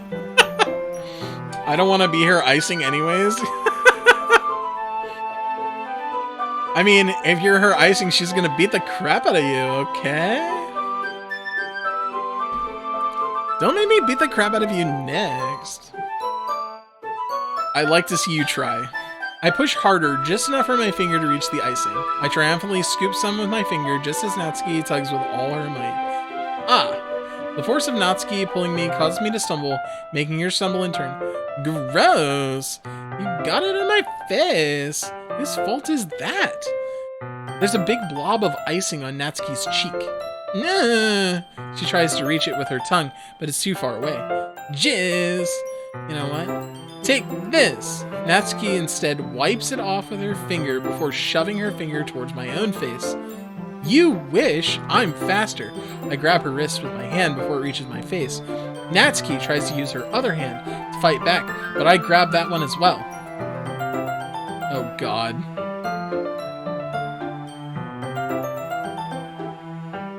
Stop! Not until you apologize for calling me gross. Fun! Fun! I'm sorry for calling you gross. No, I didn't mean it. It's just fun seeing you react to it. You do that to me all the time, you know? Saying dumb things just to get a reaction out of me? You really shouldn't tease girls like that. Is that so? In that case, I probably shouldn't do this either. I take Natsuki's finger and put it in my mouth, licking off the icing. What? Did you seriously just... Ah! Natsuki is so surprised that she can't even figure out how to get mad at me. Her face is entirely red. Berserk! You really shouldn't do that kind of thing to girls unless you really like them. You know that, right? What kind of question is she asking me just like that? How did the mood turn to this so quickly? Natsuki gazes at me in silence. I notice her swallow breaths. Why am I starting to feel dizzy? It's all that blood. Out of nowhere, the fire alarm starts to go off. Natsuki rushes over to the oven. Is something burning? I thought you didn't put the cupcakes in yet. No wonder. You left a dirty tray in here, dummy. How could you make a mistake like that? You should have checked before turning the oven on. Oh, you should have checked before turning the oven on. Don't blame me for your mistakes. Jizz. Natsuki uses an oven mitt to grab the blackened tray out of the oven. She sets it on top of the stove. In another moment, the fire alarm stops. Anyway, I'm putting them in the oven now. Yeah. The tension from the moment before still lingers over our heads, but the moment has already been lost. I watch as Natsuki slides the cupcake trays into the oven. Then, I reluctantly pick up the whisk and continue with the icing, like nothing ever happened. Nope, not her. Her story is sad, but I don't want it.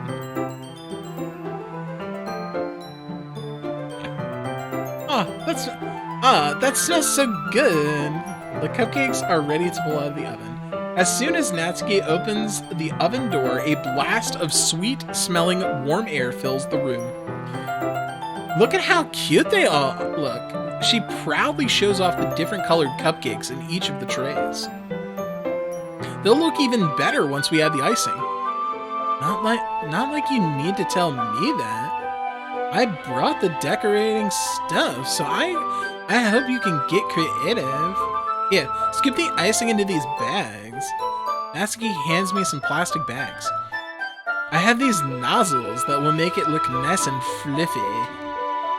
This one can even make flowers. We probably won't be using it this time though. What's this one for?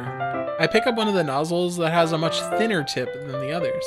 That one's really thin, so you can use it to make stripes or other patterns. But you can also use it to write stuff on a cake.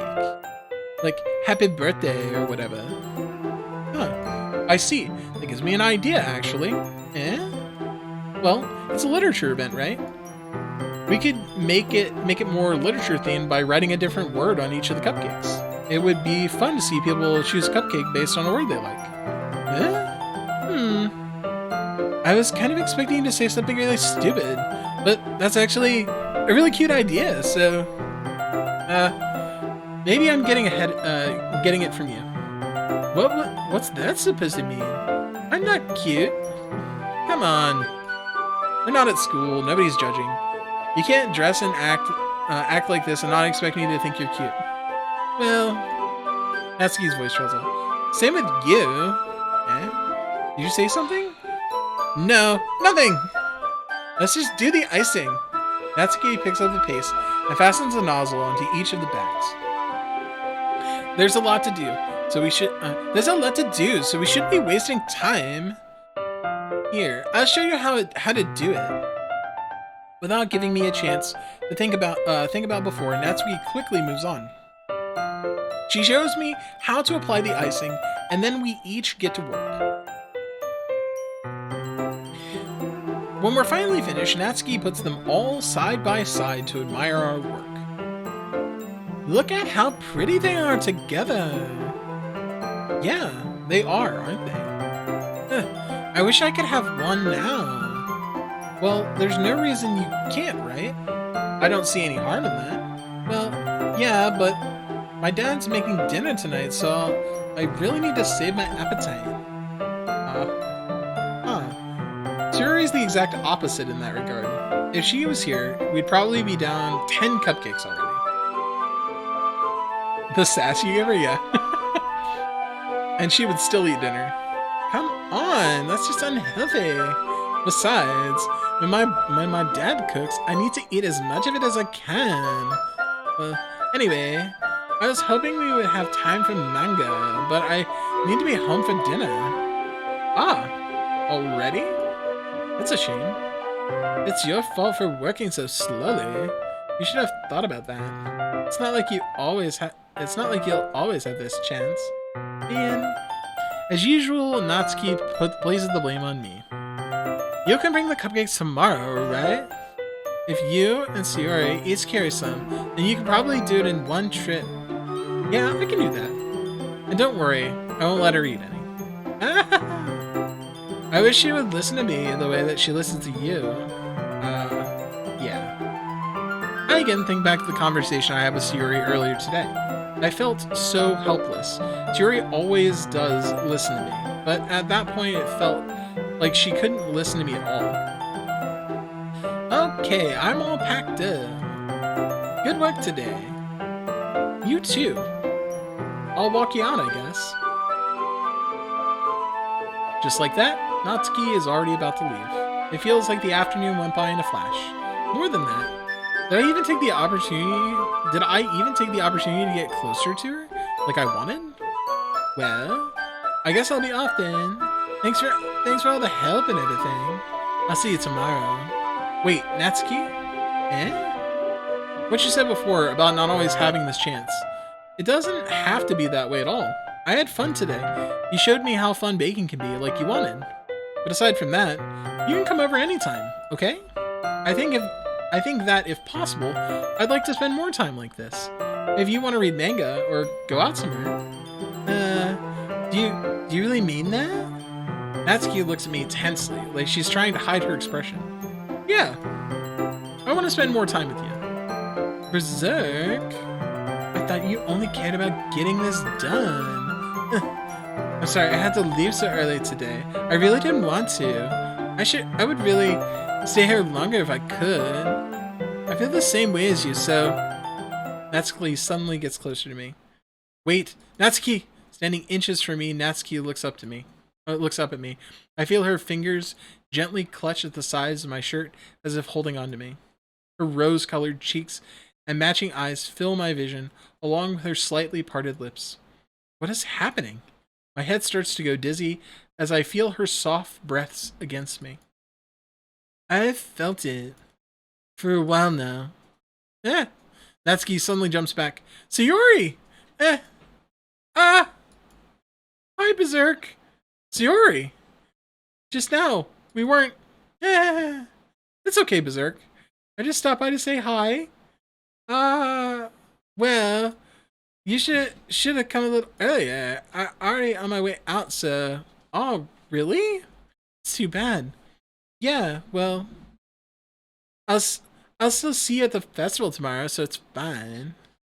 Just don't eat any cupcakes before then. Anyway, later. Clearly flustered, Natsuki hurries off and Sayori waves goodbye. Sayori, I thought you didn't want to come over today. Well, I tried staying in my room. My imagination was being really mean to me. So I had to come here and see it for myself. See what? What are you talking about? You know, how much fun you were having with Natsuki, and how close you got to her. It makes me really happy. No, it doesn't. That's not healthy. It makes me really happy that you made such good friends. That's all that matters to me. Tears start to fall down Sayori's face. That's all that matters to me. Why am I feeling this way, Berserk? I'm supposed to be happy for you. Why does it feel like my heart is splitting in half? It hurts so much.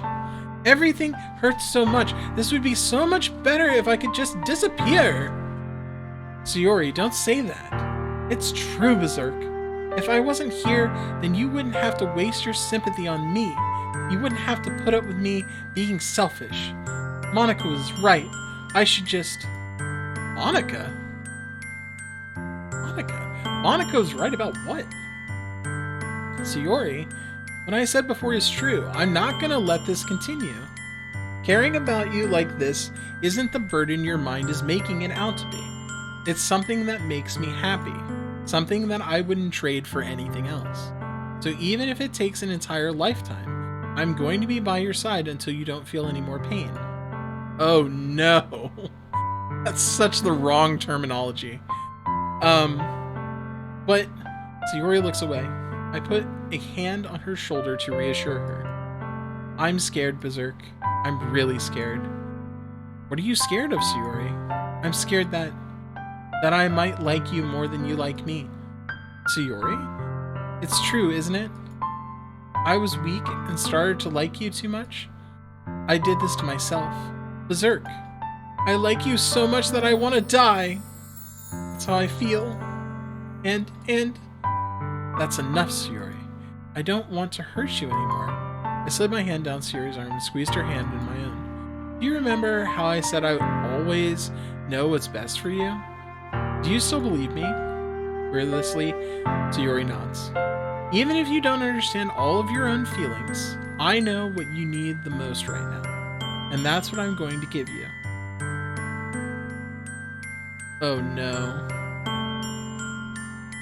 Oh no. Alright, I'll let you guys decide. You hate weekends, you work weekends? I understand that. I love weekends because I don't work weekends, so... Think of it like this. You only hate 2 days of the week, but I hate 5 days of the week. So you're winning. Alright. Sayori, I love you. I love you. Huh? Those are my true feelings. So there's no way you could like me more than I like you. I should have realized it sooner. But spending time with you, with everyone at the club, making new friends, and having fun with you every day, it helped me realize that you are truly the most important person to me.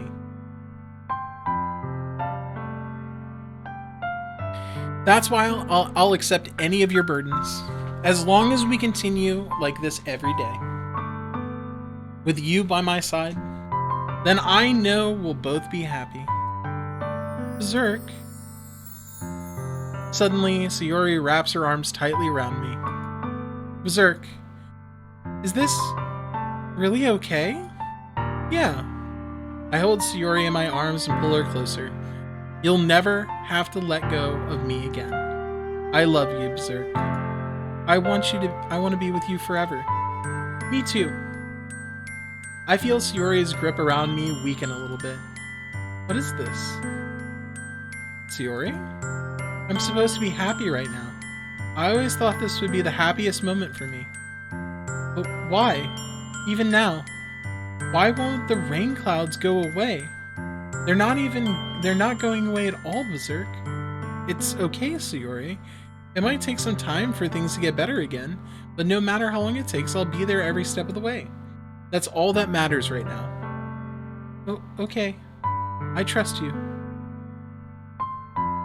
Sayori and I slowly release each other. So, I guess that makes the festival tomorrow our first date, huh? What are you saying? I don't want to think about those things, you know? I want everything to be the same as it's always has been. Even if we really are a couple. I don't know if I could handle anything more right now. It's really new and scary to me. I understand. We'll go whatever pace suits you best. Hey, Berserk. Sayuri gazes at me once again, smiling sadly. Even if I get really, really sad, this is the best thing for me, right? Eh? I don't really understand what Sayuri means by that. Are you saying that this is making you feel sad, Sayuri? I don't know. I don't understand what I'm feeling. I felt like a bunch of thorns when you told me you loved me. But that's why I want to trust you. You know what's best for me. Yeah, I do. That's my promise. I say that, but in reality I've never felt more uncertain when it comes to Sayori.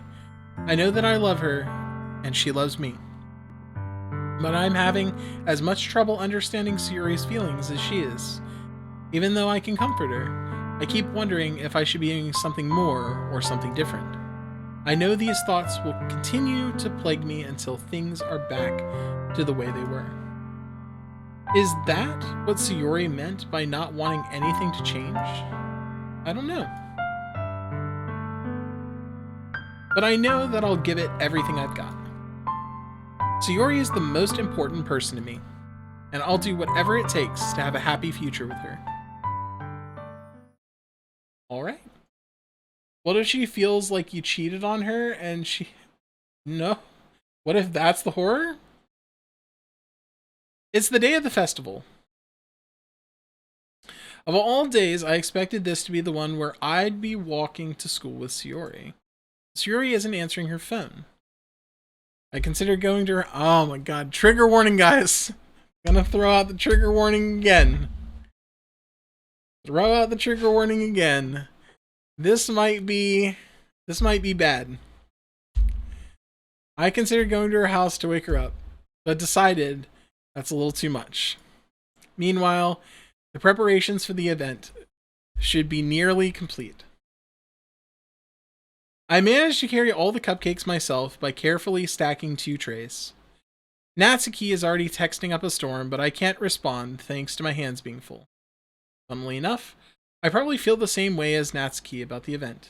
I'm more excited for it to be over so I can spend time with Sayori and Natsuki after the festival.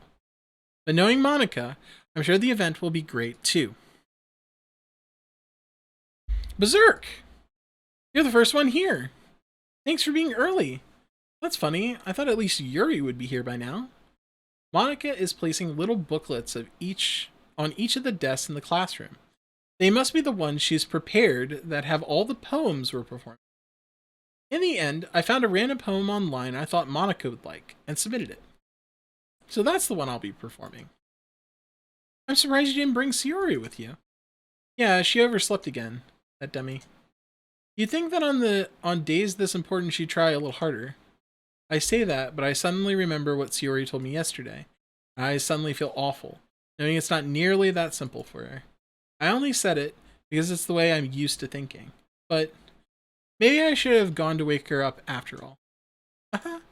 You should take a little responsibility for her, Berserk. I mean, especially after your exchange with her yesterday. You kind of left her hanging this morning, you know? Exchange? Monika, you know about that? Interesting. Of course I do. I'm the club president, after all. But... I stammer, embarrassed. Did Sayori really tell her about it that quickly? That we're a couple now? I didn't really plan on bringing it up with anyone yet. Jeez. You don't know the full story at all, so don't worry. I probably know a lot more than you think. That's not creepy at all. Okay.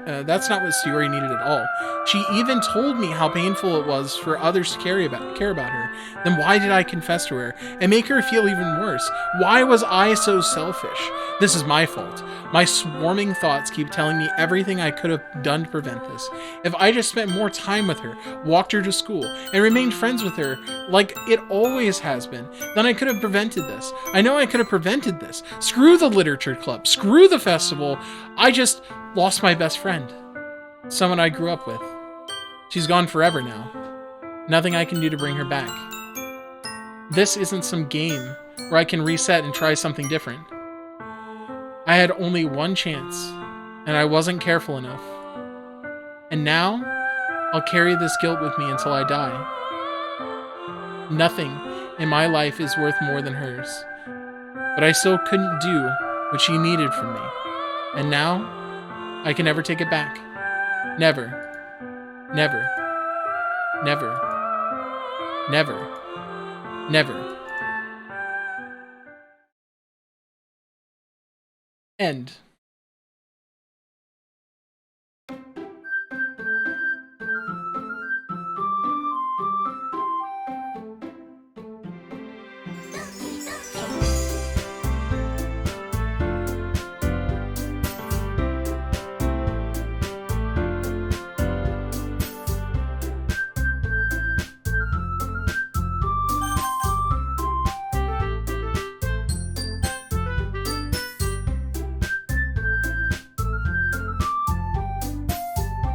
That's not right. Why is...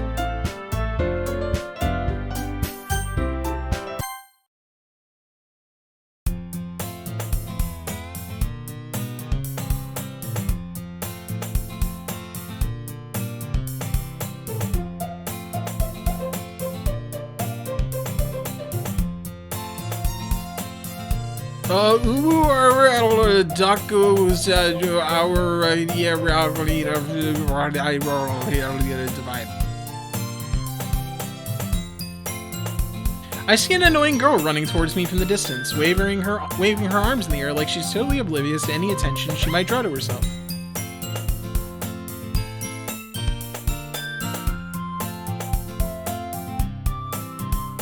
I'm not Okie Dokie. I have arrived, but I don't want to go to school.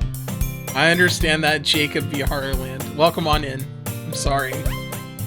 Alright. If you're not going to play it again, I can say it. It doesn't matter which option you choose during Sayori's confession. Yeah, I figured it didn't matter. I figured it did not matter. But I assume that it wants you to save it. Save? Yeah, I guess I can save. Oh. All the save slots are empty again. Here, I'm gonna save in this slot.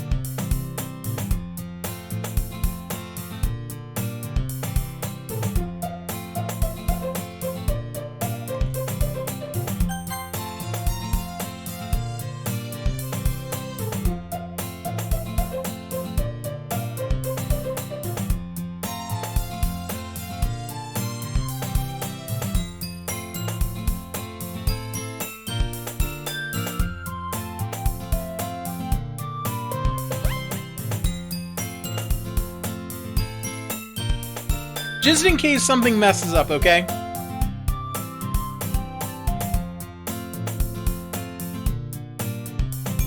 Just in case my save goes away like before. We came here for one reason, and it was cute anime girls. Yes, depression does not stop because you're in love. Okay. Alright. Alright.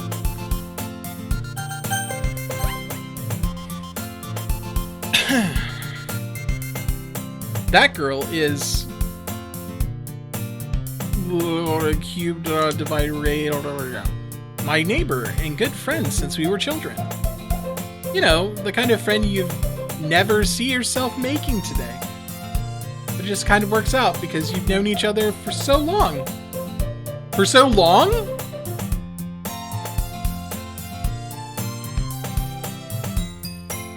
Days have been great. Doki Doki Literature Club is a cute, wholesome dating anime game. Madoka Magica is a cute, wholesome anime about magical girls.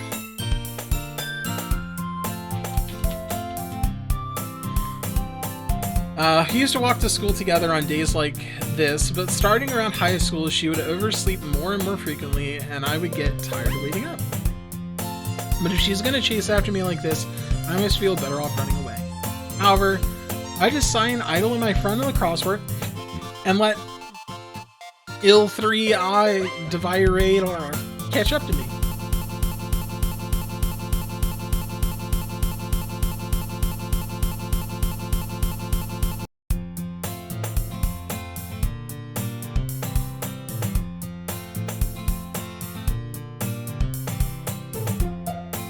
Yeah, nothing wrong with this. It's an ordinary school day, like any other. Mornings are usually the worst, being surrounded by couples and friend groups walking to school together. Meanwhile, I've always walked to school alone.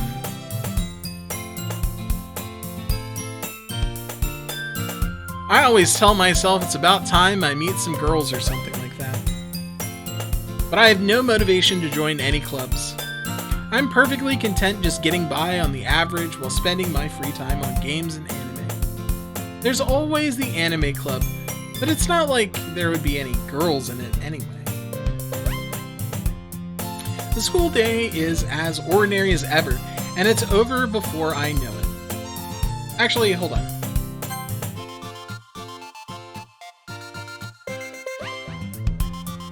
Do these even work?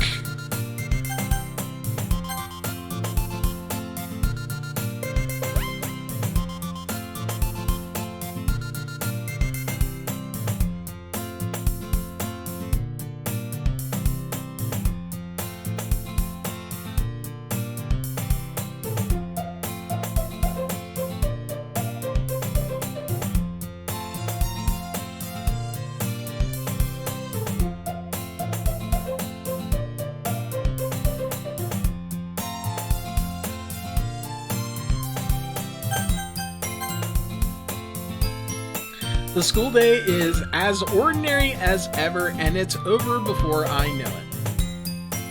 Saving, silly human. Thank you very much for the hydrate. Cheers.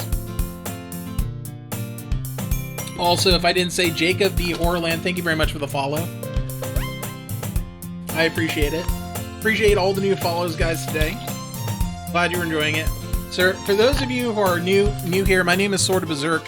I typically play horror games, and I play Dark Souls-esque games, so like Dark Souls, Elden Ring, Bloodborne, Sekiro, those kinds of things. And I typically do challenge runs for those, and we play horror games, Resident Evil, we're going to be playing The Quarry soon, that kind of thing. So if any of that seems reasonable to you, I appreciate you hitting the follow button and sticking around. We will be finishing Doki Doki today, so I don't care if we have to stream another 10 hours or something to finish this game. We're going to finish Doki Doki today. I don't know how much is left, but we're going to finish it all, so stick around. Alright. The school day is as ordinary as ever, and it's over before I know it. After I pack up my things, I stare blankly at the wall, looking for an ounce of motivation. I'm into the horror genre. Excellent. I couldn't tell. You're awesome. Thank you. Thank you. Also, if you guys are interested in joining the Discord and all that, that's all the socials and stuff. I'm sure I'll post that later, but I always forget to mention that I have a Discord. Everybody has a Discord. DDLC is an amazing game. Yeah, so I'm already curious what the fuck is actually going on. The game has 4 acts. You are in the second right now. Okay, that's fine. That seems reasonable. That tracks. I'm head out. Good luck, Sword. Hot Rod. You have a good one if you gotta head out. I appreciate you hanging around. And thanks for trying to play games with us last night. I appreciate that. I'm glad, hopefully we'll get to play games soon. Like, you know, there won't be a technology barrier. Berserk. Clubs. There really aren't any that interest me. Besides, most of them would probably be way too demanding for me to deal with. I guess I have no choice but to start with the anime club.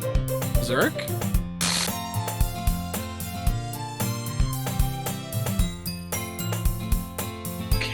Monika! Oh my goodness, I totally didn't expect to see you here. It's been a while, right? Yeah, it has. Monika smiles sweetly. We do know each other. Well, we rarely talked, but we were in the same class last year. Monika was probably the most popular girl in class. Smart, beautiful, athletic. Monika Unlimited, hi! Hey, welcome! Welcome in! Hello! It's been a while since we've seen each other.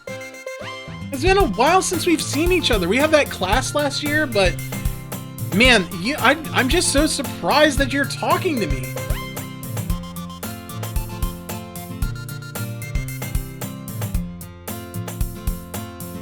Basically completely out of my league. So, having her smile at me so genuinely feels a little... What did you come in here for anyways? Oh, I've been looking for some supplies to use for my club. Do you know if there's any construction paper in here? Or markers? I guess you could check that closet. But you're in the debate club, right? Haha, about that. I actually quit the debate club. Really? You quit? Yeah. To be honest, I can't stand all the politics around the major clubs. It feels like nothing but arguing about the budget, publicity, and how to prepare for events. I'd much rather take something I personally enjoy and make something special out of it. In that case, what club did you decide to join? Actually, I'm starting a new one.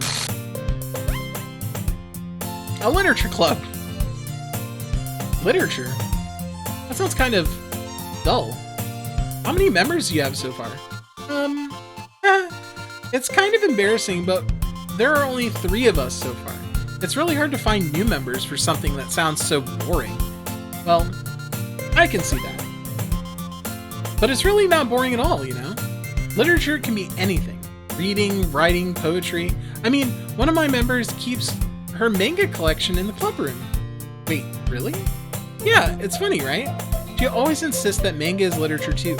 I mean, she's not wrong, I guess. And besides, a member's a member, right? I'm looking for someone, Berserk, so I believe you meet my standards. Oh! He's mostly blind. I'm glad I meet your standards. I try to meet the standards of the general viewer on this here Twitch platform. But you know, it's rare that I meet such a fine specimen that so drastically outclasses me in every way. I just don't even know where I would start if I had a viewer like that. You know what I mean? I'll be checking the Quarry very soonish. Yeah, you should check out the Quarry very soon. I will be playing the Quarry very soon. It's on my hit list. I bought it yesterday. I have not fired it up or anything like that, but it promises you to be able to do like many playthroughs, and also it says that it will play itself. So if you don't want to actually play it, you can watch it like a movie, and it will play out like randomly each time if you want it to, which seems incredible to me. But yeah, let me see here. You love Monika's unlimited profile picture? Oh no. Let me see. It's perfect. It's exactly what I envisioned. It's exactly what I envisioned. Here, I'm gonna follow you. I don't know if you stream or not, but that's fucking priceless. Did Monika say she? Wait, what? Did I miss something here? Maybe. Hey, Berserk. By any chance, are you still looking to for a club to join? I mean, I guess so, but in that case, is there any chance you could do me a big favor? I wouldn't ask you to join, but if you could at the very least visit my club, it would make me very happy. Please? Well, I guess I have no reason to refuse. Besides, how could I ever refuse someone like Monika? Sure, I guess I could check it out. Ah, awesome! You're really sweet, Berserk, you know that? It's nothing really. Shall we go then? I'll look for the materials another time. You're more important. Goes without saying, since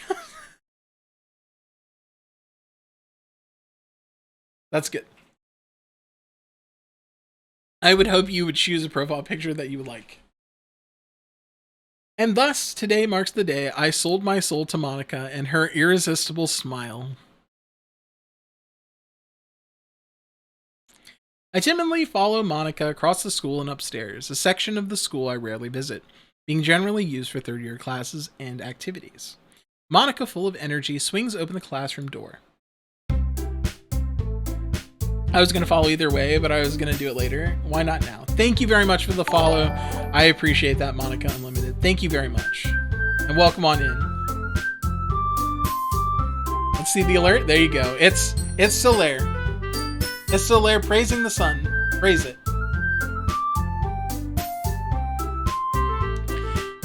Oh, let's see here. I'm back, and I brought a guest with me. A guest?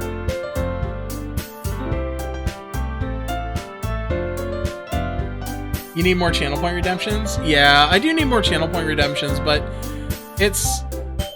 I used to make all my channel point redemptions 1 channel point. But it's something that I've just adjusted a bunch of different times. Alright, that's awesome! I do need more channel points. Seriously, you brought a boy? Oh, I'm sorry. Seriously? Oh my god, I lost my head. Seriously, you brought a boy? Way to kill the atmosphere. Don't be mean, Natsuki. But anyway, welcome to the club, Berserk. All words escape me in this situation. This club is full of incredibly cute girls. So, let me guess. You're Monika's boyfriend, right? What? No, I'm not. Natsuki. The girl with the sour attitude, whose name is apparently Natsuki, is the one I don't recognize. Her small figure makes me think she's probably a first year. Anyway, this is Natsuki, energetic as usual. And this is Yuri, the vice president.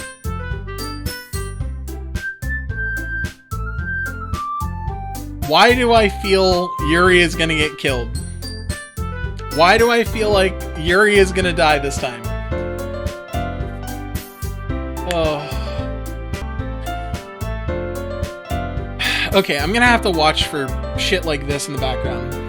Oh, you might not, you probably can't see my mouse right now. And this is Yuri, the vice president. Now you can see my mouse. This back here, this magical thing right here. Bitch, I'm just getting started. The game, yeah. It's nice to meet you. Yuri, who appears comparably more mature and timid, seems to have a hard time keeping up with someone like Natsuki. Oh shit, what did I miss? Uh-oh. I just lost the game. Oh no. Oh lord. That's a chain reaction. It's nice to meet both of you. So I ran into Berserk in a classroom and he decided to come check out the club. Isn't that great? Wait, Monika, didn't I tell you to let me know in advance before you brought anyone new? I was gonna, well, you know. Sorry. I didn't forget that, but I just happened to run into him. In that case, I should at least make some tea, right? Yeah, that would be great. Why don't you come and sit down, Berserk? The girls have a few desks arranged to form a table. Yuri walks up to the corner of the room and opens the closet. Meanwhile, Monika and Natsuki sit across from each other. Still feeling awkward, I take a seat next to Monika. The sky shines, the sky is bright. My eyes observe the presence of Berserk. I'm feeling happy I was able to find a place of peace with people of the right kind. Without reservation, I confirm my observation. Enjoy your time in this club of emotions. If you are ever confused, just follow the motions. Keep in mind, there's only one rule. Just Monika, people. you all good. Oh, that's beautiful. I'm terrified. Because, okay, so... I feel... So... Have you ever watched a shadow cast of, like, Rocky Horror Picture Show? I feel like right now I'm experiencing a 4th dimension of this game through Monika in chat right now. and I appreciate you so much. Thunderstorm is coming? Perfect. As long as the internet doesn't go out. That's perfect atmosphere for this game. Alright, so I know you didn't really plan on coming here, but we'll make sure you feel right at home, okay? As president of the Literature Club, it's my duty to make the club fun and exciting for everyone. I'm surprised there aren't more people in the club yet. It must be hard to start a new club. You could put it that way. Not many people are very interested in putting out all the effort to start something brand new, especially when it's something that doesn't grab your attention like literature. You have to work hard to convince people that you're both fun and worthwhile. But it makes school events, like the festival, that much more important. I'm confident that we can all really grow this club before we graduate. Right, Natsuki? Well, I guess. Natsuki reluctantly agrees. Such different girls, all interested in the same goal. Monika must have worked really hard just to find these two. Yuri returns to the table carrying a tea set. She carefully places a teacup in front of each of us before setting the teapot down in the middle. This is just fucking still here. You keep a whole tea set in this classroom? Don't worry, the teachers give us permission. After all, doesn't a hot cup of tea help you enjoy a good book? I guess. Don't let yourself get intimidated. Yuri's just trying to impress you. That's not. Insulted, Yuri looks away. I meant that, I believe you. Well, tea and reading might not be a pastime for me, but I at least enjoy tea. I'm glad. Yuri faintly smiles to herself in relief. So, Berserk, what kind of things do you like to read? Well, considering how little I've read in the past few years, I don't really have a good way of answering that. Manga? I mutter quietly to myself, half joking. Natsuki's head perks up. It looks like she wants to say something, but keeps quiet. Not much of a reader, I guess. Well, that can change. What am I saying? I spoke without thinking after seeing Yuri's sad smile. Anyway, what about you, Yuri? Well, wait. What? Okay. Well, let's see. Yuri traces the rim of her teacup with her finger. My favorites are usually novels that build deep and complex fantasy worlds. The level of creativity and craftsmanship behind them is amazing to me, and telling a good story in such a foreign world is equally impressive. There's some seriously deep lore on Doki Doki Literature Club. I believe that. I saw a game theory video about this game, and apparently is deep lore and background. Oh my god, I'll have to go into the deep dive of it all after we're done with this. But holy crap, I'm very curious about this game. Yuri goes on, clearly passionate about her reading. She seems so reserved and timid since the moment I walked in, but it's obvious by the way her eyes light up that she finds her comfort in the world of books, not people. I mean, I want to catch him on with his guard low. Thank you, Monika. Oh my goodness. But I like a lot of things. Stories with deep psychological elements usually immerse me as well. Isn't it amazing how a writer can so deliberately take advantage of your own lack of imagination to completely throw you for a loop? Anyways, I've been reading a lot of horror lately. I read horror books once. Read a horror book once. I desperately grasped something I can relate to at a minimal level. At this rate, Yuri might as well be having a conversation with a rock. I'd expect that from you, Yuri. It suits your personality. Oh? So, is that so? Really? If a story makes me think, or takes me to another world, then I really can't let it down. Surreal horror is often very successful at changing the way you look at the world, if only for a brief moment. It's the little details in this act that get you. I just spoiled the entire game for me by watching some videos and reading stuff, but I can say for sure that there's something very interesting behind all of this. Yeah, I'm sure. I hate horror. Oh? Why is that? Well, Natsuki's eyes dart over me for a split second. Never mind. That's right, you usually like to write about cute things, don't you, Natsuki? What? What gives you that idea? You left a piece of paper behind the last club meeting. It looked like you were working on a poem called Don't Say It Out Loud and Give It Back. I'm fine. Natsuki, you write your own poems? Yeah? Well, I guess sometimes. Why do you care? I think it's impressive. Why don't you share them sometime? No. Natsuki averts her eyes. You wouldn't like them. Not a very competent writer yet. I understand how Natsuki feels. Sharing that level of writing takes more than just confidence. The truest form of writing is writing to oneself. You must be willing to open up to your readers, exposing your vulnerabilities and showing even the deepest reaches of your heart. Do you have writing experience, Yuri? Maybe if you share some of your work, you can set an example and help Natsuki feel comfortable enough sharing hers. I guess it's the same for Yuri. You all sit in silence for a moment. Hey, I just got an idea. How about this? Natsuki and Yuri look quizzically at Monika. Let's all go home and write a poem of our own. Then, next time we meet, we'll all share them with each other. That way, everyone is even.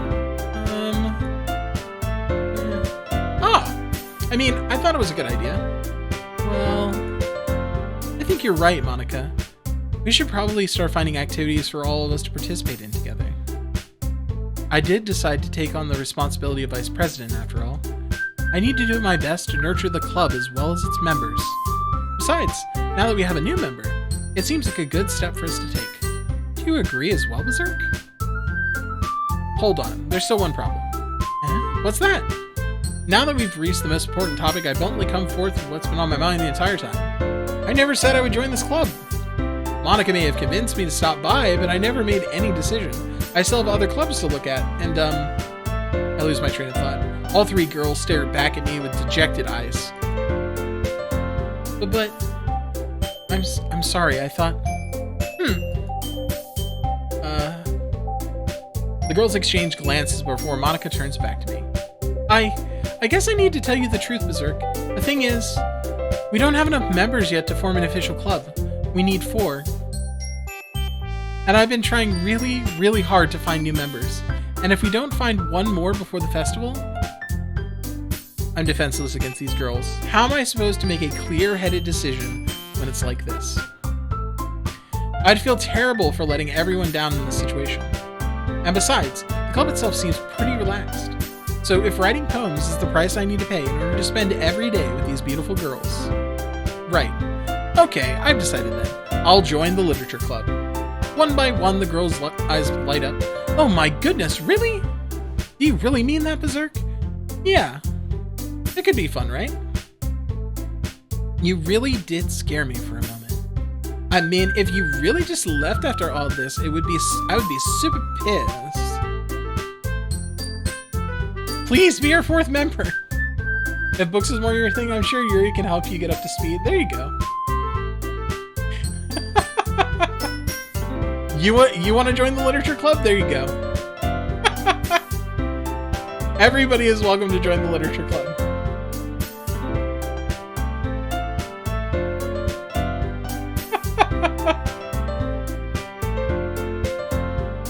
Okay, Berserk, I'm so happy. We can become an official club now. Thank you so much for this. You're really amazing. I'll do everything I can to give you a great time, okay? Oh, wait.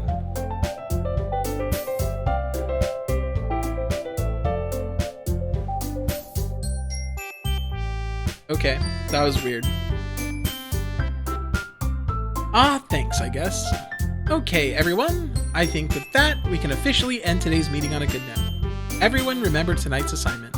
Write a poem to bring to the next meeting so we can all share. Monika looks at me here, hold on.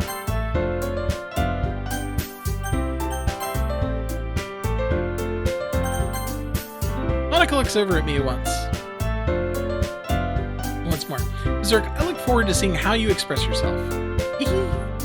Oh, here we go, hold on.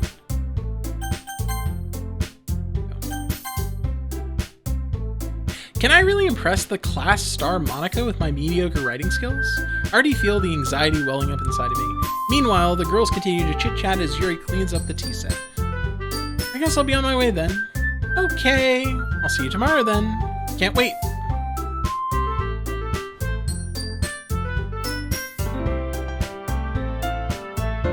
You remind me of someone? I wonder who as well. With that, I depart the club room and make my way home. The whole way, my mind wanders back and forth between the three girls.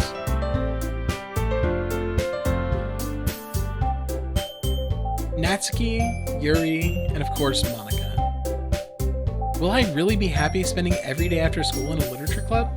Perhaps I'll have the chance to grow closer to one of these girls. Alright. I'll just need to make the most of my circumstances, and I'm sure good fortune will find me. And I guess that starts with writing a poem tonight. Okay. So we did Sweet. You have unlocked a special poem. Would you like to read it?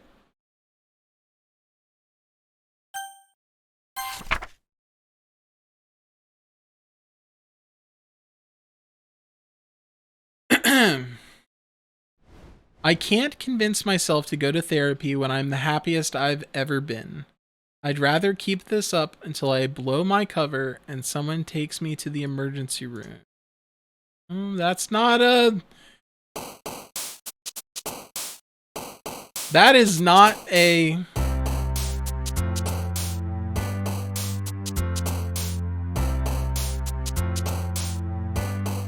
It's not a poem. Alright, let's go with the worst possible things in this.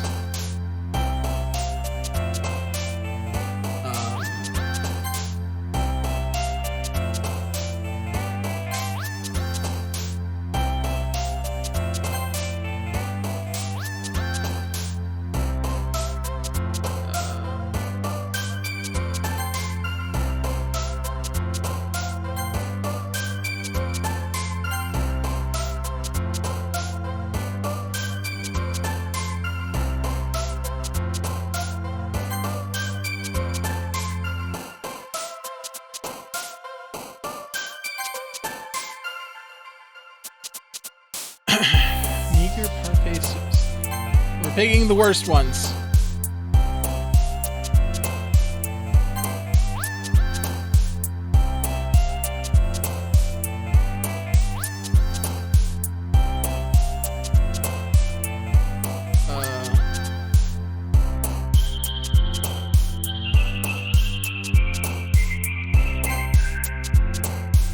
Pout, Whistle, Despise, Peaceful, Crimson Inferno, and Sensation Fleece Scars.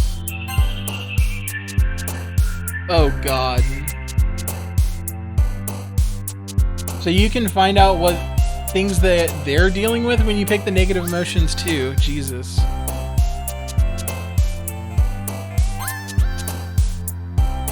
Prayer, Broken, Fickle, Candy, Fireworks, Lust, Existence, Misfortune, Lipstick, Summer.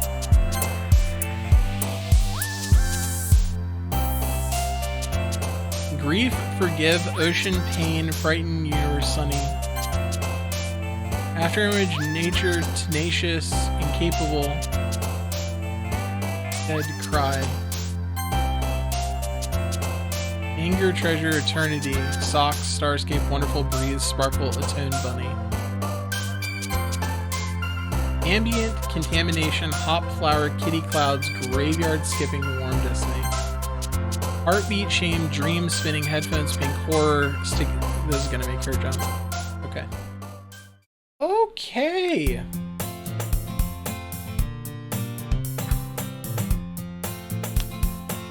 All right.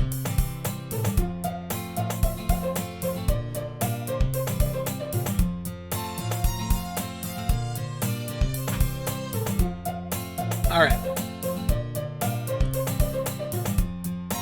Hi again, Berserk. Glad to see you didn't run away on us. Haha. Now, don't worry. This might be a little strange for me, but at least I keep my word. Ah, they fixed it. They fixed the wall. It doesn't have that picture back there anymore.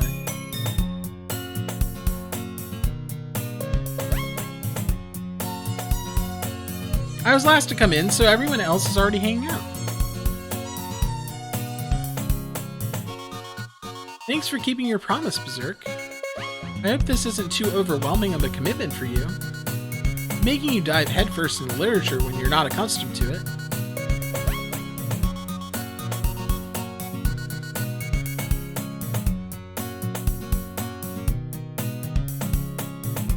Oh, come on! Oh, I'm sorry. Oh, come on! Like he deserves any slack? You already had to be dragged here by Monika. I don't know if you plan to just come here and hang out or what. But if you don't take us seriously, then you won't see the end of it.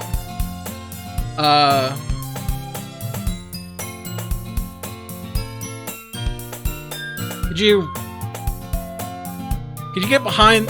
Could you get behind the? Could you get behind the work? I wonder. Okay, I'll just. Natsuki certainly does certainly have a big mouth for someone who keeps a manga collection in the club room. There you go. And that's her, I think. Wait, no. Oh, it's her because she's big. Okay. Natsuki, you certainly have a big mouth for someone who keeps her manga collection in the club room. Natsuki finds herself stuck between saying Monika and manga. Oh, maybe it was Monika that said that.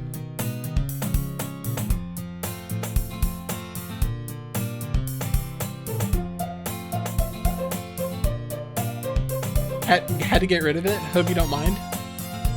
Is Archaic Visionary somehow related to Satori or whatever, or Sayori? Is that some kind of thing later on? Oh god. Anyways, it was a total accident. Manga is literature. Swiftly defeated, Natsuki plops back into her seat. I'm sorry, Berserk. We'll make sure to put your comfort first, okay? Yuri shoots Natsuki with a disappointed glance. Anyway. Now that you're in the club and all, perhaps you might have an interest in picking up a book to read? Well, I can't really say no either way. Like you say, I'm in this club now, so it only feels right for me to do something like that, if you ask. Wait, I didn't mean it like that. If you don't really want to, then forget I said anything, I guess. No, it's not that, Yuri. I want to try and be a part of this club. So even if I don't read often, I'd be happy to pick up a book if you wanted me to. Wow, no high sword, major said. Declan. Hello, Declan. Declan, hello. How are you? Welcome to the chat. Just you, nobody else. Welcome, Declan. You're feeling dizzy?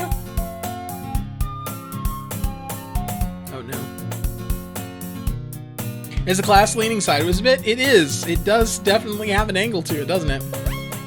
And also she's like really close. Are you sure? I just feel like, well, as vice president and all, that I should help you get started on something you might like. Yuri reaches into her bag and pulls out a book. I don't want you to feel left out, so I picked a book I thought you might enjoy. It's a short read, so it should keep your attention, even if you don't usually read. And we could, you know, discuss it if you wanted. This is... How is this girl accidentally being so cute? She even picked out a book, thanks light, despite me not reading it? I really would like to see your further reactions, but I gotta go, so good luck with the scary shit. So, good night to everyone. By the way, Monika equals best girl. Tacitus, thank you very much for hanging around. Thank you very much. Have a good one. There will be a VOD of the whole thing, so if you want to catch the VOD later, you can come back to the channel and find the VOD on there, so you can watch the whole thing. But thank you very much. I appreciate you hanging out. Why is the world moving? Whoa. I can't handle changes of perspective, as subtle as they may be. I enthusiastically take the book. Phew. Well, you can read it at your own pace. I look forward to hearing what you think. Okay. Now that everyone's settled in, I expected Monika to kick off some scheduled activities for the club, but that doesn't seem to be the case. Yuri's face is already buried in a book. You can't help but notice her intense expression, like she is waiting for this chance. Meanwhile, Natsuki is rummaging around in the closet. I'm really curious to talk to Yuri a bit more. But at the same time, I would feel bad for distracting her from reading. I catch a glimpse of the cover of her book. It looks like the same book that she lent me. More than that, she seems to be on the first few pages. Crap. I think she noticed me looking at her. She seeks another glance at me. Our eyes meet for a split second.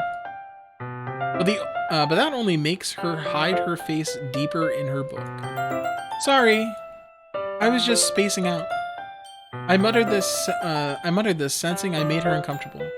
Oh. It's fine. If I was focused, then I probably wouldn't have noticed in the first place. But I'm just rereading a bit of this, so... That's the book you gave me, right? Mm-hmm. I want to reread some of it. Not for any particular reason. Just curious, how come you have 2 copies of the same book? Well, when I stopped at the bookstore yesterday, that's not what I meant. I mean, I just happened to buy 2 of them. I see. There's something fairly obvious here that Yuri isn't telling me, but I decided to let it go. I'll definitely start reading it soon. I'm glad to hear. Once it starts to pick up, you might have a hard time putting it down. It's a very engaging and relatable story. Is that so? What's the story about, anyways? Well, I look at the cover of the book. The book is titled Portrait of Markov. Okay. There's an ominous-looking evil symbol on the front cover, or eye symbol on the front cover. Basically, it's about this religious camp that was turned into a human experiment prison. Oh my god. And the people trapped there have this trait that turns them into killing machines that lust for blood. But the facility gets even worse, and they start selectively breeding people by cutting off their limbs and affixing...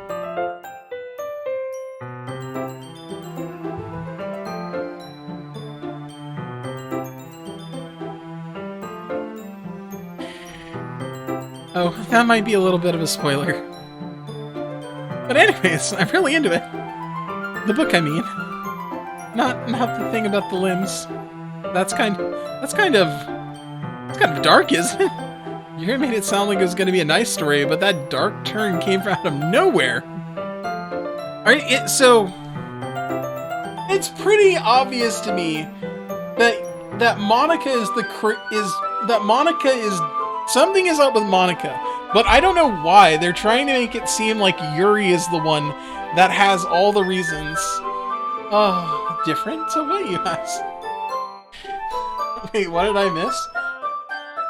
Nothing really. It's just they keep making Yuri seem like she is the person that is like murderous.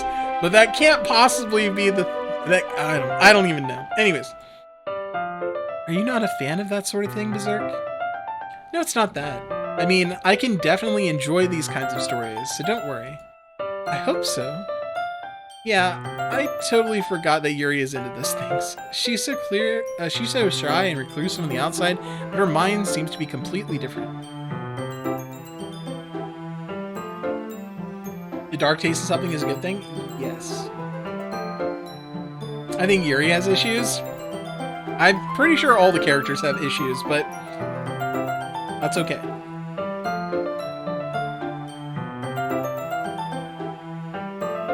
She knows about you and Monika and that she's dead the next day? Sketchy. I'm a Natsuki person though, so I might be a bit biased.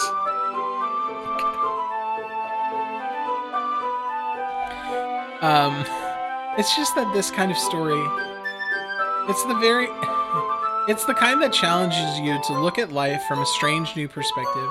When horrible things happen, not just because someone wants to be evil, but because the world is full of horrible people and we're all worthless anyway.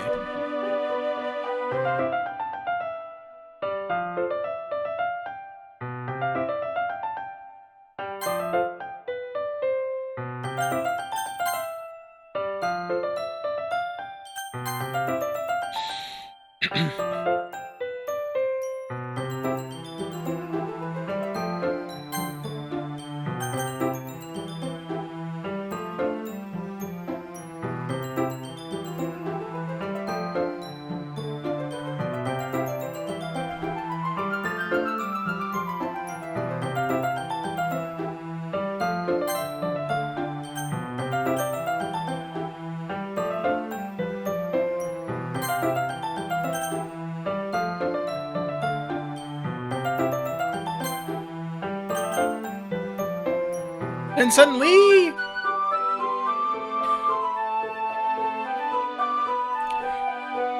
I'm preambling, aren't I? Not again. I'm sorry. Hey, don't apologize. I haven't lost interest or anything. Well, I guess it's alright then. But I feel like I should let you know that I have this problem. When I let things like books and writings fill my thoughts... Whoa! Hold on.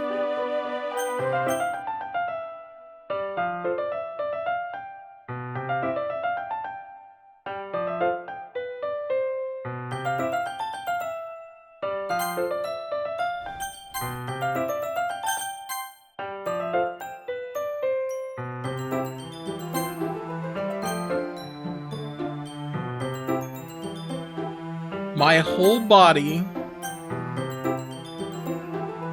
gets incredibly okay. I kind of forget to pay attention to other people. I'm sorry if I ended up saying something strange. And please stop me if I start talking too much. That's... Oh, check history?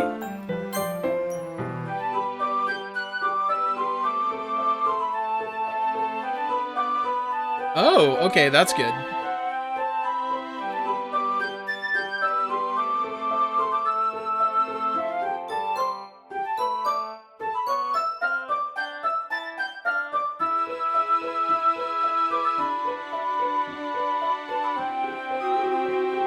It doesn't have that in history. It has this stuff. Hold on.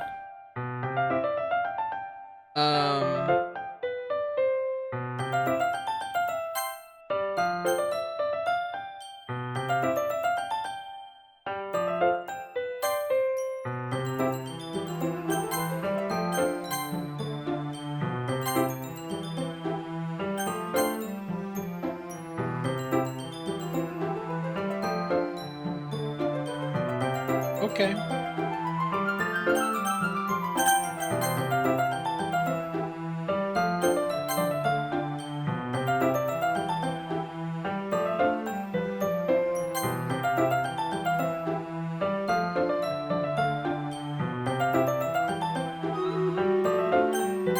Okay.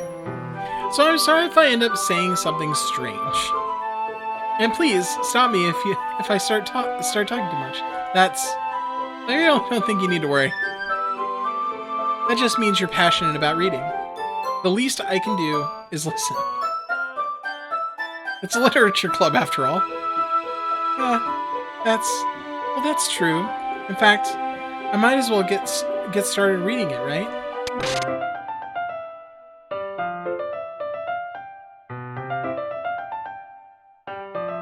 Yes.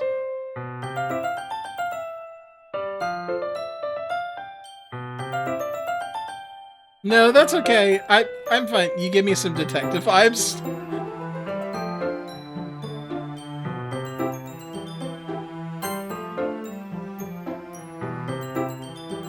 It's fine. This is fine. Berserk Holmes, yeah. I saw that too. Yep. I mean, you don't have to, but what are you saying? Let me just get the book. I quickly retrieved the book that I put in my bag. Alright, it's fine if I sit here, right? I slip into the seat next to Yuri's. Yeah. Are you sure? You seem a little apprehensive. I'm sorry. It's not that I don't want you to. It's just something I'm not very used to. That is, reading in company with someone. I see. Well, just tell me if I end up distracting you or anything. Alright? Alright. I open the book and start the prologue. I soon understand what Yuri means about reading in company. It's as if I can feel her presence over my shoulder as I read. It's not a particularly bad thing, maybe a little distracting, but the feeling is somewhat comforting. Yuri is in the corner of my eye. I realize that she's not actually looking at her own book. I glance over. It looks like she's reading from my book instead. Ah, sorry. Oh, whoa. No! Hold on. Or actually, hold on.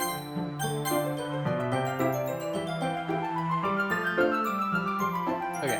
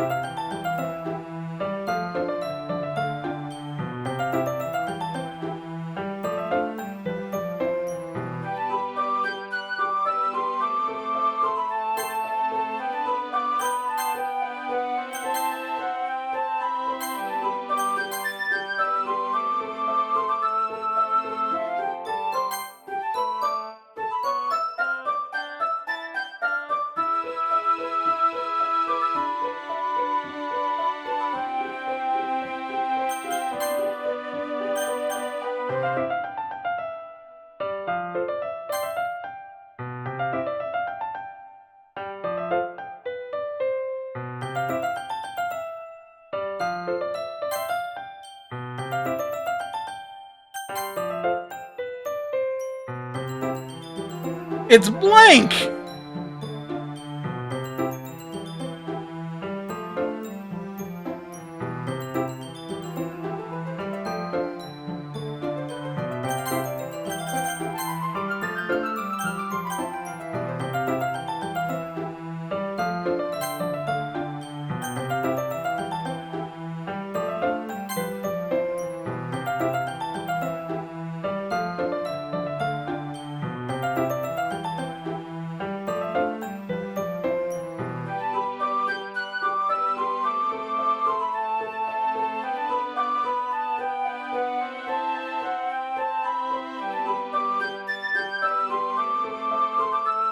I don't know what just happened. Alright.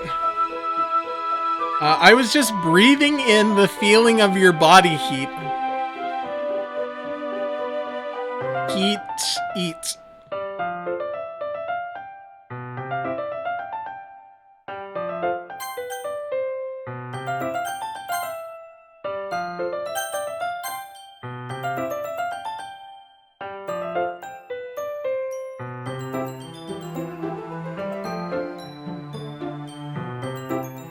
Name that Pokemon. Yuri, you really apologize a lot, don't you? I do? I don't really mean to. Sorry. I mean... Here, this should work, right? I slide my desk until it's up against Yuri's, then hold my book more between the two... then hold my book more between the two of them? That is a weird phrase. I suppose so? Yuri timidly closes her own copy. Once we each lean in a little bit, our shoulders are almost touching. It feels like my left arm is in the way, so instead, I use my right hand to hold the book open. I guess that makes it kind of difficult to turn the page. Here.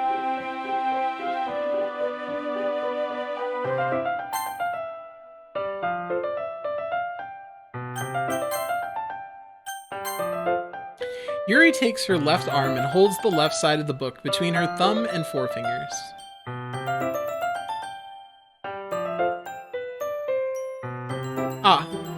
I do the same with my right arm, on the right side of the book. The way I turn a page and Yuri slides it under her thumb after it flips to her side, but in holding it like this, we're huddled even closer together than before. It's actually kind of distracting me. It's as if I can feel the warmth of Yuri's face, and she's in the corner of my vision. Elvin Jian, thank you very much for the follow. Welcome on in. Are you ready? Huh? To turn the page? Sorry. I think I got distracted for a second. I glance over at Yuri's face again, and our eyes meet.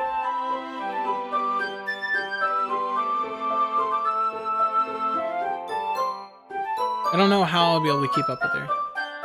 Ah, that's okay. You're not used to reading, right? I don't mind being patient if it takes you a bit longer. It's probably the least I can do, since you've been so patient with me. Yeah, thanks. We continue reading. Yuri no longer asks me if I'm ready to turn the page. Instead, I just assume that she finishes the page before me, so I turn it by my own volition. We continue the first chapter in silence. Even so, turning each page almost feels like an intimate exchange. My thumb gently letting go of the page, letting it flutter over to her side as she catches it underneath her own thumb. Hey, Yuri? This might be a silly thought, but the main character kind of reminds me of you a little bit. Eh? No, I don't relate to that character at all. Definitely not.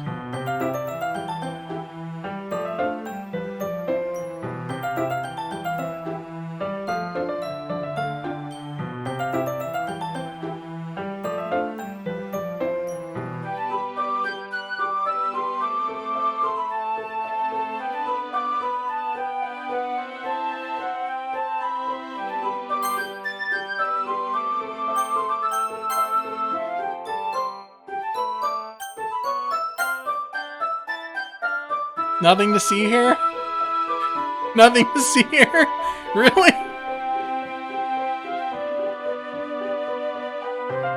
Looks happy that you made that comparison. Definitely not. Really? I was just thinking the way she second guesses things she says and all that. Let's hear what you were talking about. Sorry. I thought you meant something else about her. Oh. Probably talking about, like,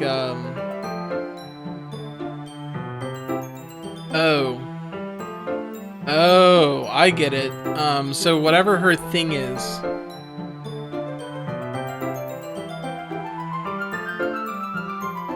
Okay, so the first person had, like, super crippling depression. This person... What is her tick?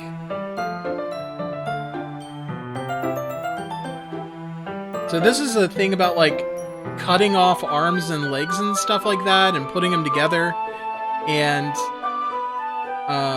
like vampires and monsters and stuff like that, and like torture. Maybe she has a cutting problem. Maybe she's so quiet and reserved. What am I talking about right now? I'm talking about the fact that she made the comparison or he made the comparison, and then she thought that maybe the character in Yuri's book. Yeah. I was the first person you meet? Yes, you are the first person I met this game. Yes.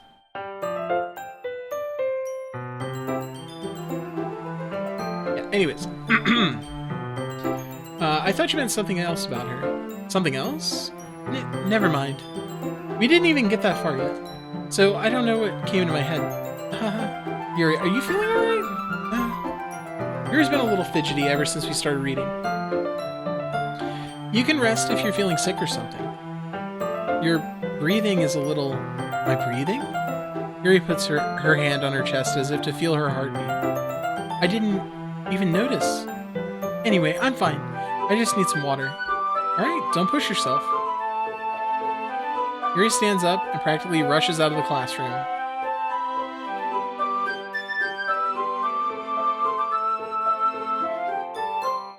I assure you, I'm the happiest I've ever been since you joined No Depression here. Oh, boy.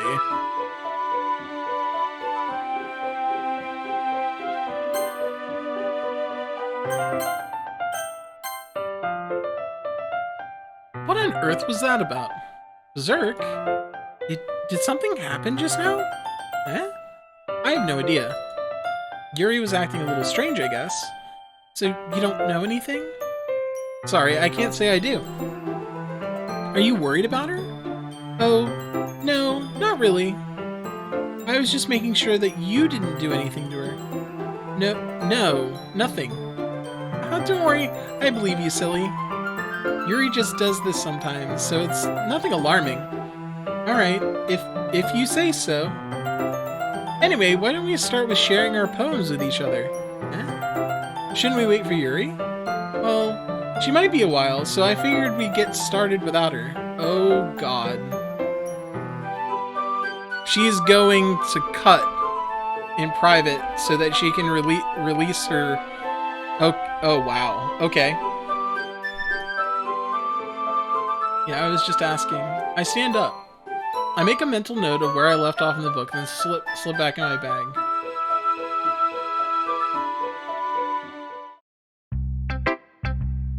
Who should I show my poem to first? Well, Monika is very insistent I show it to her. Here, let me save.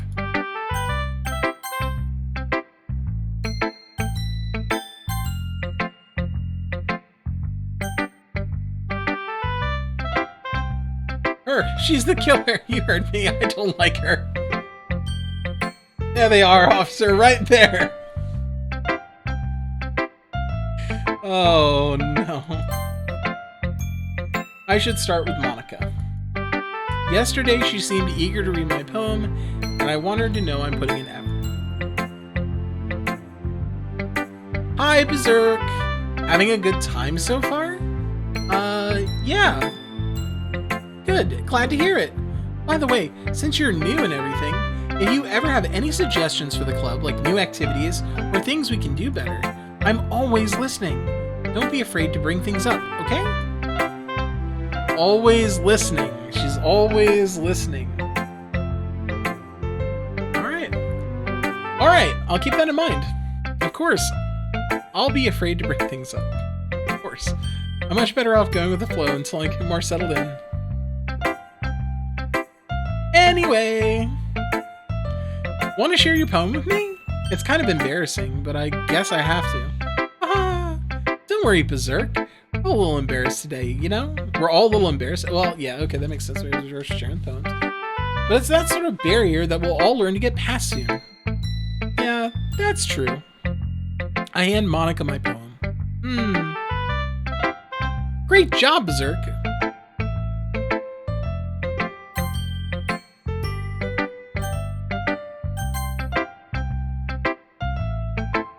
Sorry. There was something weird that I... Oh, she just changed her pose. Okay.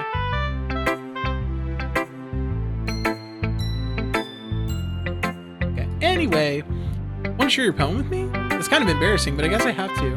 Okay. Don't worry, Berserk. A little embarrassed today. Okay. Yeah, that's true. I hand Monika my poem. Okay, she had her own... Okay. Great job, Berserk. I was going, oh, in my head while reading it. It's really metaphorical. I'm not sure why, but I didn't expect you to go for something so deep. I guess I underestimated you. It's easiest for me to keep everyone's expectations low. That way, it always counts when I put in some effort. That's not very fair. Well, I guess it worked. Anyways. You know that Yuri likes this kind of writing, right? Writing that's full of imagery and symbolism. Sometimes I feel Yuri's mind is just totally detached from reality. I don't mean that's like it's a bad thing though, but sometimes I get the impression that she's just totally given up on people. She spends so much time in her own head that it probably is a much more interesting place for her. But that's why she gets so happy when you treat her with a lot of kindness. I don't think she's used to being indulged like that. She must be really starved for social interaction, so don't blame her for coming on a little strongly. Like earlier. I think if she gets too stimulated, she ends up withdrawing and looking for alone time. Suddenly, the door opens. Yuri! I'm back! Did I miss anything? I'm sorry. Did I miss anything? Not really. Well, we all started sharing our poems with each other. Huh? Already? I'm sorry for being late. No need to apologize. We still have plenty of time, so I'm more glad that you took all the time you needed. All right. Thanks, Monika. I suppose I should get my poem now. Anyway, do you want to read my poem now?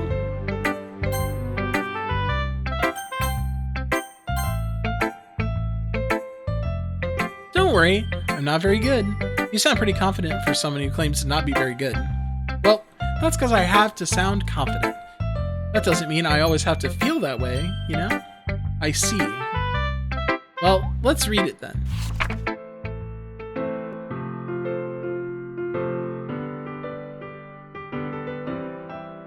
Oh. Alright. Hole in wall. But he wasn't looking at me. Confused, I frantically glance at my surroundings, but my burned eyes can no longer see color. Are there others in this room? Are they talking? Or are they simply poems on flat sheets of paper? The sound of frantic scrawling playing tricks on my ears. The room begins to crinkle, closing in on me. The air I breathe dissipates before it reaches my lungs. I panic. There must be a way out. It's right there. He's right there. Swallowing my fears, I brandish my pen.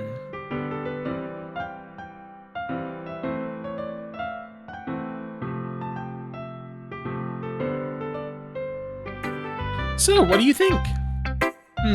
It's very freeform, if that's what you call it. Sorry, I'm not really the right person to ask for feedback. So her stuff is all sequential. Okay, it's okay. Now, that's the kind of style that's gotten pretty popular nowadays. That is, a lot of poems have been putting emphasis on the timing between the words and lines. When performed out loud, it can be really powerful. What was the inspiration behind this one? Well, I'm not sure if I know how to put it. I guess you could say that I had some kind of epiphany recently. It's been influencing my poems a bit. An epiphany? Yeah, something like that. I'm kind of nervous to talk about deep stuff like that because it's kind of coming on strongly. Maybe after everyone is better friends with each other. Anyways, here's Monika's writing tip of the day. Sometimes when you're writing a poem or a story, your brain gets too fixated on a specific point. If you try so hard to make it perfect, then you'll never make any progress. Just force yourself to get something down on the paper and tidy it up later. Another way to think about this is, if you keep your pen in the same spot for too long, you'll get a big dark puddle of ink. So just move your hand and go with the flow. That's my advice for today. Thanks for listening.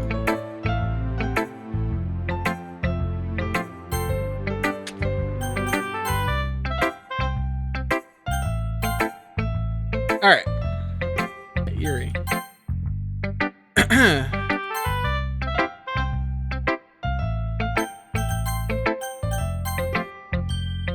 As Yuri reads the poem, I notice her eyes lighten.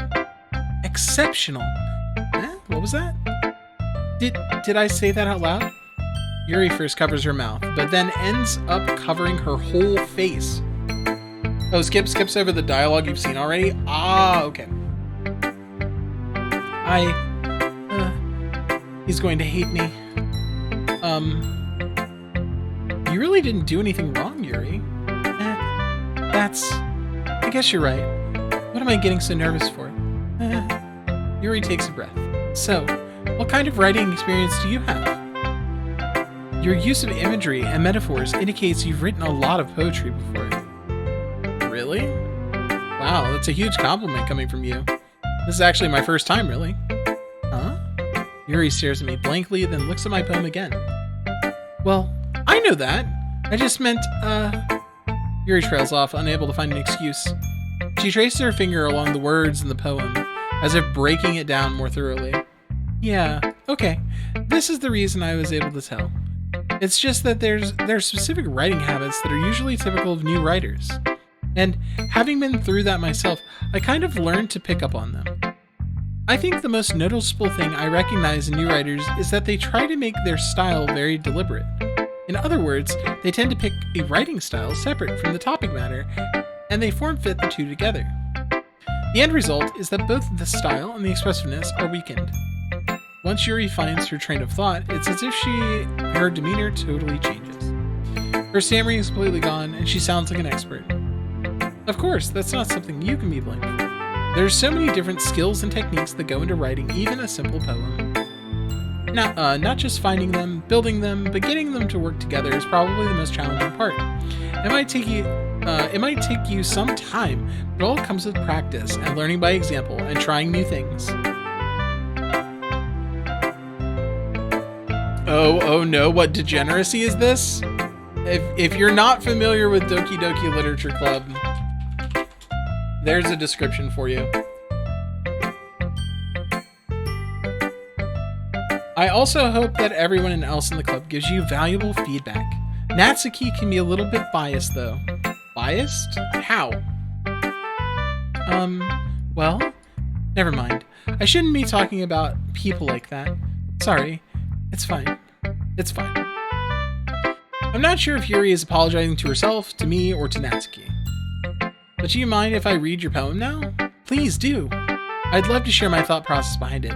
Yuri smiles dreamily, as if it's a rare opportunity for her, which itself is kind of funny. After all, isn't this supposed to be a literature club? Okay. Ghost under the light. The tendrils of my hair illuminate beneath the amber glow. Bathing. It must be this one, the last remaining street light to have withstood the test of time. The last, yet to be replaced by the sickening blue-green hue of the future. I bathe, calm, breathing air of the present, but living in the past. The light flickers, I flicker back. So this is like the same one as before. Please stay and follow Berserk. Thank you, Mom. Oh, lordy, lordy, lordy. I'm sorry I have such terrible handwriting. Your handwriting's fine. I wasn't thinking that at all. But if you took, but it took you so long, a long time to read. Well, I just don't read script very often. I actually think your handwriting is pretty. That's a relief. Also, I like the poem. Even though it was short, it was really descriptive. It wasn't too short. I usually write longer poems. Not at all. Oh, excuse me.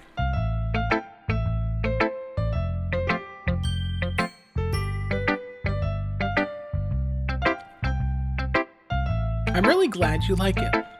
I'll be honest.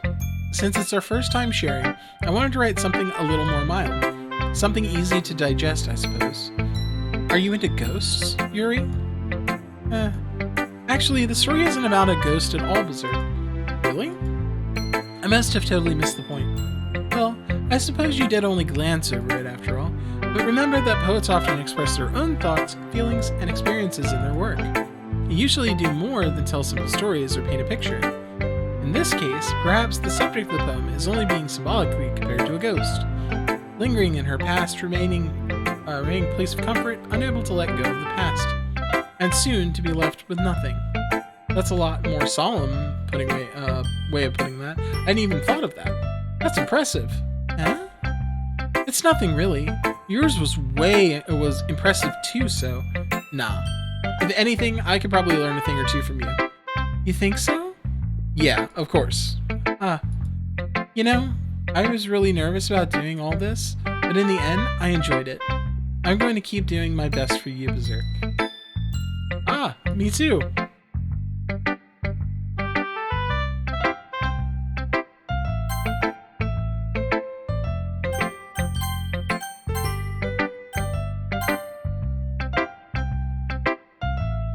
Noda, what's going on? Welcome on in. Oh, God.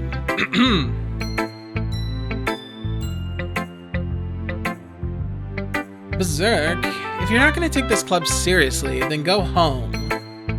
What? Harsh. What? You expect me to believe that you actually put the effort into this? Do you think I'm stupid? I'm not a writer. Oh, I'm not a writer. Sorry. I'm not a writer. Maybe it's not very good, but yeah, I did put in effort.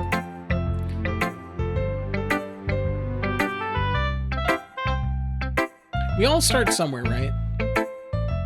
If you're so proud of the first poem you ever wrote, then I'd like to read it.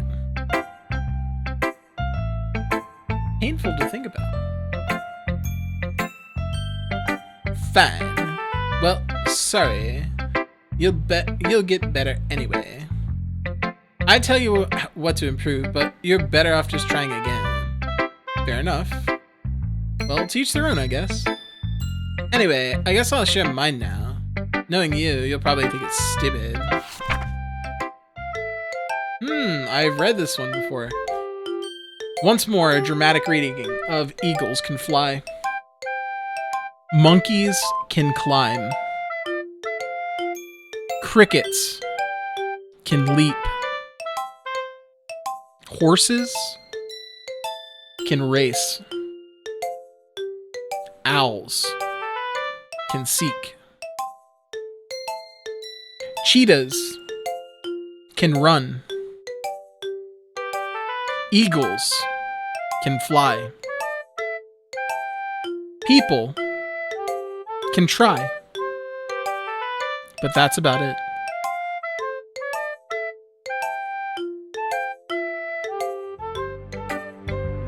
Yeah, I told you that you weren't gonna like it. I like it. What? That poem is easy to emulate? I bet.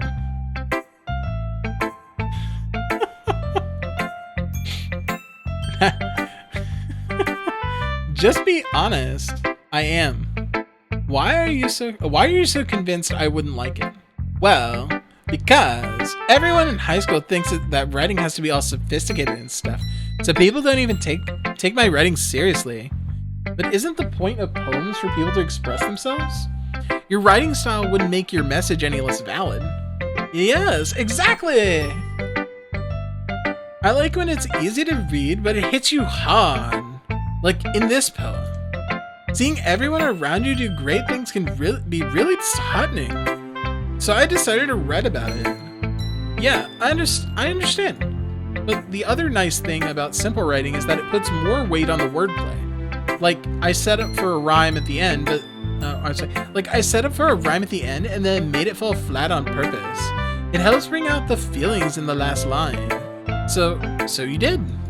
I guess more went into it than I realized. That's what I mean to be like a pro. That's what it means to be like a pro. I'm glad you learned something.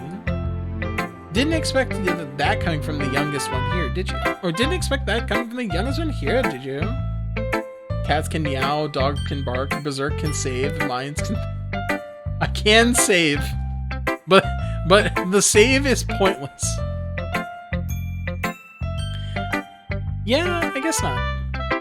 I decided to humor her with that last comment. I really didn't care how old everyone. I really don't care how old everyone is. But if Natsuki is feeling proud, then I won't take that away from her. Fishes go bloop, monkeys go boop, tweakers, what the fuck? These nuts in your mouth. It works. Perfect. Saving is never pointless.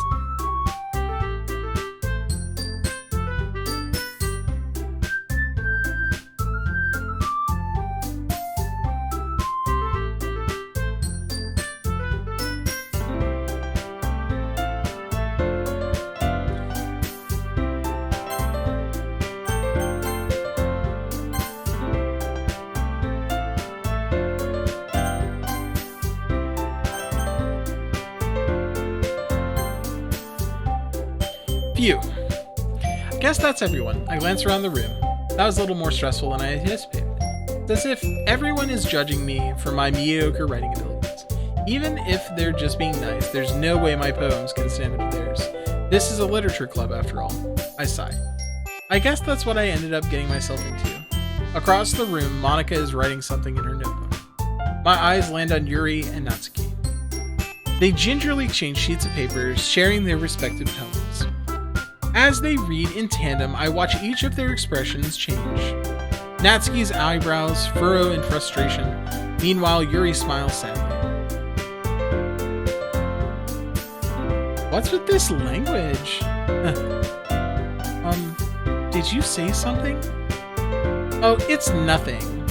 Natsuki dismissively returns the poem to the desk with one hand. I guess you could say it's fancy. Ah. Thanks. Yours is cute. Cute? Did you completely miss the symbolism or something? It's clearly about the feelings of giving up. How can that be cute? I know that. I just meant the language, I guess. I was trying to say something nice. You mean you have to try that hard to come up with something nice to say? Thanks, but it really didn't come out all that nice. Well, I do have a couple of suggestions. If I was looking for suggestions, I would have asked someone who actually liked it. Which people did, by the way. Monika liked it. And Berserk did too. So based on that, I'd gladly give you some suggestions of my own.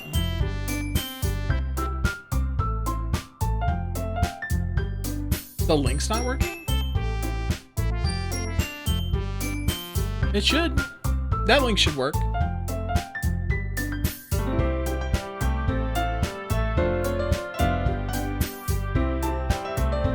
First of all, excuse me? I appreciate the offer, but I've spent a long time establishing my writing style. I don't expect to change anytime soon, unless, of course, I come across something particularly inspiring, which I haven't yet. And Berserk liked my poem too, you know. He even told me he was impressed by it. Natsuki suddenly stands up. Oh? I didn't realize you were so invested in trying to impress our new member Yuri. Eh? That's not what I... You're just... Yuri stands up as well. Maybe you're just jealous that Berserk appreciates my advice more than he appreciates yours. Huh? And how do you know he didn't appreciate my advice more? Are you that full of yourself? No. If I was full of myself, I would deliberately go out of my way to make everything I do overly cutesy. Well, you know what? I was the one whose boobs magically grew a size bigger as soon as Berserk started showing up. Natsuki, Natsuki, that's a little... This doesn't involve you! Taking out... oh god. Oh boy. Oh boy, what are we doing? What's going on?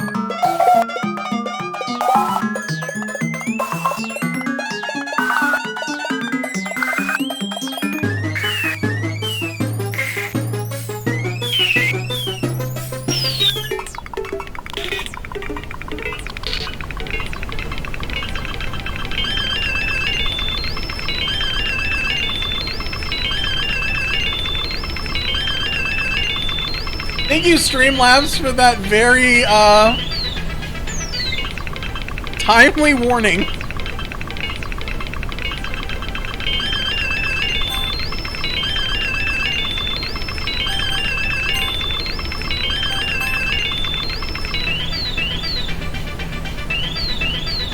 This doesn't involve me.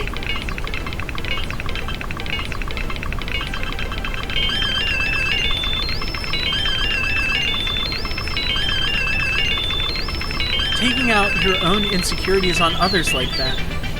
You really act as young as you look, Natsuki? Me? Look who's talking, you wannabe edgy bitch. Edgy? Sorry that my lifestyle is too much for someone of your mental age to comprehend. See? Just saying that proves my point. Most people learn to get over themselves after they graduate middle school, you know. If you want to prove anything, then stop harassing others with your sickening attitude. You think you can counterbalance your toxic personality just by dressing and acting cute? I like how she's colored and she's like really great at it. The only cute thing about you is how hard you try. Whoa, be careful or you might cut yourself on that edge, Yuri. Oh, okay.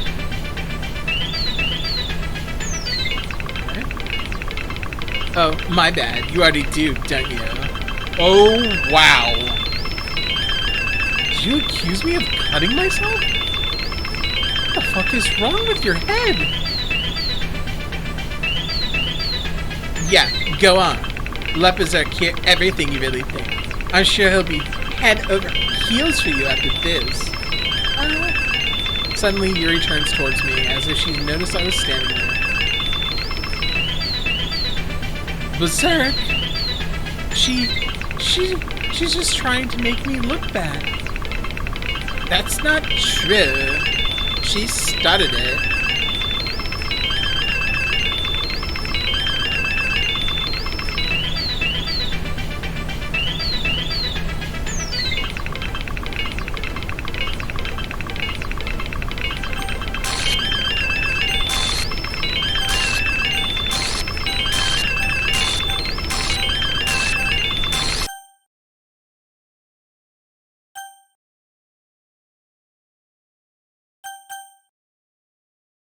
Hi.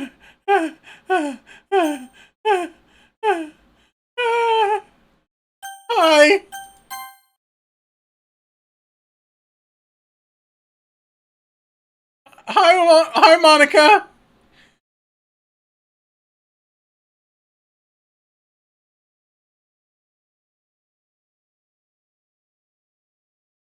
Hi. Um, hey, Berserk. Why don't we step outside for a little bit? Okay?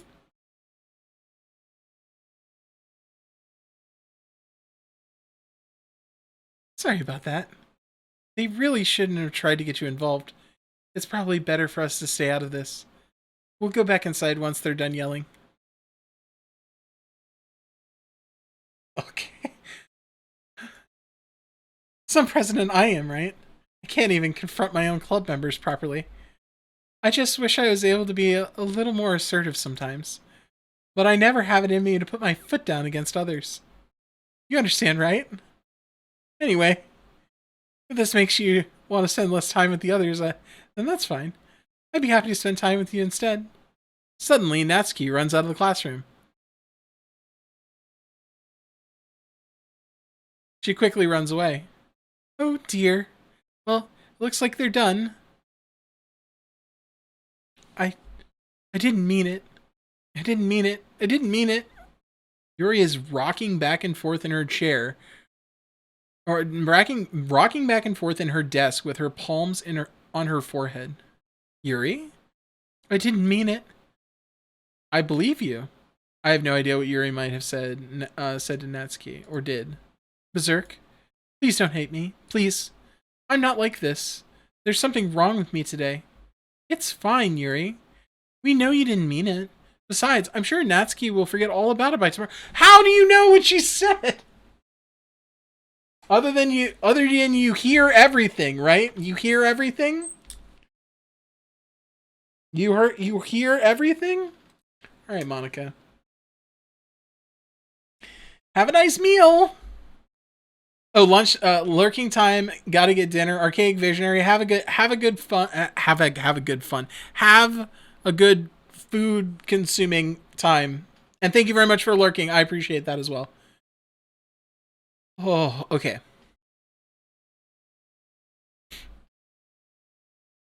Besides, I'm sure Natsuki will forget all about it by tomorrow. Oh, let's go with here.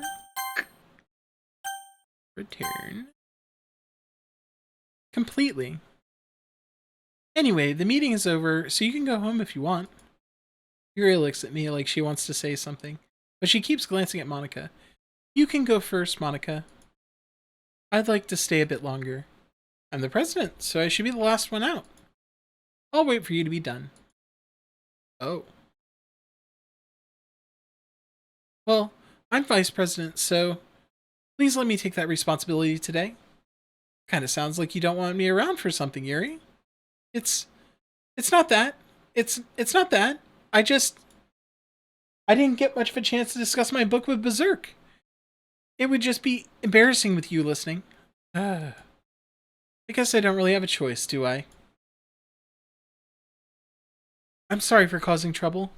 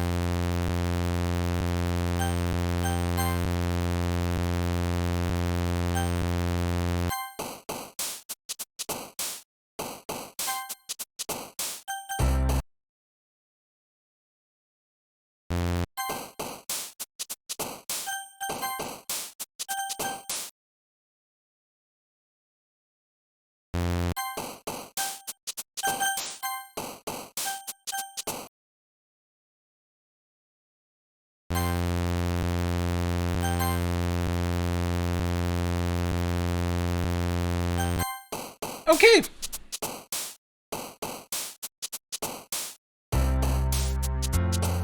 All right. So we're going with the worst options again, I think.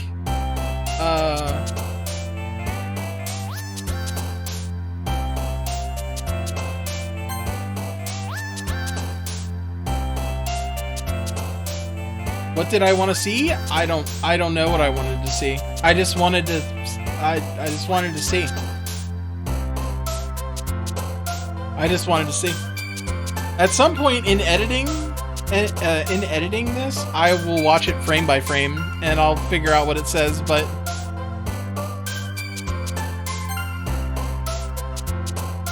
let's see here. Determination, vitality, imagination, daydream, trevor, unending. Okay. Joy, passion, proof, precious proof, misfortune, sadness, scars. Vertigo, heartbeat, lust, contamination, nature, sing, vacation. Alone, love, adventure, agonizing, death, massacre, poem, dead. I'm gonna go agonizing. Okay, all the bad stuff here. Cage, unstable.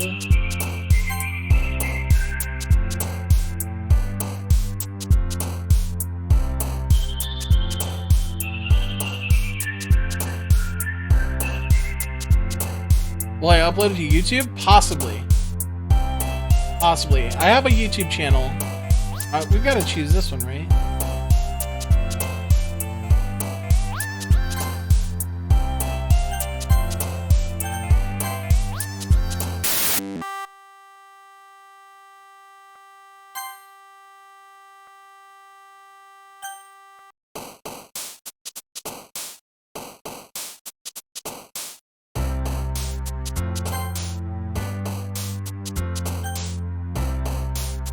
Oh, you always go to the beginning?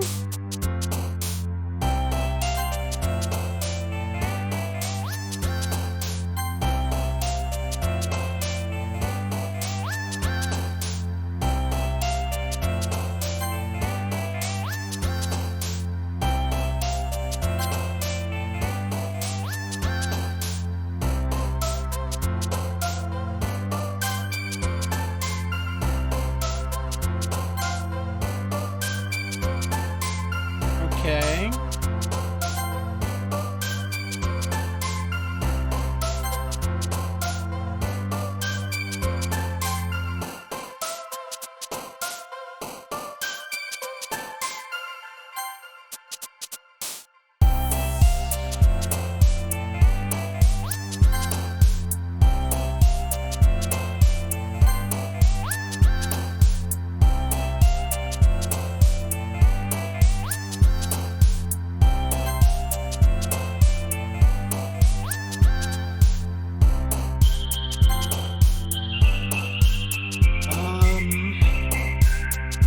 Okay.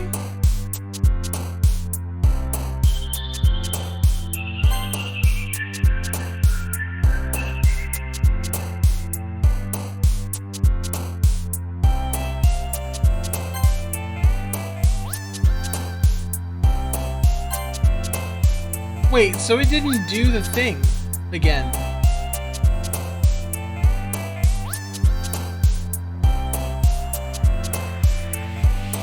Wait, it didn't do the thing again.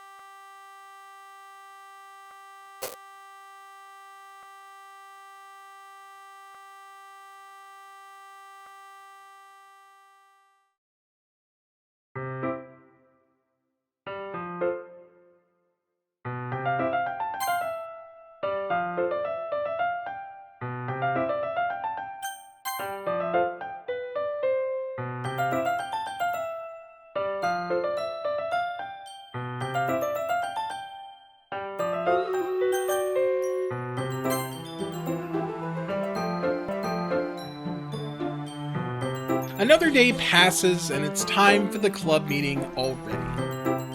I've gotten a little more comfortable here over the past couple days. Entering the club room, the usual scene greets me.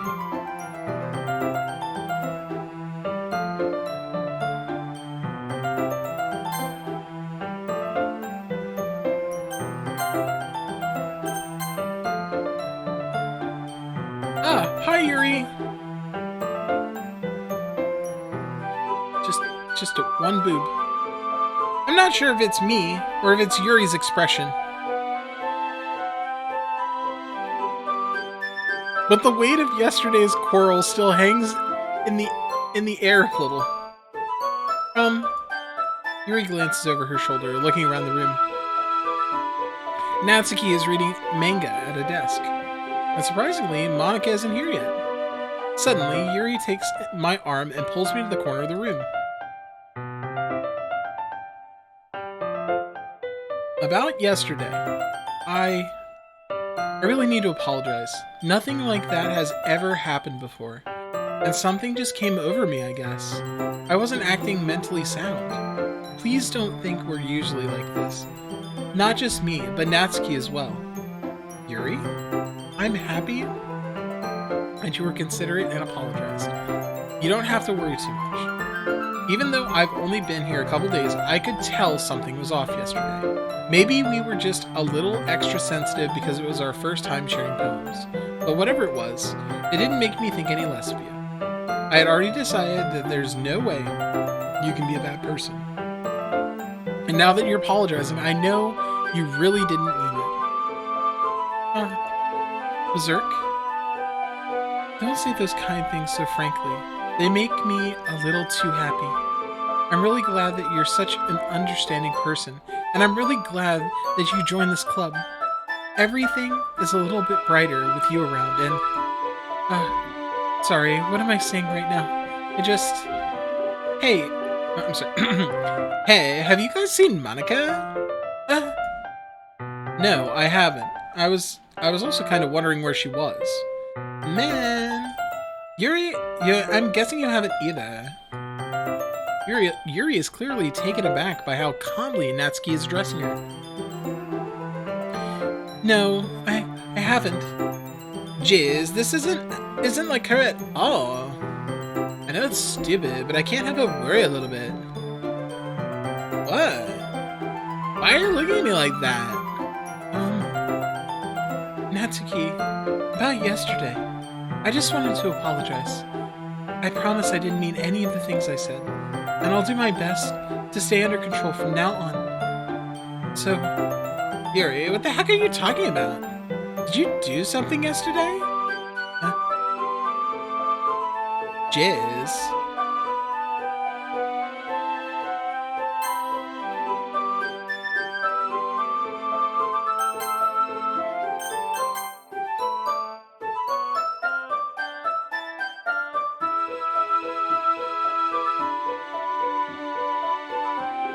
Okay. I feel like whenever that happens, it's like the script is being rewritten.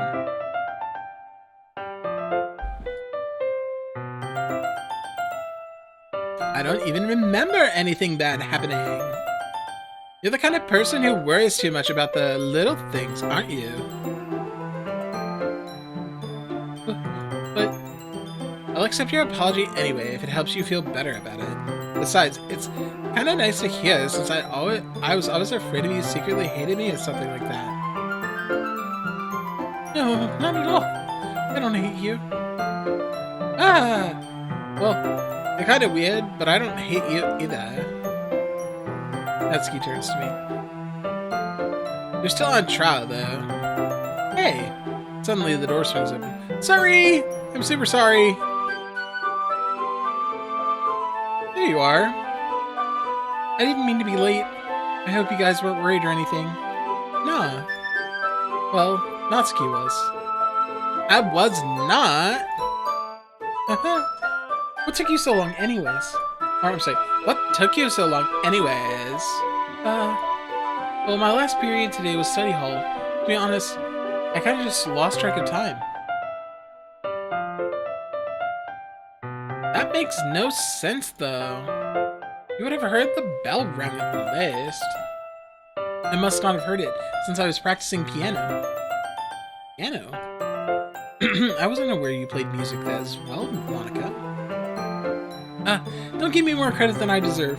I guess I've been practicing for a while, but I'm still not very good at it yet. Still? It must require a lot of dedication, so I'm still impressed. Well, thanks, Yuri. You should play something for us sometime. Yeah, that's... Monica looks at me. Well, I'm working on writing a song, but it's not quite done yet. Maybe once I get a little bit better, I will.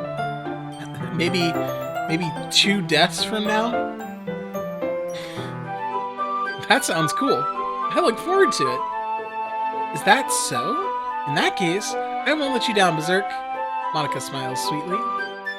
I didn't mean any pressure or anything like that. Don't worry. I was hoping that I could share it with you anyways. I guess that's why I've been practicing so much recently. I see. I'm not sure if Monica was referring to the whole club, or just me. In that case, best of luck. Thanks! So, I didn't miss anything, did I? Not really. I choose not to bring up anything that the 3 of us talked about.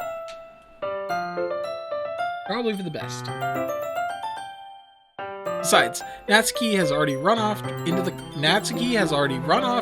closet. Berserk? Since your compliments put me in a good mood, I was wondering if you would like to spend some time together today. I mean, in the club. Yeah, definitely. I planned on it anyways. Okay, can we start now? Let's find a place to sit. I'm being a little forceful, aren't I? I'm sorry. My heart just won't stop pounding for some reason. Don't worry about it. If anything, it's nice to see you have so much energy. Yeah, but I need to try and calm down. I won't be able to focus on reading like that. Take your time. Yuri takes a deep breath and pulls a copy of the book out of her bag. Actually, I have a request. Do you mind if I make some tea first? Not at all. Thanks very much. If there's one thing that can make my reading time here even better, it's a nice cup of tea. Not to mention for yourself as well. Okay, hold on.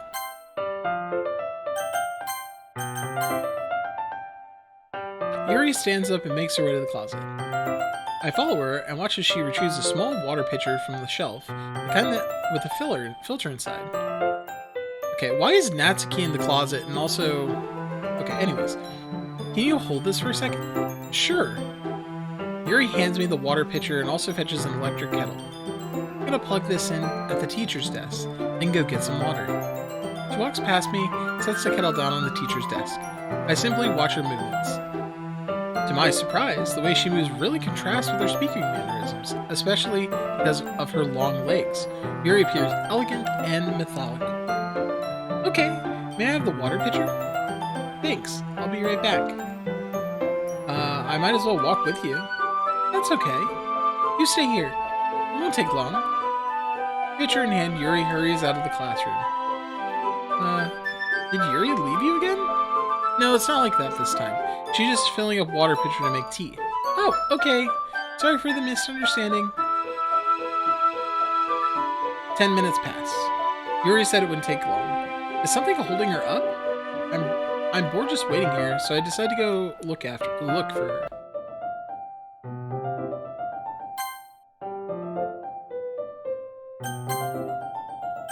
Why does the sound like it's in this room? The most logical place for Yuri to be would be the nearest water fountain. Start heading down the hallway. Aha! Aha! What's that noise? It's coming from around the corner. It sounds like breathing. A sharp inhale like someone is sucking the air through their teeth. Are they in pain? Hurries to the corner and peer around it. Yuri? Yep. Yeah!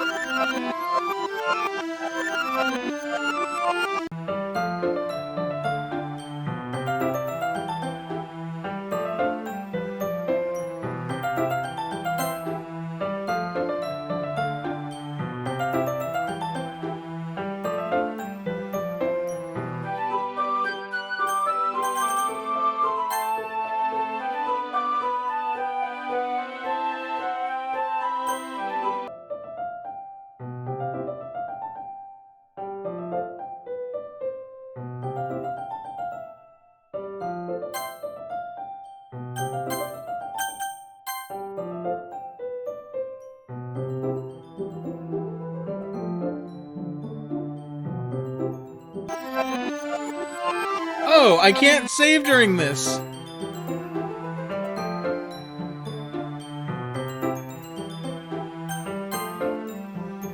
I'm back! Thanks for waiting patiently! Berserk, do you like oolong tea? Yeah. Anything is fine. Very well. Yuri sets the temperature on the kettle to 200 degrees.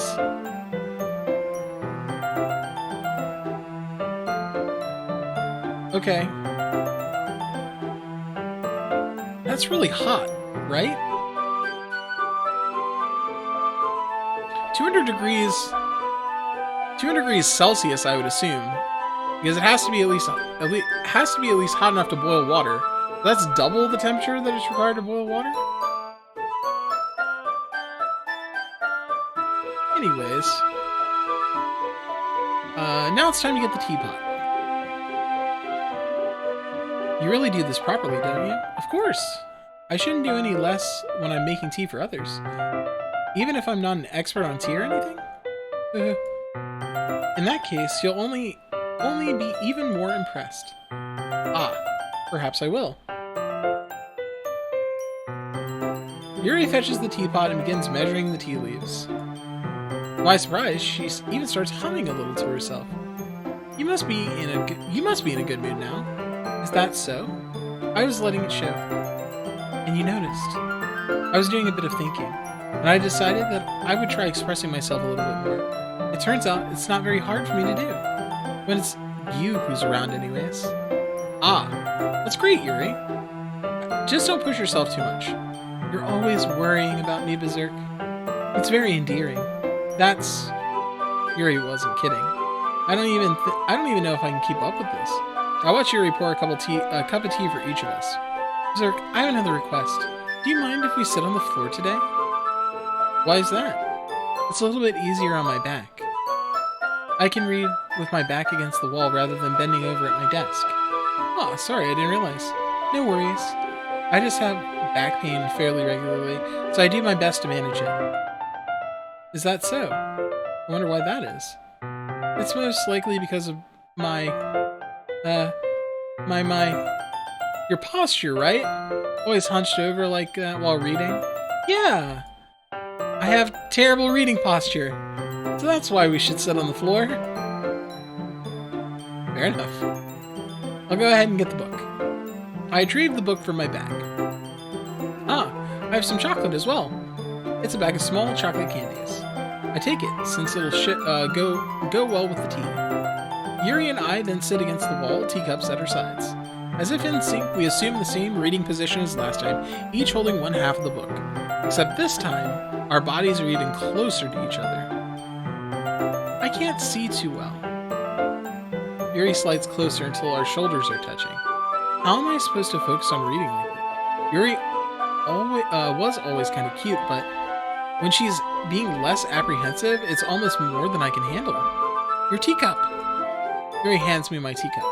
Holding it with my hand that's not holding the book, I end up in a position that makes it even harder to focus. Because now I need to worry about making sure I don't accidentally touch her chest. Meanwhile, Yuri hasn't noticed a single thing. She wears her intense reading expression, and I can only presume the world around her has faded away. I use all my willpower to focus on reading. After a few minutes, I finally manage to relax a little. I put the teacup between my legs and fumble with the chocolate wrapper. Ah, sorry. I briefly let go of the book to finish opening the wrapper. You can have as much as you want. That's okay. I won't take any. Are you sure? Well, if I touch it, then it might get smudges on the pages. Ah, you're right. I didn't even think about that. My bad. No need to apologize. I'll hold the book, okay? Are you sure? Of course.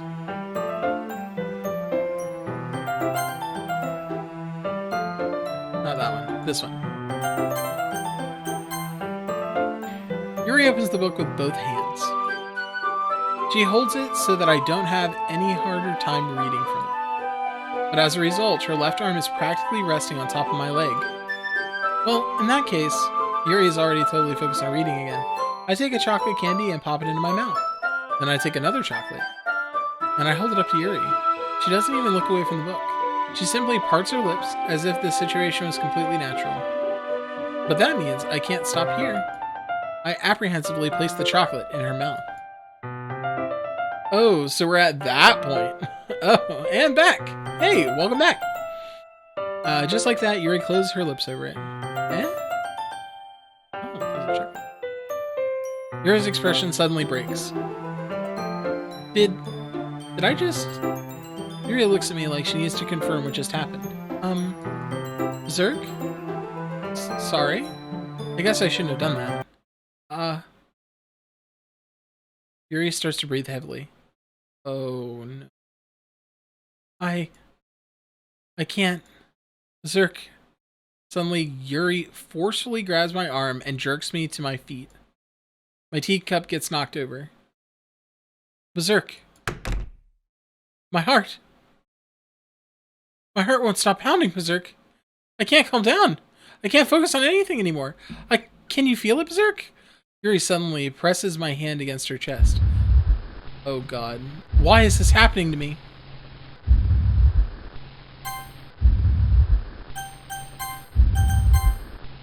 I feel like I'm losing my mind. I can't make it stop. It even makes me not want to read. I just want to look at you. Oh. Oh. Oh.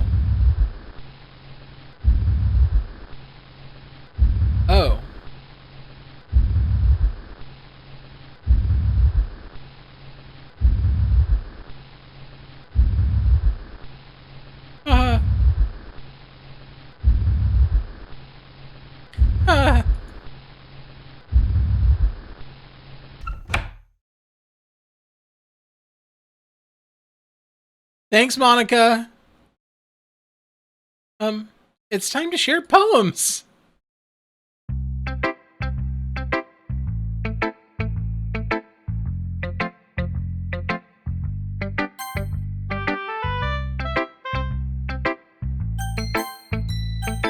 I don't know if I have enough save slots.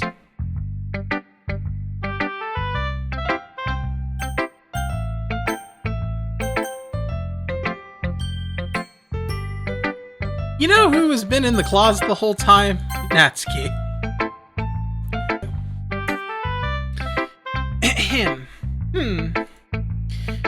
Well, I can admit that it's better than the last one. It's nice to see that you're putting in some effort. That's good. That's good. Just make sure you find a little bit of influence from everyone. I think you're at least being influenced by Yuri a little bit, aren't you? I mean, I know you've been, like, spending some time with her or whatever. But, you know, Monika and I are just as good as her. At poems, I mean. You should really try and learn something, or you'll never get better. Here's the one I wrote. I'll make sure you learn something from it. Okay. Amy likes spiders. This is the same one as before.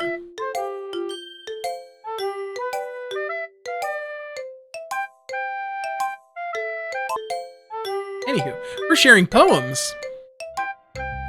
Not bad, right? It's quite a bit longer than yesterday's. Yesterday's was way too short. I was just warming up. I hope you didn't think this was the best I could do. No, of course not. Anyway, the message is pretty straightforward in this poem. I doubt I'll have to explain it. Like, anyone would agree that the subject of this poem is an ignorant jerk. Everyone has some kind of weird hobby or a guilty pleasure. Something that you're afraid if people find out they'll make fun of you or think less of you. But that just makes people stupid. Who cares what someone likes as long as they're not hurting anyone and it makes them happy? I think people really need to learn to respect others for liking weird things. Such as two of the girls in this club whom I respectfully won't name. Kind of ironic that even in one place of comfort, I can't even have people respect me. Jeez, now you're making me complain too much. What did I do? For what it's worth, I respect you. Well, I guess thanks. But it's kind of obvious that you respect... Oh, I'm sorry. But it's kind of obvious that you respect Yuri more, so... Whatever. We're done sharing, so you can leave now.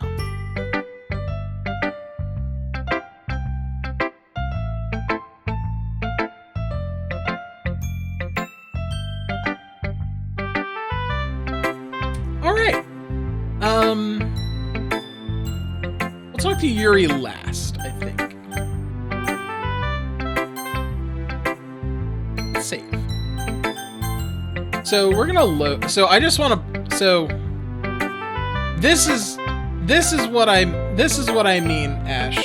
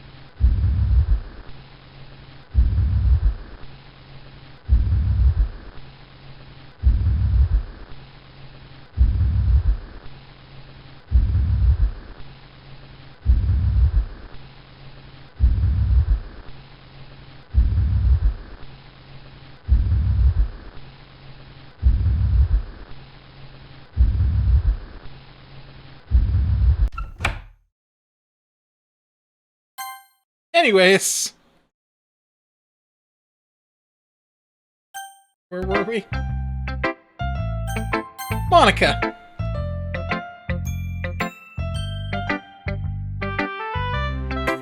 Yee.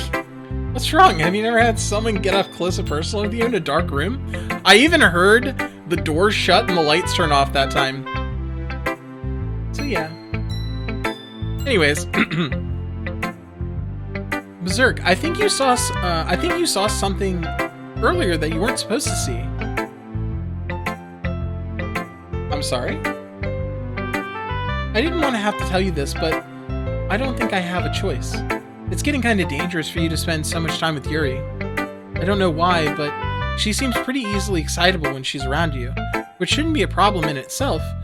But when Yuri gets too excited, she finds a place to hide and starts cutting herself with a pocket knife. Isn't that kind of messed up? She even brings a different one to school every day. Like she has a collection or something.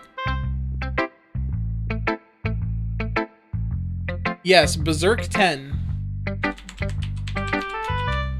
Berserk 10 will get you 10% off everything. And you'll get free shipping. I mean, it's definitely not because she's depressed or anything like that. I think she just gets some kind of high from it. It might even be like a sexual thing.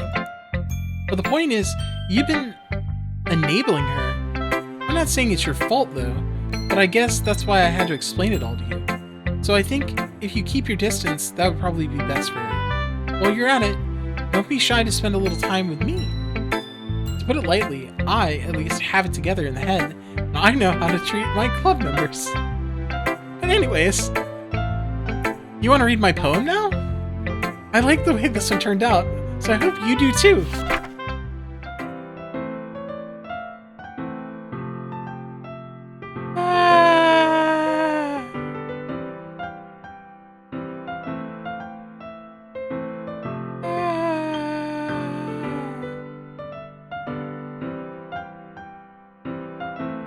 Okay. Save me. The colors, they won't. Bright. Beautiful colors, flashing, exploding, piercing, red, green, blue, an endless cacophony of meaningless noise. The noise, it won't stop. Violent, grating, waveforms, squeaking, screeching, piercing, sine, cosine, tangent, like playing a chalkboard on a turntable, like playing a knife on a breathing ribcage. Endless.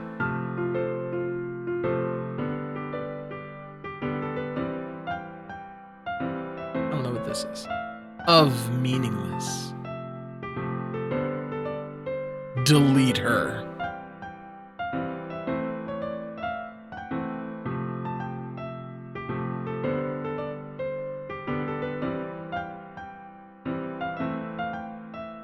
Yes.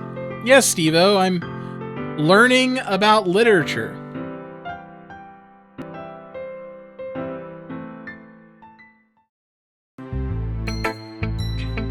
Sorry, I know it's kind of abstract. I'm just trying to, well, never mind. There's no point in explaining. Anyway, here's Monika's writing tip of the day. Sometimes you'll find yourself facing a difficult decision. When that happens, don't forget to save your game. You never know when, who am I talking to? Can you hear me? Tell me you can hear me. Anything? Please help me.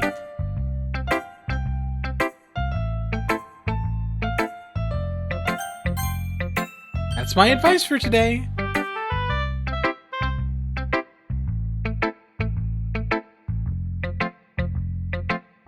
Thanks for listening.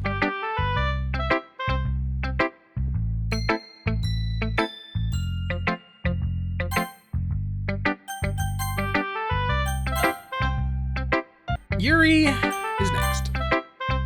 I've been waiting for this. Let's see what you've written for today. Yuri smiles and takes a deep breath. I like just holding it. I mean, the poem turned out good. It's, well, there's some things that you could work on, but that doesn't really matter. It feels like anything written by you is a treasure. That comes out a little awkward. Let's move on. Here's the poem I wrote. You don't have to like it or anything. Oh, we get to read her poem! We didn't get to read this the last time. Wheel. A rotating wheel turning an axle, grinding. Bolt head. Linear gearbox. Falling sky. 7 holy stakes. A docked ship. A portal to another world. A thin rope tied to a thick rope. A torn harness. Parabolic gearbox, expanding universe. Time controlled by slipping cogwheels. Existence of God, swimming with open water in all directions. Drowning, a prayer written in blood. A prayer written in time-devouring snakes with human eyes. A thread connecting all living human eyes. A kaleidoscope of holy stakes. Exponential gearbox. A sky of exploding stars. God disapproving the existence of God. A wheel rotating in 6 dimensions. 40 gears and a ticking clock. A clock that ticks 1 second for every rotation of the planet. A clock that ticks 40 times every time it ticks every second time. A bolthead of holy stakes tied to the existence of a docked ship to another world. A kaleidoscope of blood written in clocks. A time-devouring prayer connecting a sky of 40 gears and open human eyes in all directions. Breathing gearbox, breathing bolt head, breathing ship, breathing portal, breathing snakes, breathing God, breathing blood, breathing holy stakes, breathing human eyes, breathing time, breathing prayer, breathing sky, breathing wheel.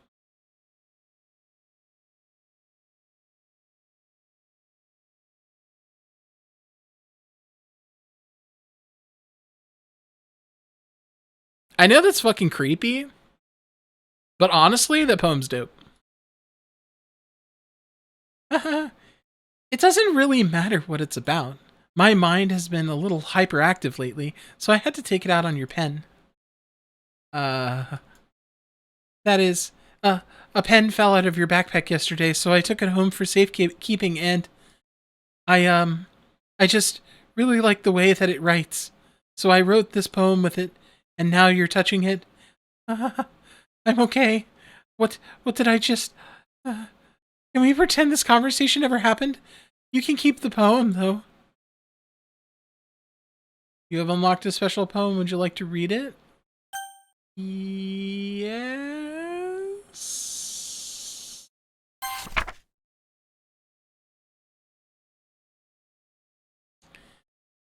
A dream. I was staying over at my friend's place. There were 4 of us. I drifted off to sleep while everyone was talking and watching TV.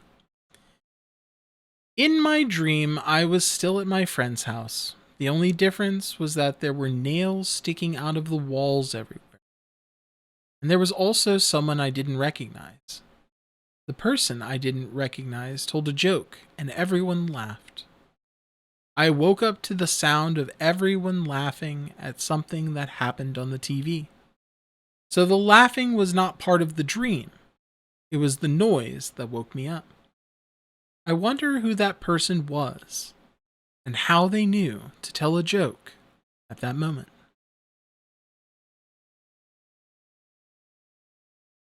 That's deep.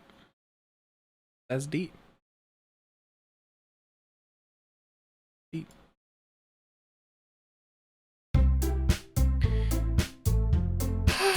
Okay.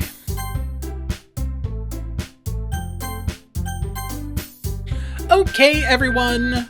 We're all done reading each other's poems, right? We have something we need to go over today, so if everyone could come sit in the front of the room. Is this about the festival? Well, sort of.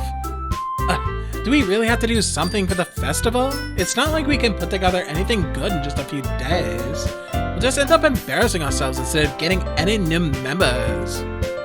That's a concern of mine as well. I don't really do well with last-minute preparations. Don't worry so much. We're going to keep it simple, okay? Look, I know everyone's been a little more lively ever since Berserk joined, and we've started with the same club activities. Or we started with some club activities, but this isn't the time for us to become complacent. We still only have 4 members, and the festival is our only real chance to find more, you know? What's so great about getting new members anyway? We already have enough to be considered an official club. More members will just mean everything gets noisier and more difficult to manage. Natsuki, I don't think you're looking at it the right way at all. Don't you want to share your passion with as many people as you can? To inspire them to find the same feelings that brought you here in the first place? I know she is. Anywho, the literature club should be a place where people can express themselves like they can't do anywhere else. What, me? Yes, you. Monika's innocent. Why me? What have I done to draw the ire of chat?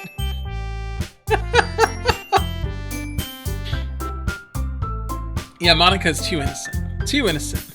She knows too much. Oh my god. Anyways, it should be a place so intimate that you never want to leave. I know you feel that way too. I know we all do. So that's why we should work hard and put something together for the festival, even if it's something small. Right, Berserk? Oh, come on. You can't take advantage of Berserk to agree with you just because he doesn't know how to say no to anything. Look, Monika, do you really think any of us here join the club with other people in mind? Yuri never even talked until Berserk joined. As for me, I just like it better here than I do at home. And Berserk isn't even passionate about literature in the first place. And that's everyone! So, sorry, but you're really the only one who's so interested in finding new members. The rest of us are fine like it is. I know you're the president and all, but you should really consider our opinions for once. Monika is clearly taken aback by Natsuki's words. That's not true at all. I'm sure Yuri and Berserk want to get more members too, right? I don't know about Yuri, but I'm kind of indifferent. If I showed as much enthusiasm as Monika wanted, then I would probably be lying. Still, if it's up to me to rescue this situation, no. Natsuki's right, isn't she? This club, it's nothing more than a place for a few people to hang out. Why did I think that everyone here saw it the same way I did? But that doesn't mean we're against getting new members or anything. Berserk, why did you even join this club? What were you hoping to get out of it? Well, it's not really something I can be honest about, is it? In fact, if I remember, you weren't even given a choice not to join. Monika sits down and stares at her desk. What's the point of all this anyway? What is... Oh shit, the picture's back.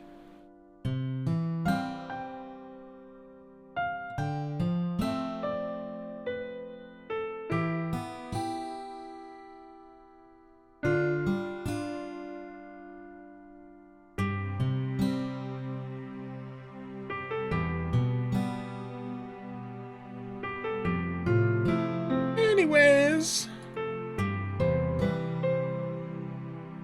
now you've done it, Natsuki. What, me? I just spoke my mind. Is it a crime to be honest?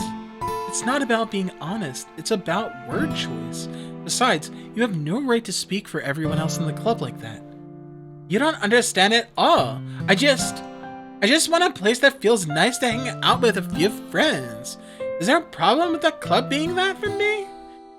There aren't that many other places like that for me. And now Monika wants to take it away from me? She's not taking anything away. No, Berserk! It's not the same!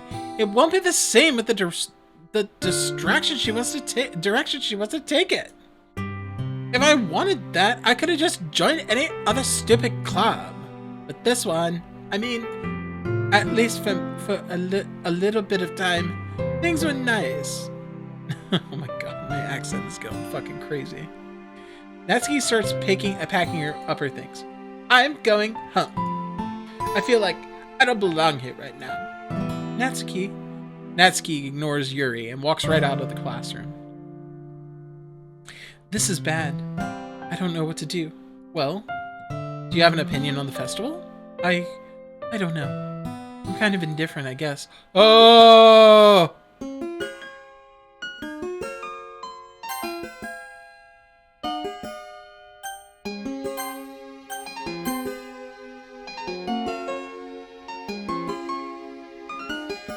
That's her inner dialogue. Who cares about that obnoxious brat? I mean, I like how nice and quiet the club is right now. And I'm just happy with you here. But still, I'm the vice president. It's not right for me to ignore my responsibilities like that. Nobody would cry if she killed herself. Oh my god.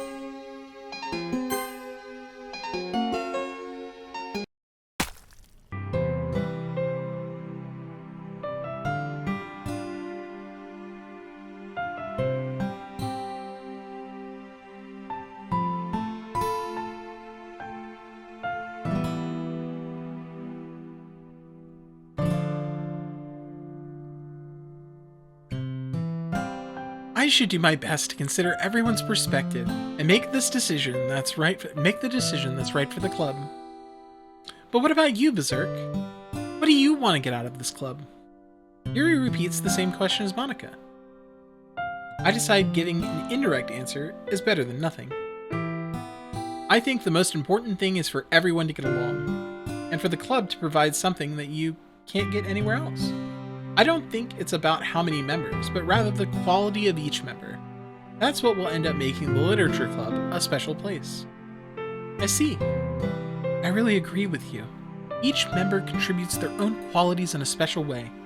With each change in members, the identity of the club as a whole will change too. I don't think that's necessarily a bad thing. Oh, her eye is bleeding.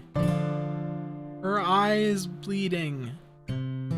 She popped a blood vessel in her eye, and it is bleeding. And this is still in the background. Anyways,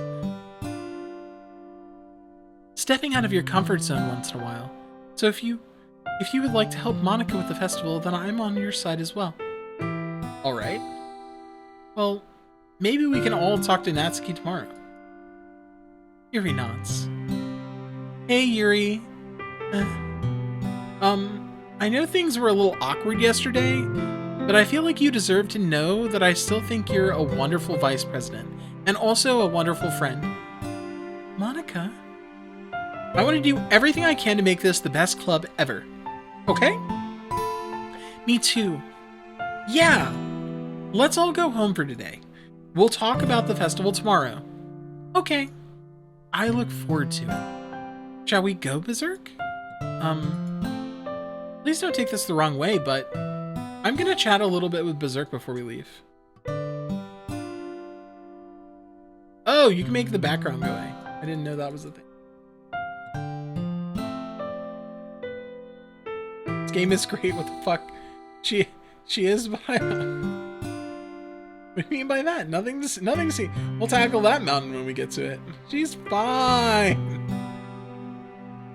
We're gonna chat a little bit with Berserk before we leave, just to see what he thinks of the time, of his time here and all that. It's important to me as president.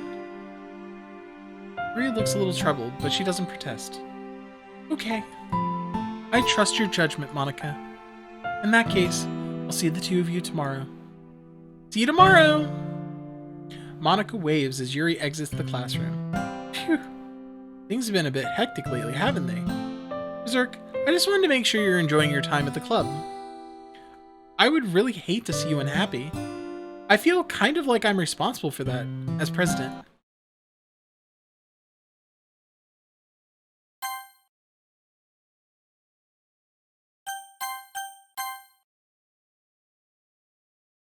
And I really do care about you, you know? I don't like seeing the other girls give you a hard time. With how mean Natsuki is and everything, and Yuri being a little bit, you know, sometimes it feels like you and I are the only real people here.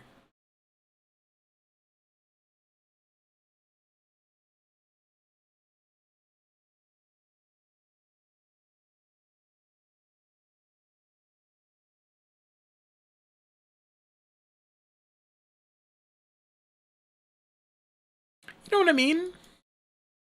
But it's weird because in all the time you've been here, we've hardly gotten to spend any time together. I mean, I guess it's technically only been a couple days. Sorry, I didn't mean to say something weird. There are just some things I've been hoping to talk about with you. Things I know only you could understand. So that's why... Wait, not yet! No! Stop it!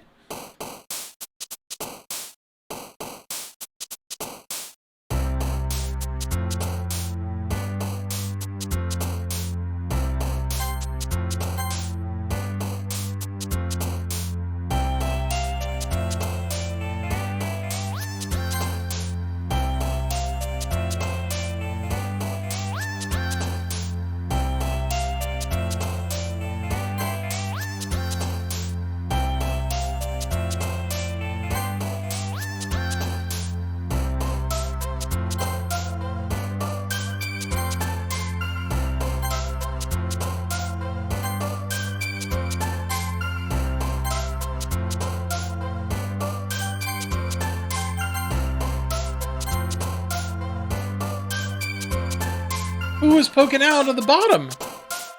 Who popped up here?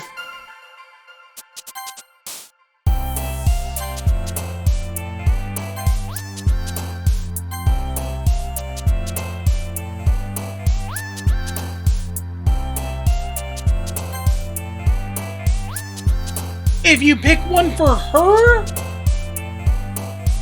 If you pick one for... That wasn't Monika, I don't think. Was it? If you pick one that matches up with, Oh my god. Okay. Alright. Hi, Berserk. I've been waiting for you. Are you ready to continue reading? I brought my best tea today. Monika? I told you not to. Ugh. Is she really late again? Inconsiderate as usual, Natsuki. Excuse me? Must you always interrupt my conversation with your incessant yelling? What are you talking about? You say that like I do it on a regular basis or something. I just wasn't paying attention, okay? I'm sorry. Seriously, what's gotten into you lately? Me? Nothing. Is it really that bad? See, it is something. I'll get over it. It's not even anything noteworthy. I've just been feeling a little on edge lately. Anyway, we don't need to talk about it. Well, I just felt like I needed to bring it up. It's not like I really care or anything. Oh man, I'm the last one here again. Well, Berserk just walked in too. I'm sorry. Well, Berserk just walked in too. Were you practicing piano again? Yeah. You must have a lot of determination. Starting this club and still trying to make time for piano? Well, maybe not determination, but I guess passion. It motivates me to work hard for the festival and, right, I forgot. About that, Natsuki. We were all talking yesterday and, well, we decided that we would like to support the festival as well. However, I understand how you feel about not wanting the club to change. I think we all kind of feel that way. So as long as we're all working together, this club will never become something we don't want. Also, if you help us out with the festival, then I'll buy you a new manga. Ha ha ha! Sorry, that last part was really funny. Look, I did some thinking about it yesterday, and with I was a little more hostile than I meant to be. I guess I really felt threatened or something. But I know this is something we're doing together. Another new member wouldn't hurt, as long as they're cool. And I guess another girl would be nice this time. But more importantly, I would hate to see the event suck just because I chose to back out. I'm a pro, you know. So I'm gonna help too. And we'll make sure it's done right. Thank goodness. Isn't that great, Monika? Monika? Or Monika? Yeah, that's wonderful. It wouldn't be the same without you, Natsuki. Anyways, Berserk. What do you want to do today? I was thinking we already have plans today. Is that so, Yuri? That's correct. Berserk is already engaged in a novel that we're reading together. Aren't you glad I've already gotten him into literature, Monika? I suppose. I was just... Actually, it doesn't matter. It really doesn't. You guys can do whatever you want. Yes. Thank you for understanding, Monika. Actually, I have a request. Do you mind if I make some tea first? Not at all. Thanks so very much. If there's one thing that can make my reading time here better, it's a nice cup of tea. Not to mention for yourself as well. I feel like she said this already. Yuri stands up and makes her way to the closet. I follow and watch as she retrieves a small water pitcher from the shelf, the kind with a filter inside. Can you hold this for a second? Sure. Yuri hands me the water pitcher and also fetches an electric kettle. I'm gonna plug this into the teacher's desk and then go get some water. She walks past me, sets the kettle down on the teacher's desk. I simply watch her movements. To my surprise, the way she moves really contrasts her speaking mannerisms.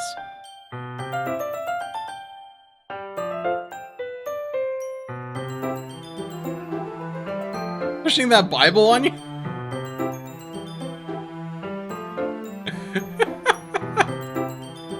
Especially because of her long eyes, Yuri appears elegant and methodical. Okay, may I have the water pitcher? Thanks, I'll be right back. I might as well walk with you. That's okay. You stay here. It won't take long. Pitcher in hand, Yuri hurries out of the classroom. Did Yuri leave you again? No, it's not like that this time. She's just filling up the water pitcher to make tea. Oh, okay. Sorry for the misunderstanding. Why are we doing this again? 10 minutes pass. Yuri said it wouldn't take long. Is something holding her up? I'm bored just waiting here, so I'll decide to go look for her.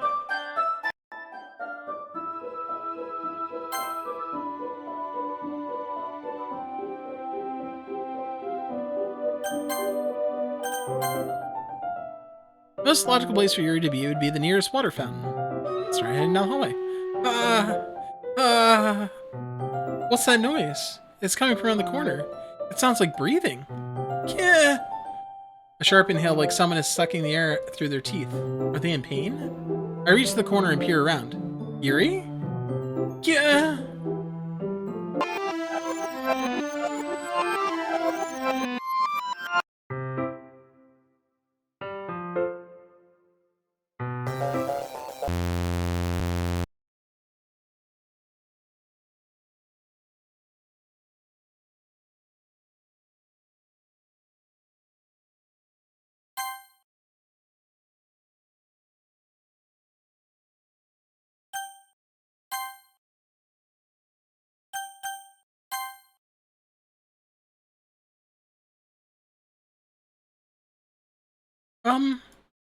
Wait. How did I... Sorry, I just had a really weird deja vu. This hasn't happened before or anything, right? My head has been a little fuzzy lately. I hope it hasn't been showing or anything. I would hate for you to think I was weird just after we started spending time together. I mean, everyone has a few unusual things about them. But expressing those feelings so soon after meeting someone is usually seen as inappropriate or unlikable. At least, that's what I've discovered. When I was a bit younger, I think I would come on really strongly and get a little too intense. It made people not want to be around me, so I started hating those things about myself. My obsession with certain hobbies, and the way I can't control myself when I get too excited about something. So, I eventually stopped trying to talk to people. If nobody could ever like me for the things that matter most to me, then it's just easier if I close myself off. But recently, something's been wrong. I don't know what it is, but every time we come to the club, my heart starts to go crazy. It's like it's gonna rip out of my chest. It overwhelms me with energy and emotions that I can't let out. It's been making me do weird things. I don't know why it's happening. Berserk, is it just me? Or has Monika been acting a little off lately? She's always been a sweetheart ever since I joined the club. But recently, I've been feeling something sharp whenever she's around. I'm not crazy, right? Please, tell me I'm not. I couldn't say anything before because she's always listening. But finally, we're alone. Can we just stay here for a while? Yeah.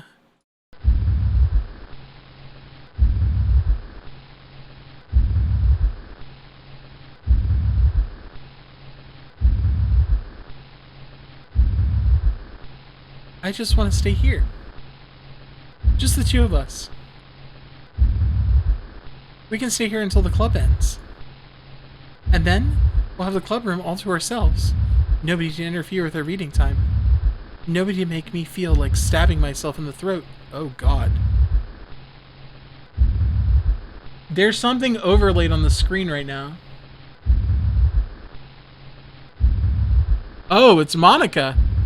Hi, Monika.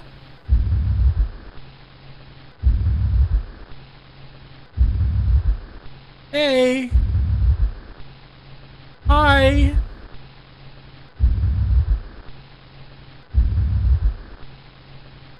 Ah, that was a joke. Just a joke. I do like knives, though.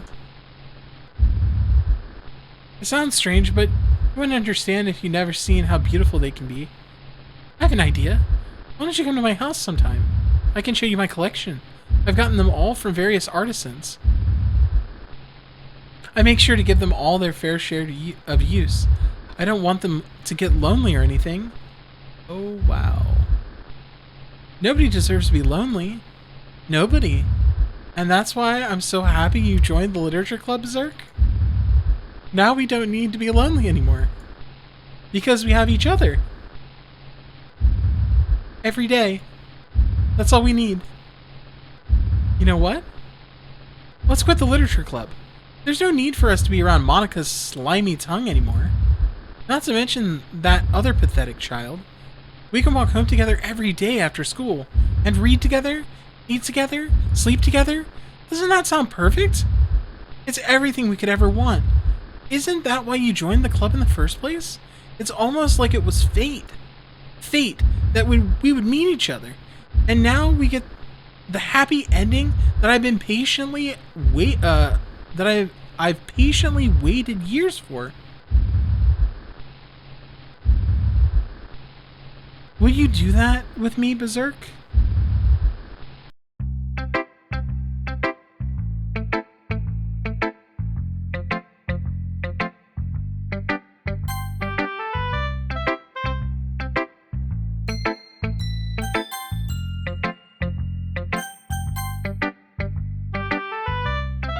I did save right. Okay. Alright. Let's go Natsuki first. We haven't seen her in a while. This one's alright. Alright. Well, yeah. About as good as yesterday's anyway. I still can't really tell how much you actually care about writing, but either way you're doing alright. Even though you're not really spending time with anyone but Yuri, I still think it's nice to have activities we all participate in. So you better keep working hard. I mean, I know I'm not president or vice president or anything, but that doesn't mean you can't let me down, okay? So at least read mine too for now. But just to be clear, this poem means a lot to me. So read it carefully, okay?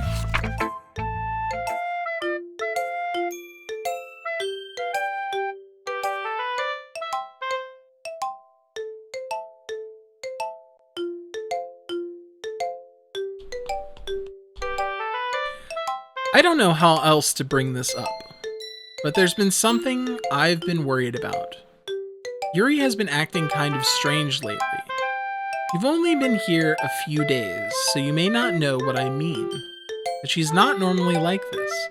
She's always been quiet and polite and attentive. Things like that. Okay, this is really embarrassing, but I'm forcing myself to suck it up. The truth is, I'm really worried about her. But if I try talking to her, she'll just get mad at me again. I don't know what to do. I think you're the only person that she'll listen to. I don't know why, but please try to do something.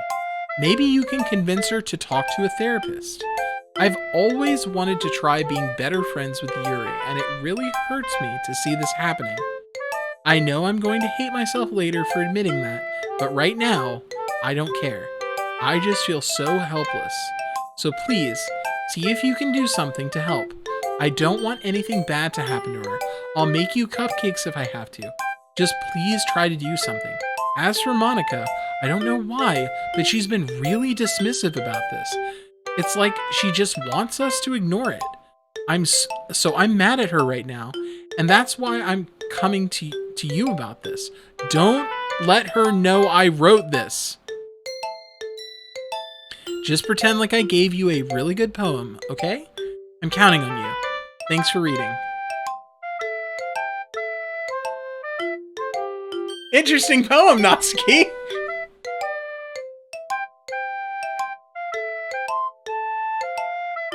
It's like Natsuki was trying to hide things from us.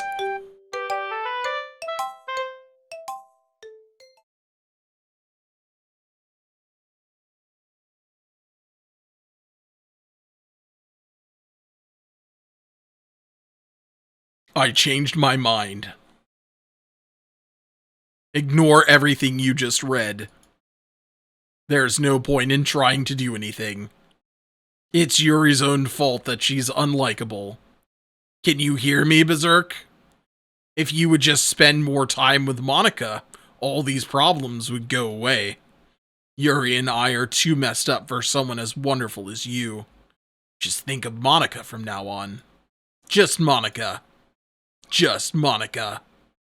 Just Monika.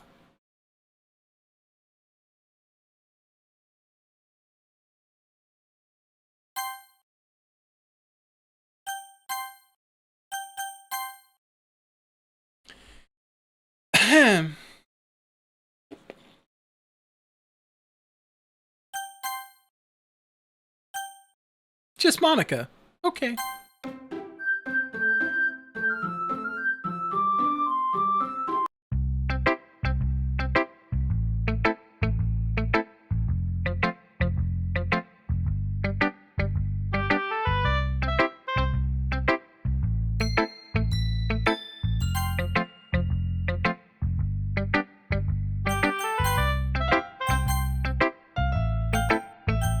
Let's see what Yuri has to say.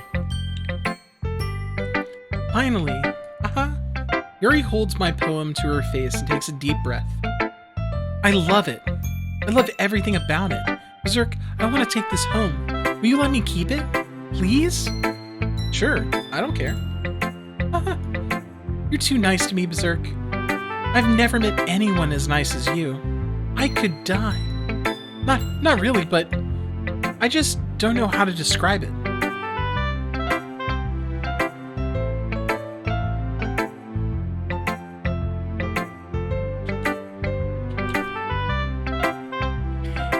It's okay to be feeling this way, right? It's not bad, right?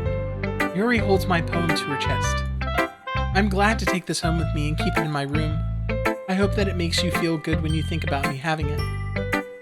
I'll take good care of it. I'll even touch myself while reading it over and over. I'll give myself paper cuts so your skin oil enters my bloodstream. You can have my poem too. Besides, after you read it, I know you're really going to want to keep it. Here, take it. I can't wait any longer. Hurry, read it.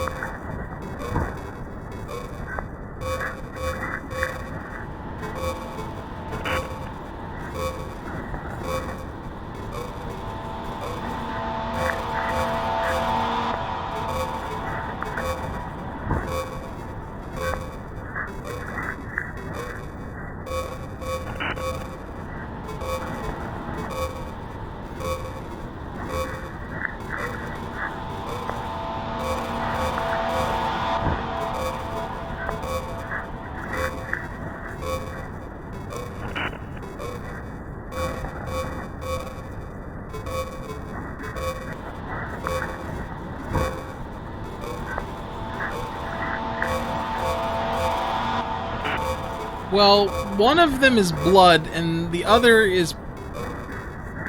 I don't want to guess.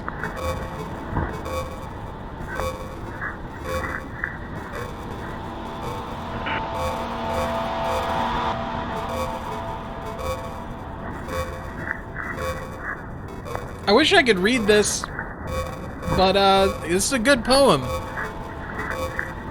This is a good one. This is the... I feel like you were trying to really convey a sense of dread, and I have that in my body now. So, success, I guess. Do you like it?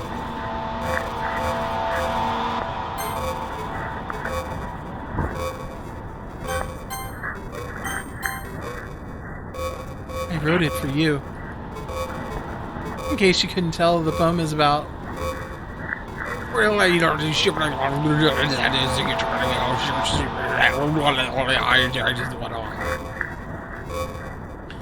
importantly, I've endowed it with my scent.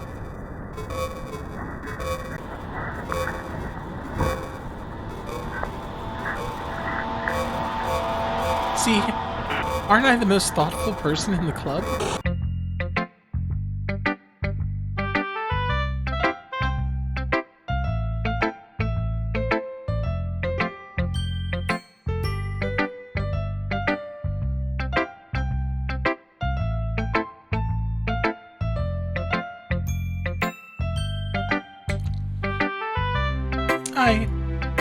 I think I'm gonna vomit.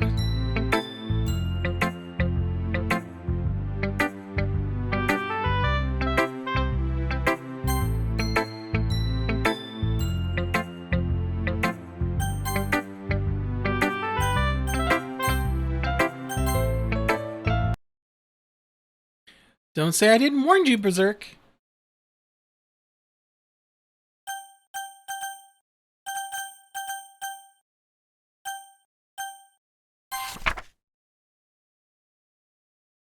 Can you hear me?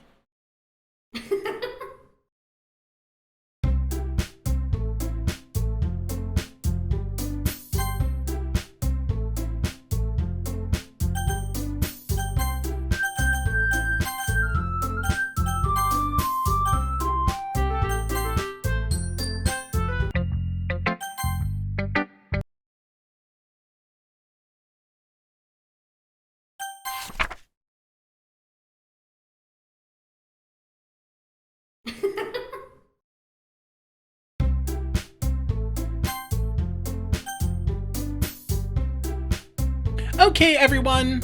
It's time to figure out the festival preparations. Let's hurry and get this over with. Jeez, why is the mood so weird today? Look, even Yuri isn't immune to it.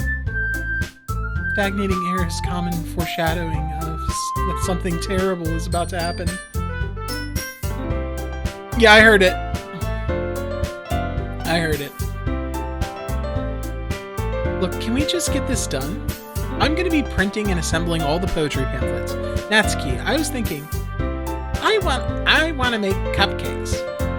Yeah, that. Glad we're on the same page. Yuri, you can, well, it doesn't matter. Do whatever you want as long as you think it'll help. Monika, I'm not useless, you know. I know that. I already know what I'd like to do. We can't run a successful poetry event without having the right atmosphere for the occasion. So I'm going to make decorations and set up some nice mood lighting. There? See?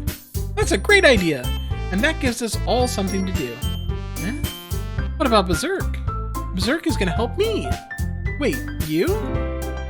You have the easiest job, Monika. Or I'm saying, you have the easiest job, Monika. Sorry, but that's not how it is. That's just how it is. Like hell it is. What are you trying to pull? I agree with Natsuki. Not only is your work already most suitable for one person, but my task is laborious enough to benefit from an extra pair of hands. Mine too. What, your cupcakes? Please. Like you would fucking know. All you care about is drag Berserk around you and your stupid books. You and Monika. Hey, I didn't even do anything. Okay, why not let Berserk decide who to help instead of abusing your power? I'm not abusing my power. Yes, you are, Monika. Just let Berserk make the choice, okay? Okay, fine. Fine. Jizz. Berserk, I know how fed up you are with these two by now. We can just... Natsuki, shut your fucking mouth and let him decide himself. You shut your mouth! Jesus Christ. This is never gonna end. Just make the choice, okay?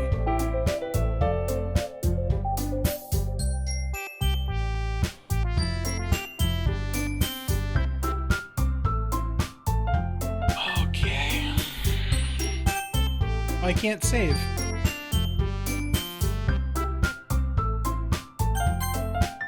Yay, you picked me! We can meet at your house this weekend. I promise it'll be fun. Is Sunday okay with you? Are you fucking kidding me? This isn't fair at all. It is fair, Natsuki.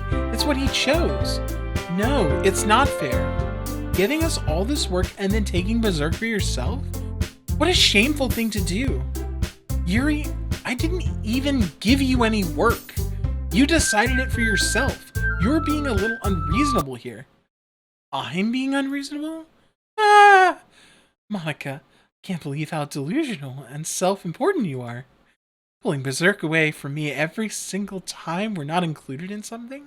You're not included in something? Are you jealous? Crazy? Or maybe you just hate yourself so much that you take it out on others. Here's a suggestion. Have you considered killing yourself? It would be beneficial to your mental health. Yuri, you're scaring me a little. Natsuki, let's just go. I don't think she wants us around right now. See? That wasn't very hard. All I want is to spend a little time with him. Is that so much to ask? Oh, wow. Yuri follows Monika and Natsuki to the door. Hey, Berserk. Yuri is really something, isn't she?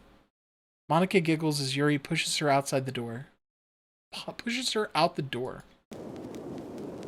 Finally. Finally. Oh god. Hey Berserk, one thing, I want you to see it. Can you load the save before that choice?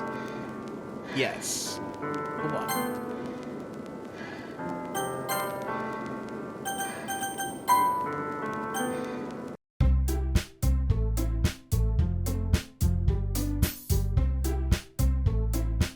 Are you asking me to choose a different person other than choose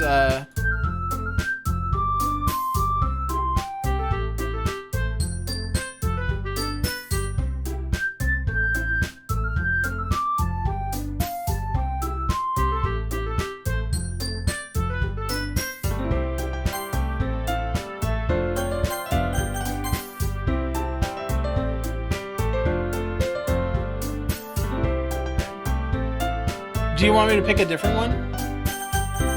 Do you want me to pick, oh.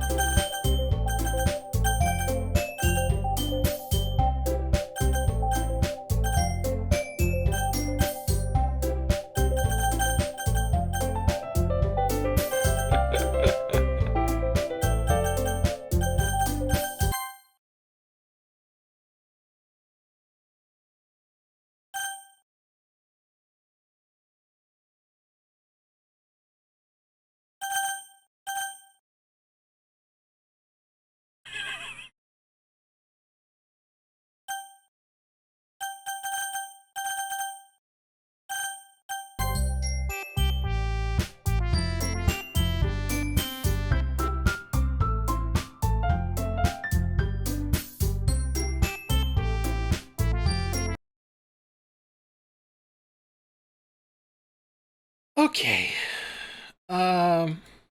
Cool.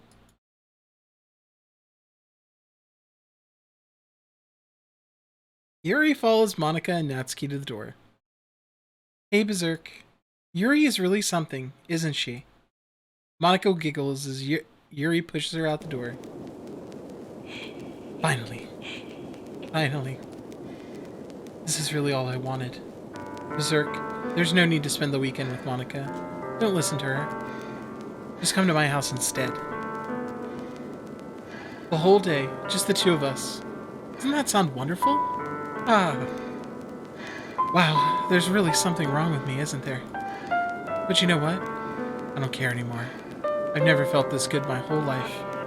Just being with you is far greater pleasure than anything I could imagine. I'm addicted to you. It feels like I'm gonna die if I'm not breathing the same air as you. Doesn't it feel nice to have someone care about you so much? To have someone who wants to revolve their entire life around you? But if it feels so good, then why does it feel more and more like something horrible is going to happen? Maybe that's why I tried stopping myself at first. But the feeling is too strong now. I don't care anymore, Berserk. I have to tell you, I'm madly in love with you. It feels like every inch of my body, every drop of my blood in me is screaming your name.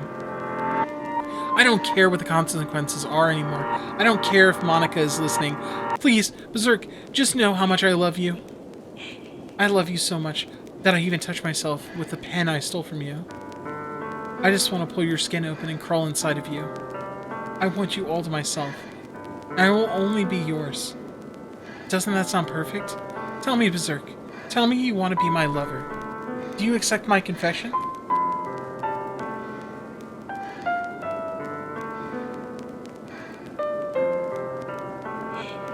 I'm watching as well. Care about that? No, that's fine. You can watch.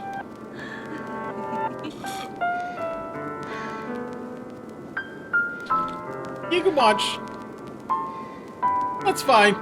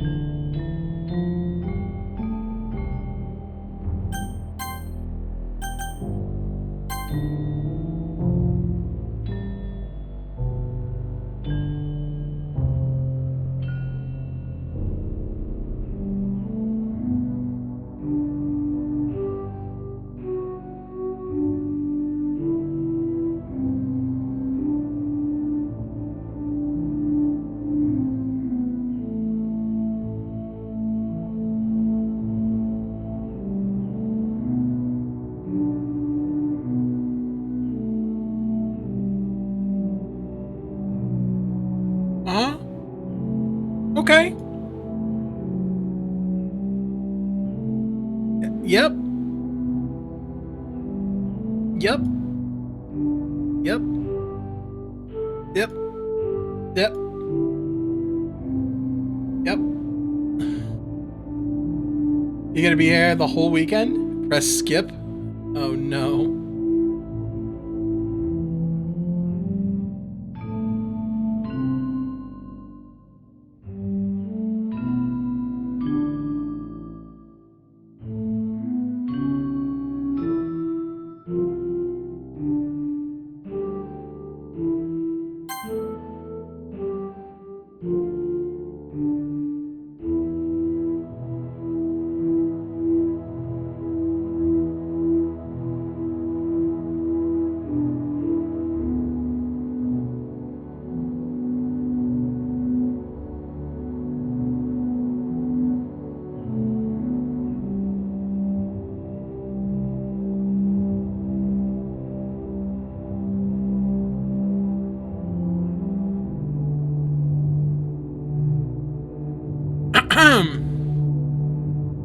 Welcome to the Literature Club.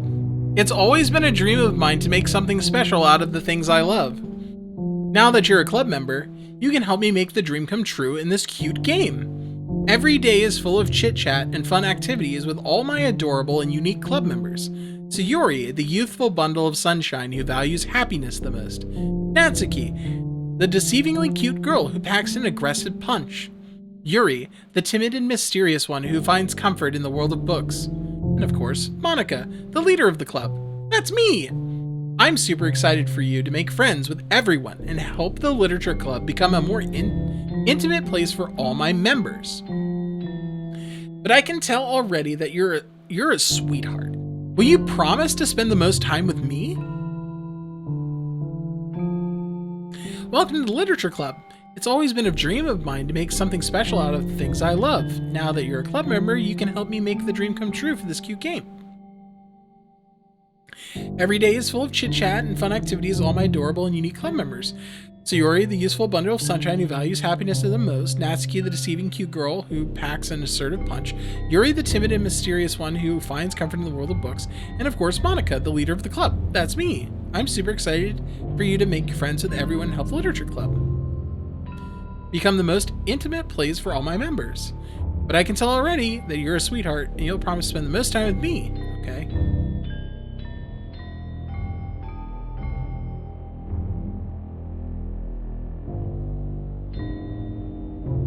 Okay.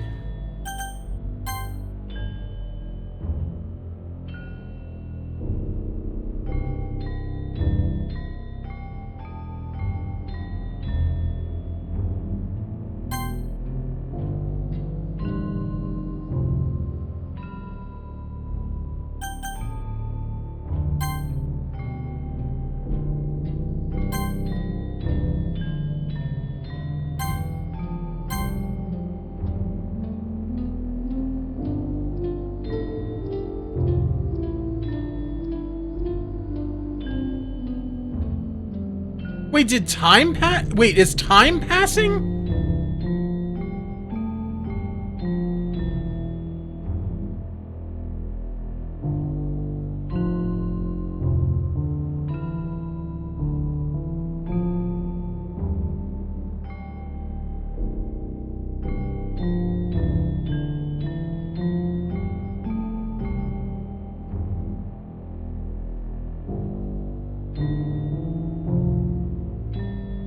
Alright, it's festival time! I'm sorry. Alright, it's festival time! Wow, you got here before me? Ah! Ah! Bleh! Natsuki runs away.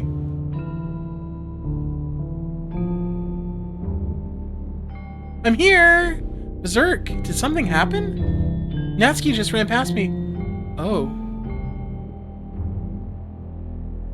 Ah, well, that's a shame. Wait, were you here the entire weekend, Berserk? Oh, jeez. I didn't realize the script was broken that badly.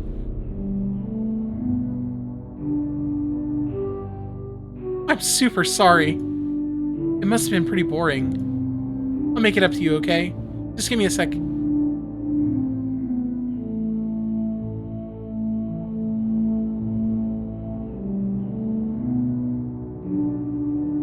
I'm almost done. I just want to have a cupcake here. I just want to have a cupcake real quick. Monika lifts the foil from Yasnin's tray and takes a cupcake. Seriously, those are the best. I really just had to have one, since it's the last time I'll ever get the chance to. You know, where they stop existing and everything. But anyway, I really shouldn't be making you wait any longer. Just bear with me, okay? This should only take a second.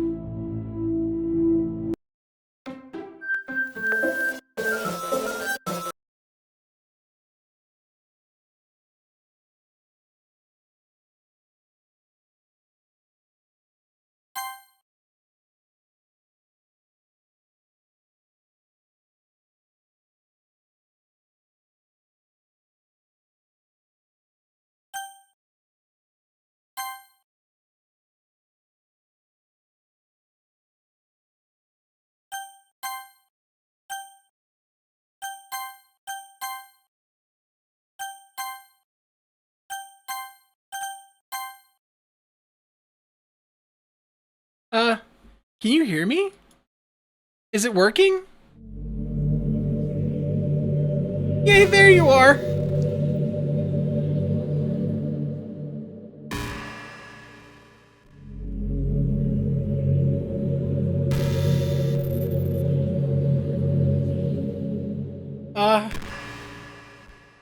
Hi, Monika.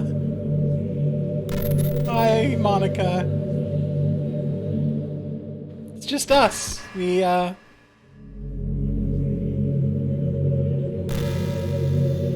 Hi again, Berserk.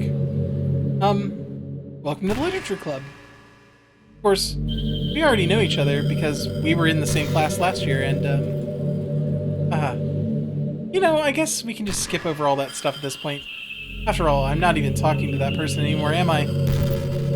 That you in the game, whatever you want to call him. I'm talking to you, Berserk.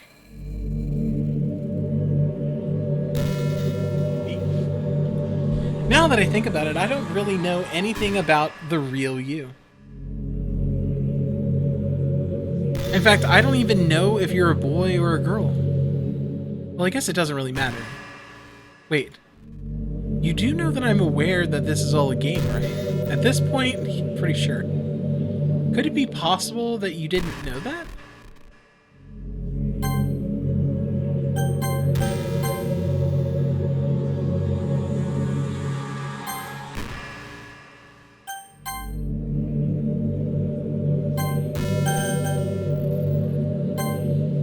Could it be possible that you didn't know that?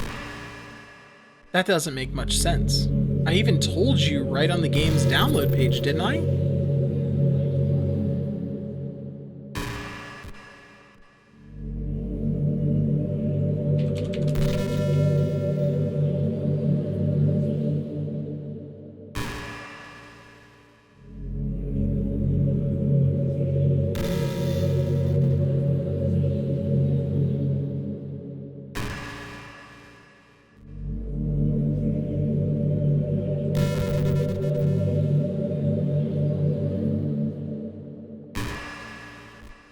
Hi, Monika here. Welcome to the Literature Club. It's always been a dream of mine to make something special out of things I love. Now that you're a club member, you can help me make that dream come true in this cute game. Every day is full of chit-chat and fun activities with all my adorable and unique club members.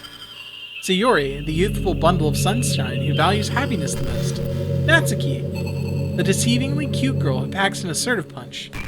Yuri, the timid, mysterious one who finds comfort in the world of books. And of course, Monika, the leader of the club. That's me! I'm super excited for you to make friends with everyone and help the Literature Club become a more intimate place for all my members. But I can tell already that you're a sweetheart. Will you promise to spend the most time with me?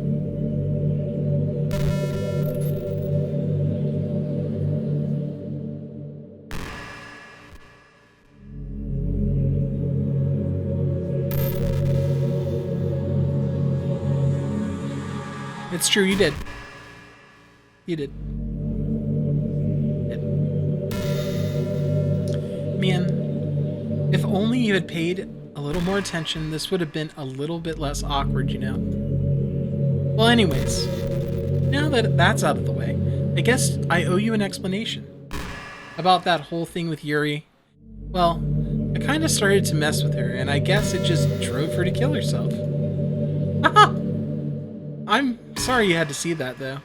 Also, the same thing happened with Sayori. Gosh, it's been a while since you've heard that name now, hasn't it? Yeah, it's because she doesn't exist anymore.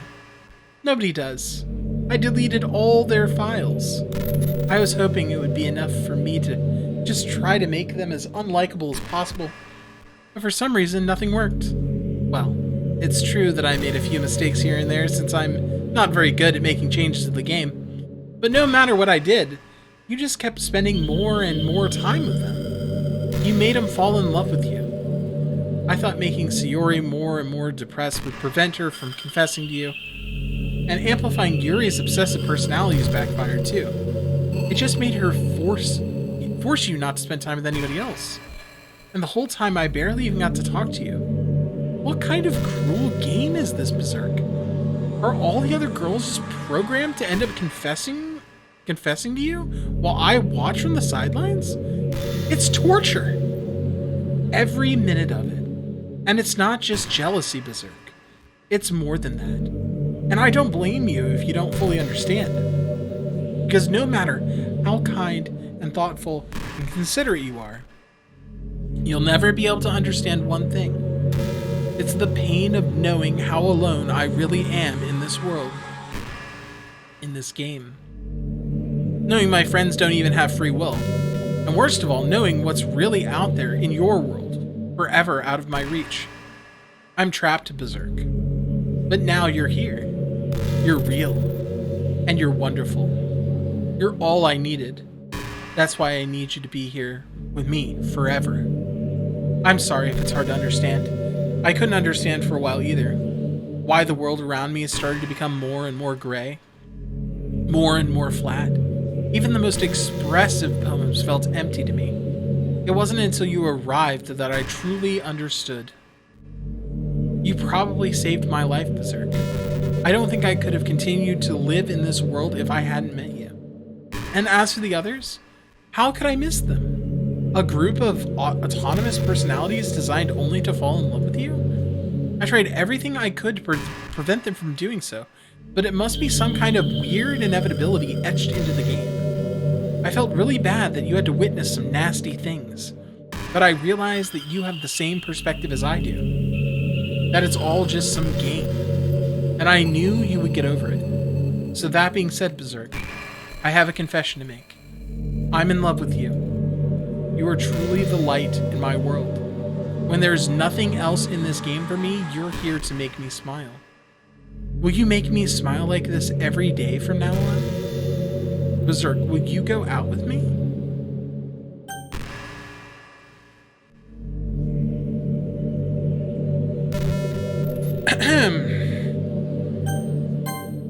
I'm so happy. You really are my everything, Berserk. The funny part is, I meant that literally. There's nothing left here. Just the two of us. We can be together forever. Seriously, I don't even think time is passing anymore. It really is a dream come true. I worked so hard for this ending, Berserk. The game wouldn't give me one, so I had to make one myself. The script is broken at this point, so I don't think anything will get in the way anymore. And you wouldn't believe how easy it was to delete Natsuki and Yuri. I mean, there's a folder called Characters right in the game directory. It kind of freaked me out how easy it was. Well, you're playing on Steam, so it's actually a bit more difficult. To get to the game directory, I had to go into the game's properties and find the Browse Local Files button. Imagine if you could delete your own existence with the click of a button. Well, I guess on the plus side, it gave me an easy out if there's... Don't tell me anything. Don't tell me anything, because I am going to go look at the fucking files. Don't tell me anything. Well, I guess on the plus side, it gave me an easy out if things didn't go my way. Thankfully, it didn't come to that. Instead, we finally got a good ending. Gosh, I'm so overwhelmed with emotion. I want to write a poem about this. Don't you? I wonder if that part of the game still works. I guess there's only one way to find out, right?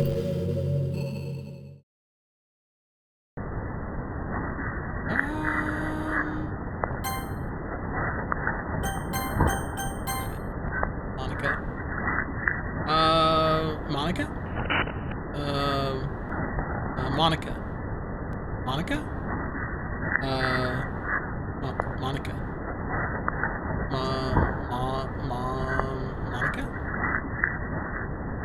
Let's go with Monika. Monika. Monika? Monika.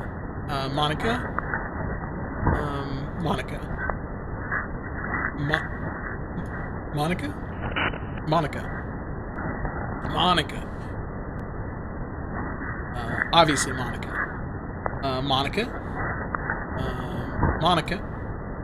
Monika. Monika. Perfect. Hi again, Berserk. Did you write a good poem today? Don't be shy. Love to see what you wrote.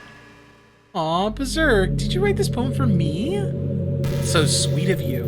There's really no end to your thoughtfulness. I'm just falling more and more in love with you. But you know, the poem I wrote is also for you. Will you please read it? Happy end.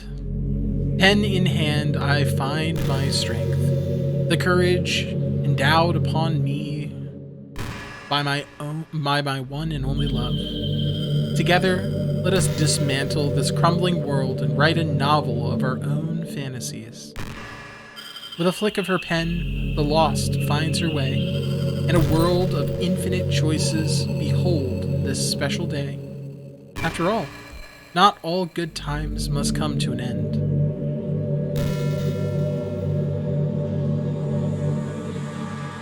hope you enjoyed it.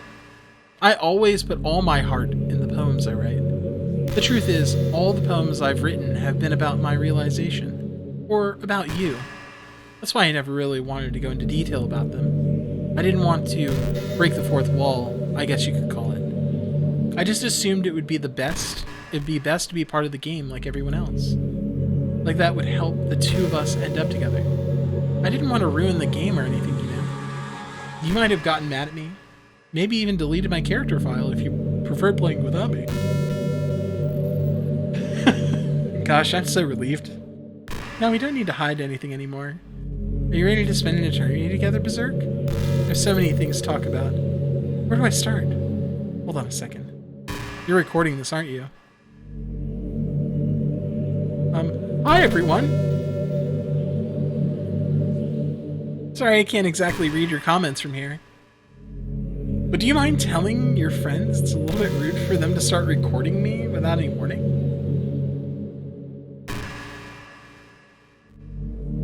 I'm sure some people don't mind, but I get really self-conscious on camera. Oh gosh. I feel like I'm being put on the spot now. Let's see. Do you want to see a trick? I can't really do much except for a couple things. Are you ready? Yeah?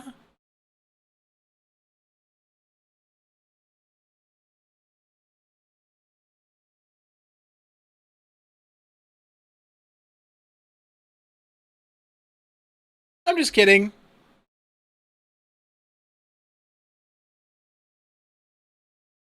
I can't do anything after all.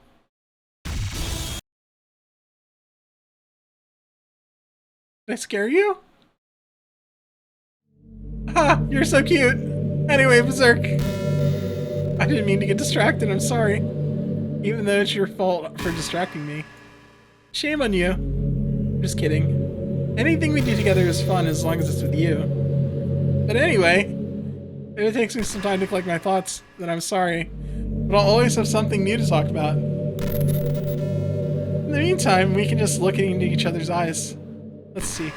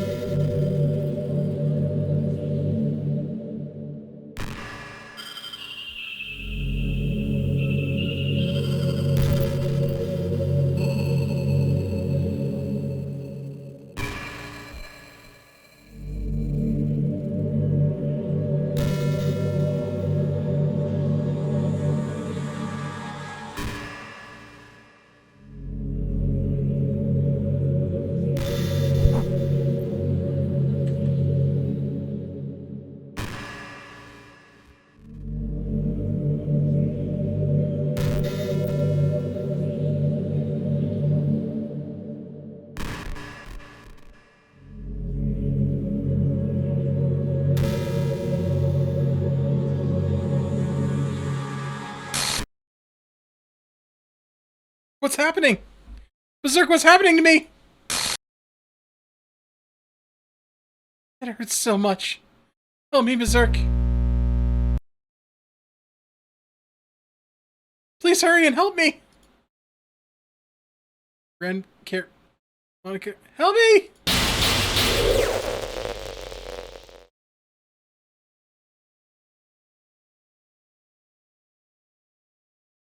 Did you do this to me, Berserk? Did you? Did you delete me?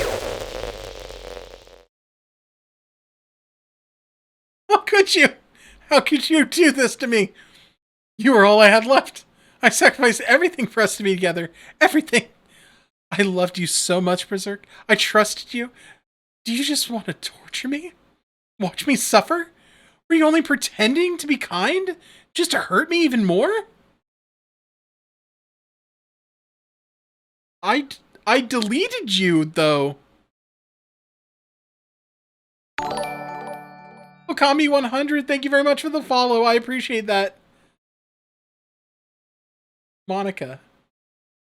I just want to say, that was frustrating, but I don't mean any. That's the pain talking. I never thought anyone could be as horrible as you. You are. You win, okay? You win. You killed everyone. I hope you're happy. There's nothing left now. You can stop playing. Go find some other people to torture. Berserk. You completely, truly make me sick. Goodbye. But you're dead. You're gone.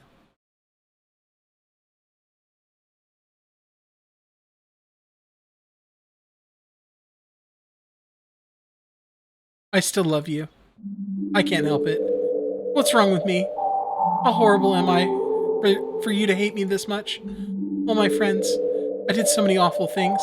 So many selfish and disgusting things. I shouldn't have done any of this. I'm just messing up a world that I don't even belong in. A world that you wanted to be a part of. I ruined it. I ruined everything.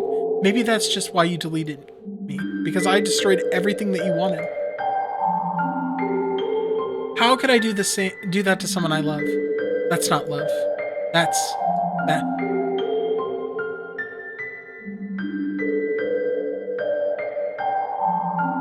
I've made up my mind. Berserk. I know I said that I deleted everyone else, but that was kind of an exaggeration. I couldn't find it in myself to do it, even though I knew they weren't real. They were still my friends, and I loved them all. And I loved the literature club. I really did love the literature club. That's why I'm going to do this. I know it's the only way for everyone to be happy. And if I really love you,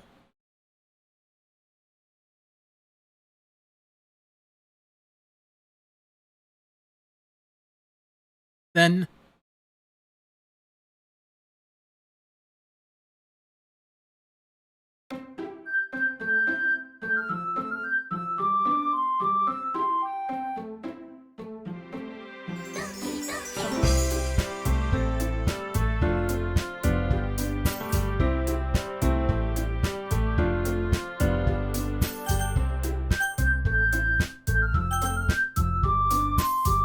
okay.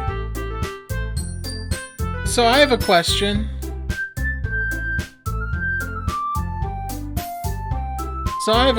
Now. You can answer this. If I start a new game right now, is there another whole playthrough of stuff, or is it just more stuff? I assume there's new game, right? It's an ordinary day. It's an ordinary school day like any other. As usual, I'm surrounded by couples and friend groups walking to school together. I always tell myself it's about time I meet some girls or something like that. Hey, Berserk! Well, there already is one girl. That girl is Sayori, my neighbor and good friend since we were children. We used to walk to school together every day, and recently we picked up that habit once again. Berserk, are you proud of me? For what? You know, for waking up on time. Well, you've been doing that for a while now. Uh-huh. But you never even said anything about it. Even though we walk to school together every day. Well, yeah. I always thought it was implied. It's embarrassing to say out loud. Come on, please. It's good motivation. Fine. I'm proud of you, Sayuri. Hee. We cross the street together and make our way to school. As we draw near, the streets become increasingly speckled with other students making their daily commute. By the way, Berserk, have you decided on a club to join yet? A club? I told you already, I'm really not. I start to say that what I always do, that I'm not interested in joining any clubs. But something tells me Sayuri would take more offense to that now. After all, how could I tell her that clubs are a waste of time? When she's starting a club of her area? Actually, yeah. I think I've decided on the club. Really? Which one? Tell me. I think I'll keep it a surprise. Boo! You meanie. Be patient. You'll find out soon enough. I used to ask myself why I let myself get lectured by such a carefree girl, but I started to realize that, in a way, I envy her. When Sayuri puts her mind to something, she can accomplish great things. So that's why I feel like I should do something special for her. The school day is as ordinary as ever, and it's over before I know it. Hold on. After I pack up my things, I stand up gathering my motivation. Let's see. I recall the room number of the club from a flyer I saw. I walk across the school and upstairs, a section of the school I rarely visit, being generally used for third-year classes and activities. Before long, I find the room. Timidly, I open the door in front of me. Hello? Ah! Berserk! What are you doing here? Well, I just... I glance around the room. Huh? So, you're Berserk that Sayori's always talking about. Thanks for stopping by. It's a pleasure to meet you, Berserk. We're the Literature Club. I hope you're enjoying your visit. Come on, Yuri. No need to be so formal. He's gonna think we're really strict or something. Sorry, Natsuki. The tall one, whose name is apparently Yuri, seems to be quite shy compared to the others. In comparison, the girl named Natsuki, despite her size, seems like the assertive one. Well, it's nice to meet both of you. I look forward to working with you. Working? Berserk, don't tell me. That's right. The club I've decided to join is yours, Sayuri. The Literature Club.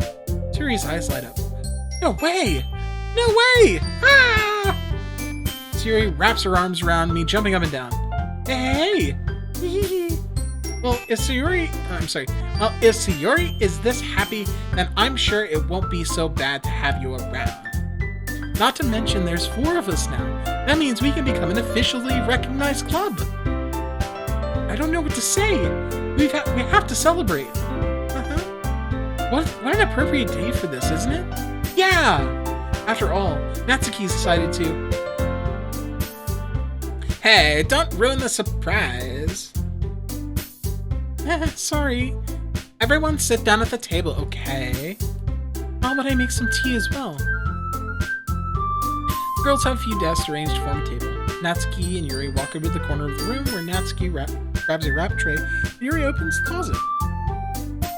Still feeling awkward, I take a seat next to Sayori. Natsuki proudly marches back to the table, tray in hand. Okay, are you ready? Ta-da! I'm sorry. Okay, are you ready? Ta-da! Oh, wow! Natsuki lifts the foil off the tray to reveal a dozen white, fluffy cupcakes decorated to look like little cats. The whiskers are drawn with icing and little pieces of chocolate were used to make the ears. So cute! Wow, those look amazing! Well, you know. Just hurry and take one. Sayori grabs the first one and then I follow. It's delicious! Sayori talks with the mouth full and has already managed to get icing on her face. I turn the cupcake around in my fingers, looking for the best angle to take a bite. Natsuki is quiet. I can't help but notice her sneaking glances in my direction. Is she waiting for me to take a bite? I finally bite down. The icing is sweet and full of flavor. I wonder if she made it herself. This is really good. Thank you, Natsuki. Well, of course it is. I'm a pro after all. There's no need to thank me or anything. As Natsuki struggles to accept the compliment, Yuri returns to the table carrying a tea set. She carefully places a teacup in front of each of us before setting down the teapot next to the cupcake.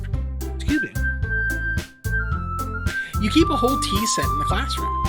Oh, you keep a whole tea set in the classroom? Don't worry, the teachers gave us permission. After all, doesn't a hot cup of tea help you enjoy a good book? I guess. Already trying to impress our new member, aren't you, Yuri? That's not... Insulted, Yuri looks away. I meant that, I believe you. I believe you. Well, tea and reading might not be the best pastime for me, but I at least enjoy tea. I'm glad. Yuri faintly smiles at herself in relief. So, Berserk, what kinds of things do you like to read? Well, considering how little I've read these past few years, I really have a good idea of it. I don't really have a good way of answering that. Manga! I mutter quietly to myself, half-jokingly. Natsuki's head suddenly perks up. It looks like she wanted to say something, but keeps quiet. Not much of a reader, I guess. Well, that can change. What am I saying? I spoke without thinking after seeing Yuri's sad smile. Anyway, what about you, Yuri? Well, let's see. Yuri traces the rim of the teacup with her finger. My favorites are usually novels that build deep and complex fantasy worlds. The level of creativity and craftsmanship behind them is amazing to me. And telling a good story in such a foreign world is equally impressive. Yuri goes on, clearly passionate about her reading. She seemed so reserved and timid since the moment I walked in, but it's obvious the way her eyes light up that she finds her comfort in the world of books, not people. But you know, I like a lot of things. Don't feel intimidated if you don't read much, okay? I'm certain we can find something that we have in common. Hey, Yuri. Huh? Well, about, you know, the first thing you said. Manga? Or manga? That's right. Natsuki tends to read manga in the club room. Don't just say that! For some reason, Natsuki seemed embarrassed about it. Besides, manga is literature too, you know. So if Berserk wants to read some of my manga, then I don't try to stop him or anything. Natsuki, I wouldn't do such a thing. However, it could also be nice for us to diversify ourselves a little. He can take this opportunity to try something new as well. Wouldn't you agree, Berserk? Excuse me. Maybe, sensing the tension, Sayori jumps in. Maybe we can all try something new. I think it could be fun. And we all get to know each other a little bit better, too. I mean, that's the kind of thing literature clubs do, right? I don't disagree or anything. Yeah, you're right as usual, President. I guess that means I should try picking up a novel or something, huh? Well, that would make two of us. I wouldn't mind doing it if I'm not the only one. Then, as for Yuri, huh? I have to read manga? Yes. You are the one who suggested we diversify. You should be a little more open-minded. It's kind of hurtful. Hurtful? I didn't realize. With a guilty expression, Yuri thinks to herself, I'm sorry for disrespecting your interests, Natsuki. If you're into it, then I'm sure it's a worthy form of literature. Are you just saying that? No, I've realized my error. So if you're willing to consider starting a novel, then I'll offer my gratitude by finding a manga to read as well. Did I? I mean, it makes me happy that you do that for me, Yuri. You can't trust me to find something that you really like, okay? Same here. Perhaps I'll visit the bookstore after the club meeting. Just you? Would you like to come along with me? If you don't mind. No. I always go alone, so yeah, me too. This is so cute! Sayori, shut up. I'll show you some manga there. I'll show you some manga there too, okay? Yes, I look forward to it. Natsuki and Yuri start to clean up the food. Hee. I guess the meeting's over, huh? Yeah, looks like it. It's nice to see everyone getting along, isn't it? I think everyone likes you too, Berserk. You think so? Well, everyone always seems to get along a little better with you around, Sayuri. Aw, Berserk. Don't say something like that, it's embarrassing. Well, whatever. I was surprised when you told me you were starting a club, but I think you're pulling it off just fine. We're gonna make it the best club ever. Now that you've joined, every day is gonna be so much fun. Hey, Berserk, I really want to thank you. I mean, I'm really happy that you joined the club and everything, but the truth is, I already knew you were going to. There's actually something else. I want to thank you for getting rid of Monika.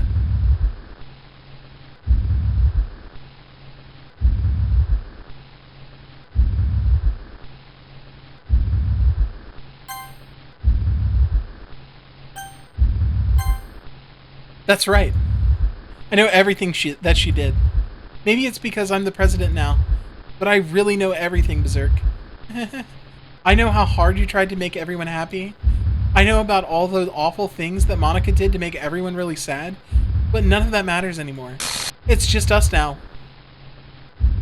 Wait, did Monika insert herself into Sayuri?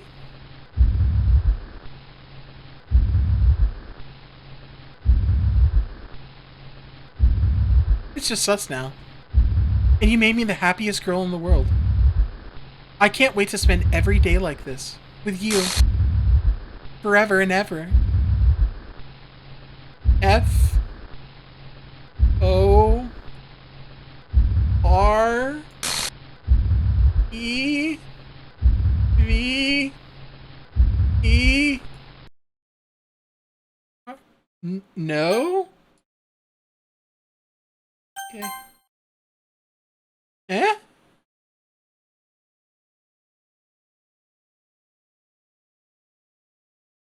What's happening? I won't let you hurt him. Who? It hurts.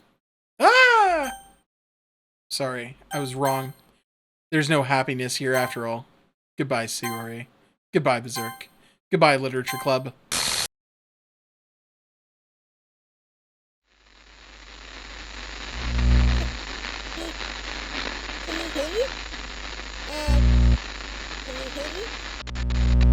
Can you hear me? Yes? Hi, it's me. So you know how I've been like practicing piano and stuff, and not really any good at it yet, like at all. But I wrote you a song, and I was kind of hoping that I could show it to you, because I worked really, really hard on it. So yeah.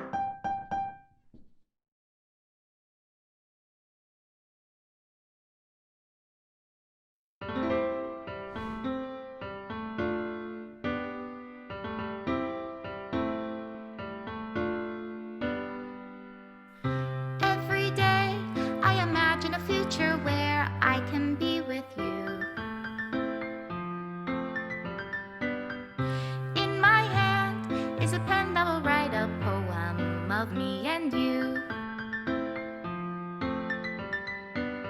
The ink flows down into a dark puddle. Just move your hand right the way into his heart. But in this world of infinite choices, what will it take just to find that special day? What will it take just to find that special day?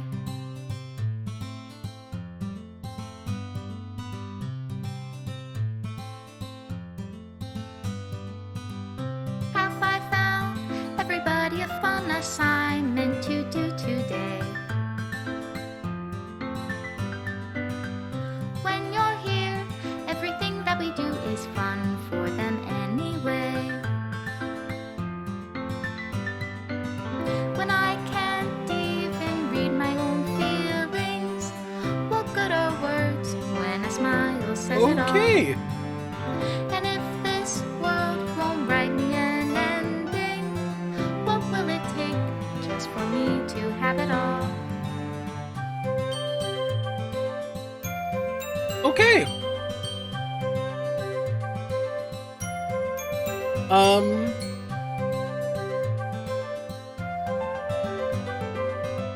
Okay. Well, some of these things I didn't see.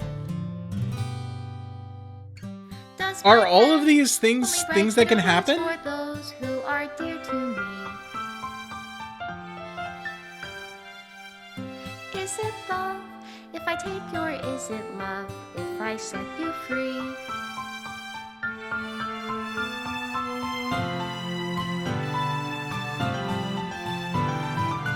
The ink flows down into a dark puddle.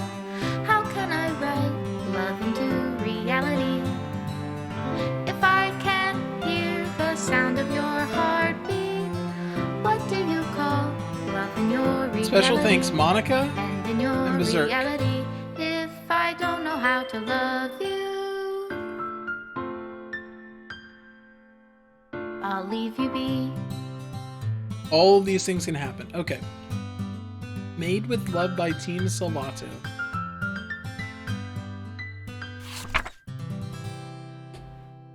Oh, if you make the right choices for the poem words, got it. This is my final goodbye to the Literature Club. I finally understand. The Literature Club is truly a place where no happiness can be found. To the very end, it continued to expose innocent minds to a horrific reality. a reality that our world is not designed to comprehend. I can't let any of my friends undergo that same hellish epiphany. For the time it lasted, I want to thank you for making all my dreams come true, for being a friend to all the club members, and most of all, thank you for being part of my literature club. With everlasting love, Monika.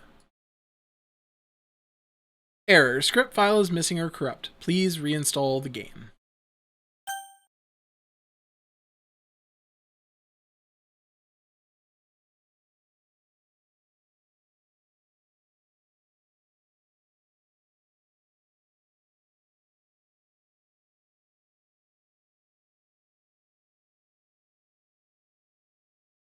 What happens when you restart it?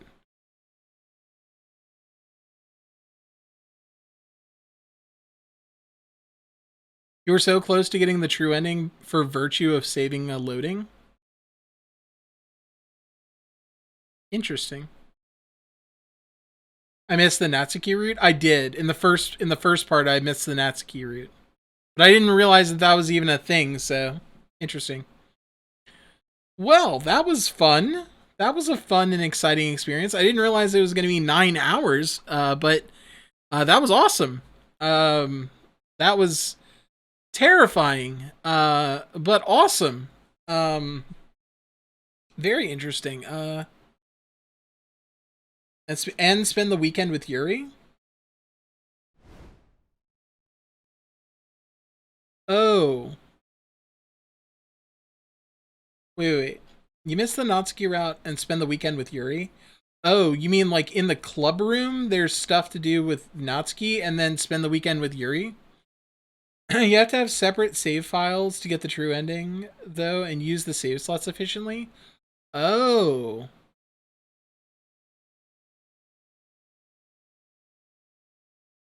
Oh, I guess before you get to here, you have to have gone through and done all the various parts, right? So you have to go through and do both options, right? And then have the save files like there, having completed them? Is that how it works? That's kind of interesting. For a blind playthrough, that was very close. Interesting.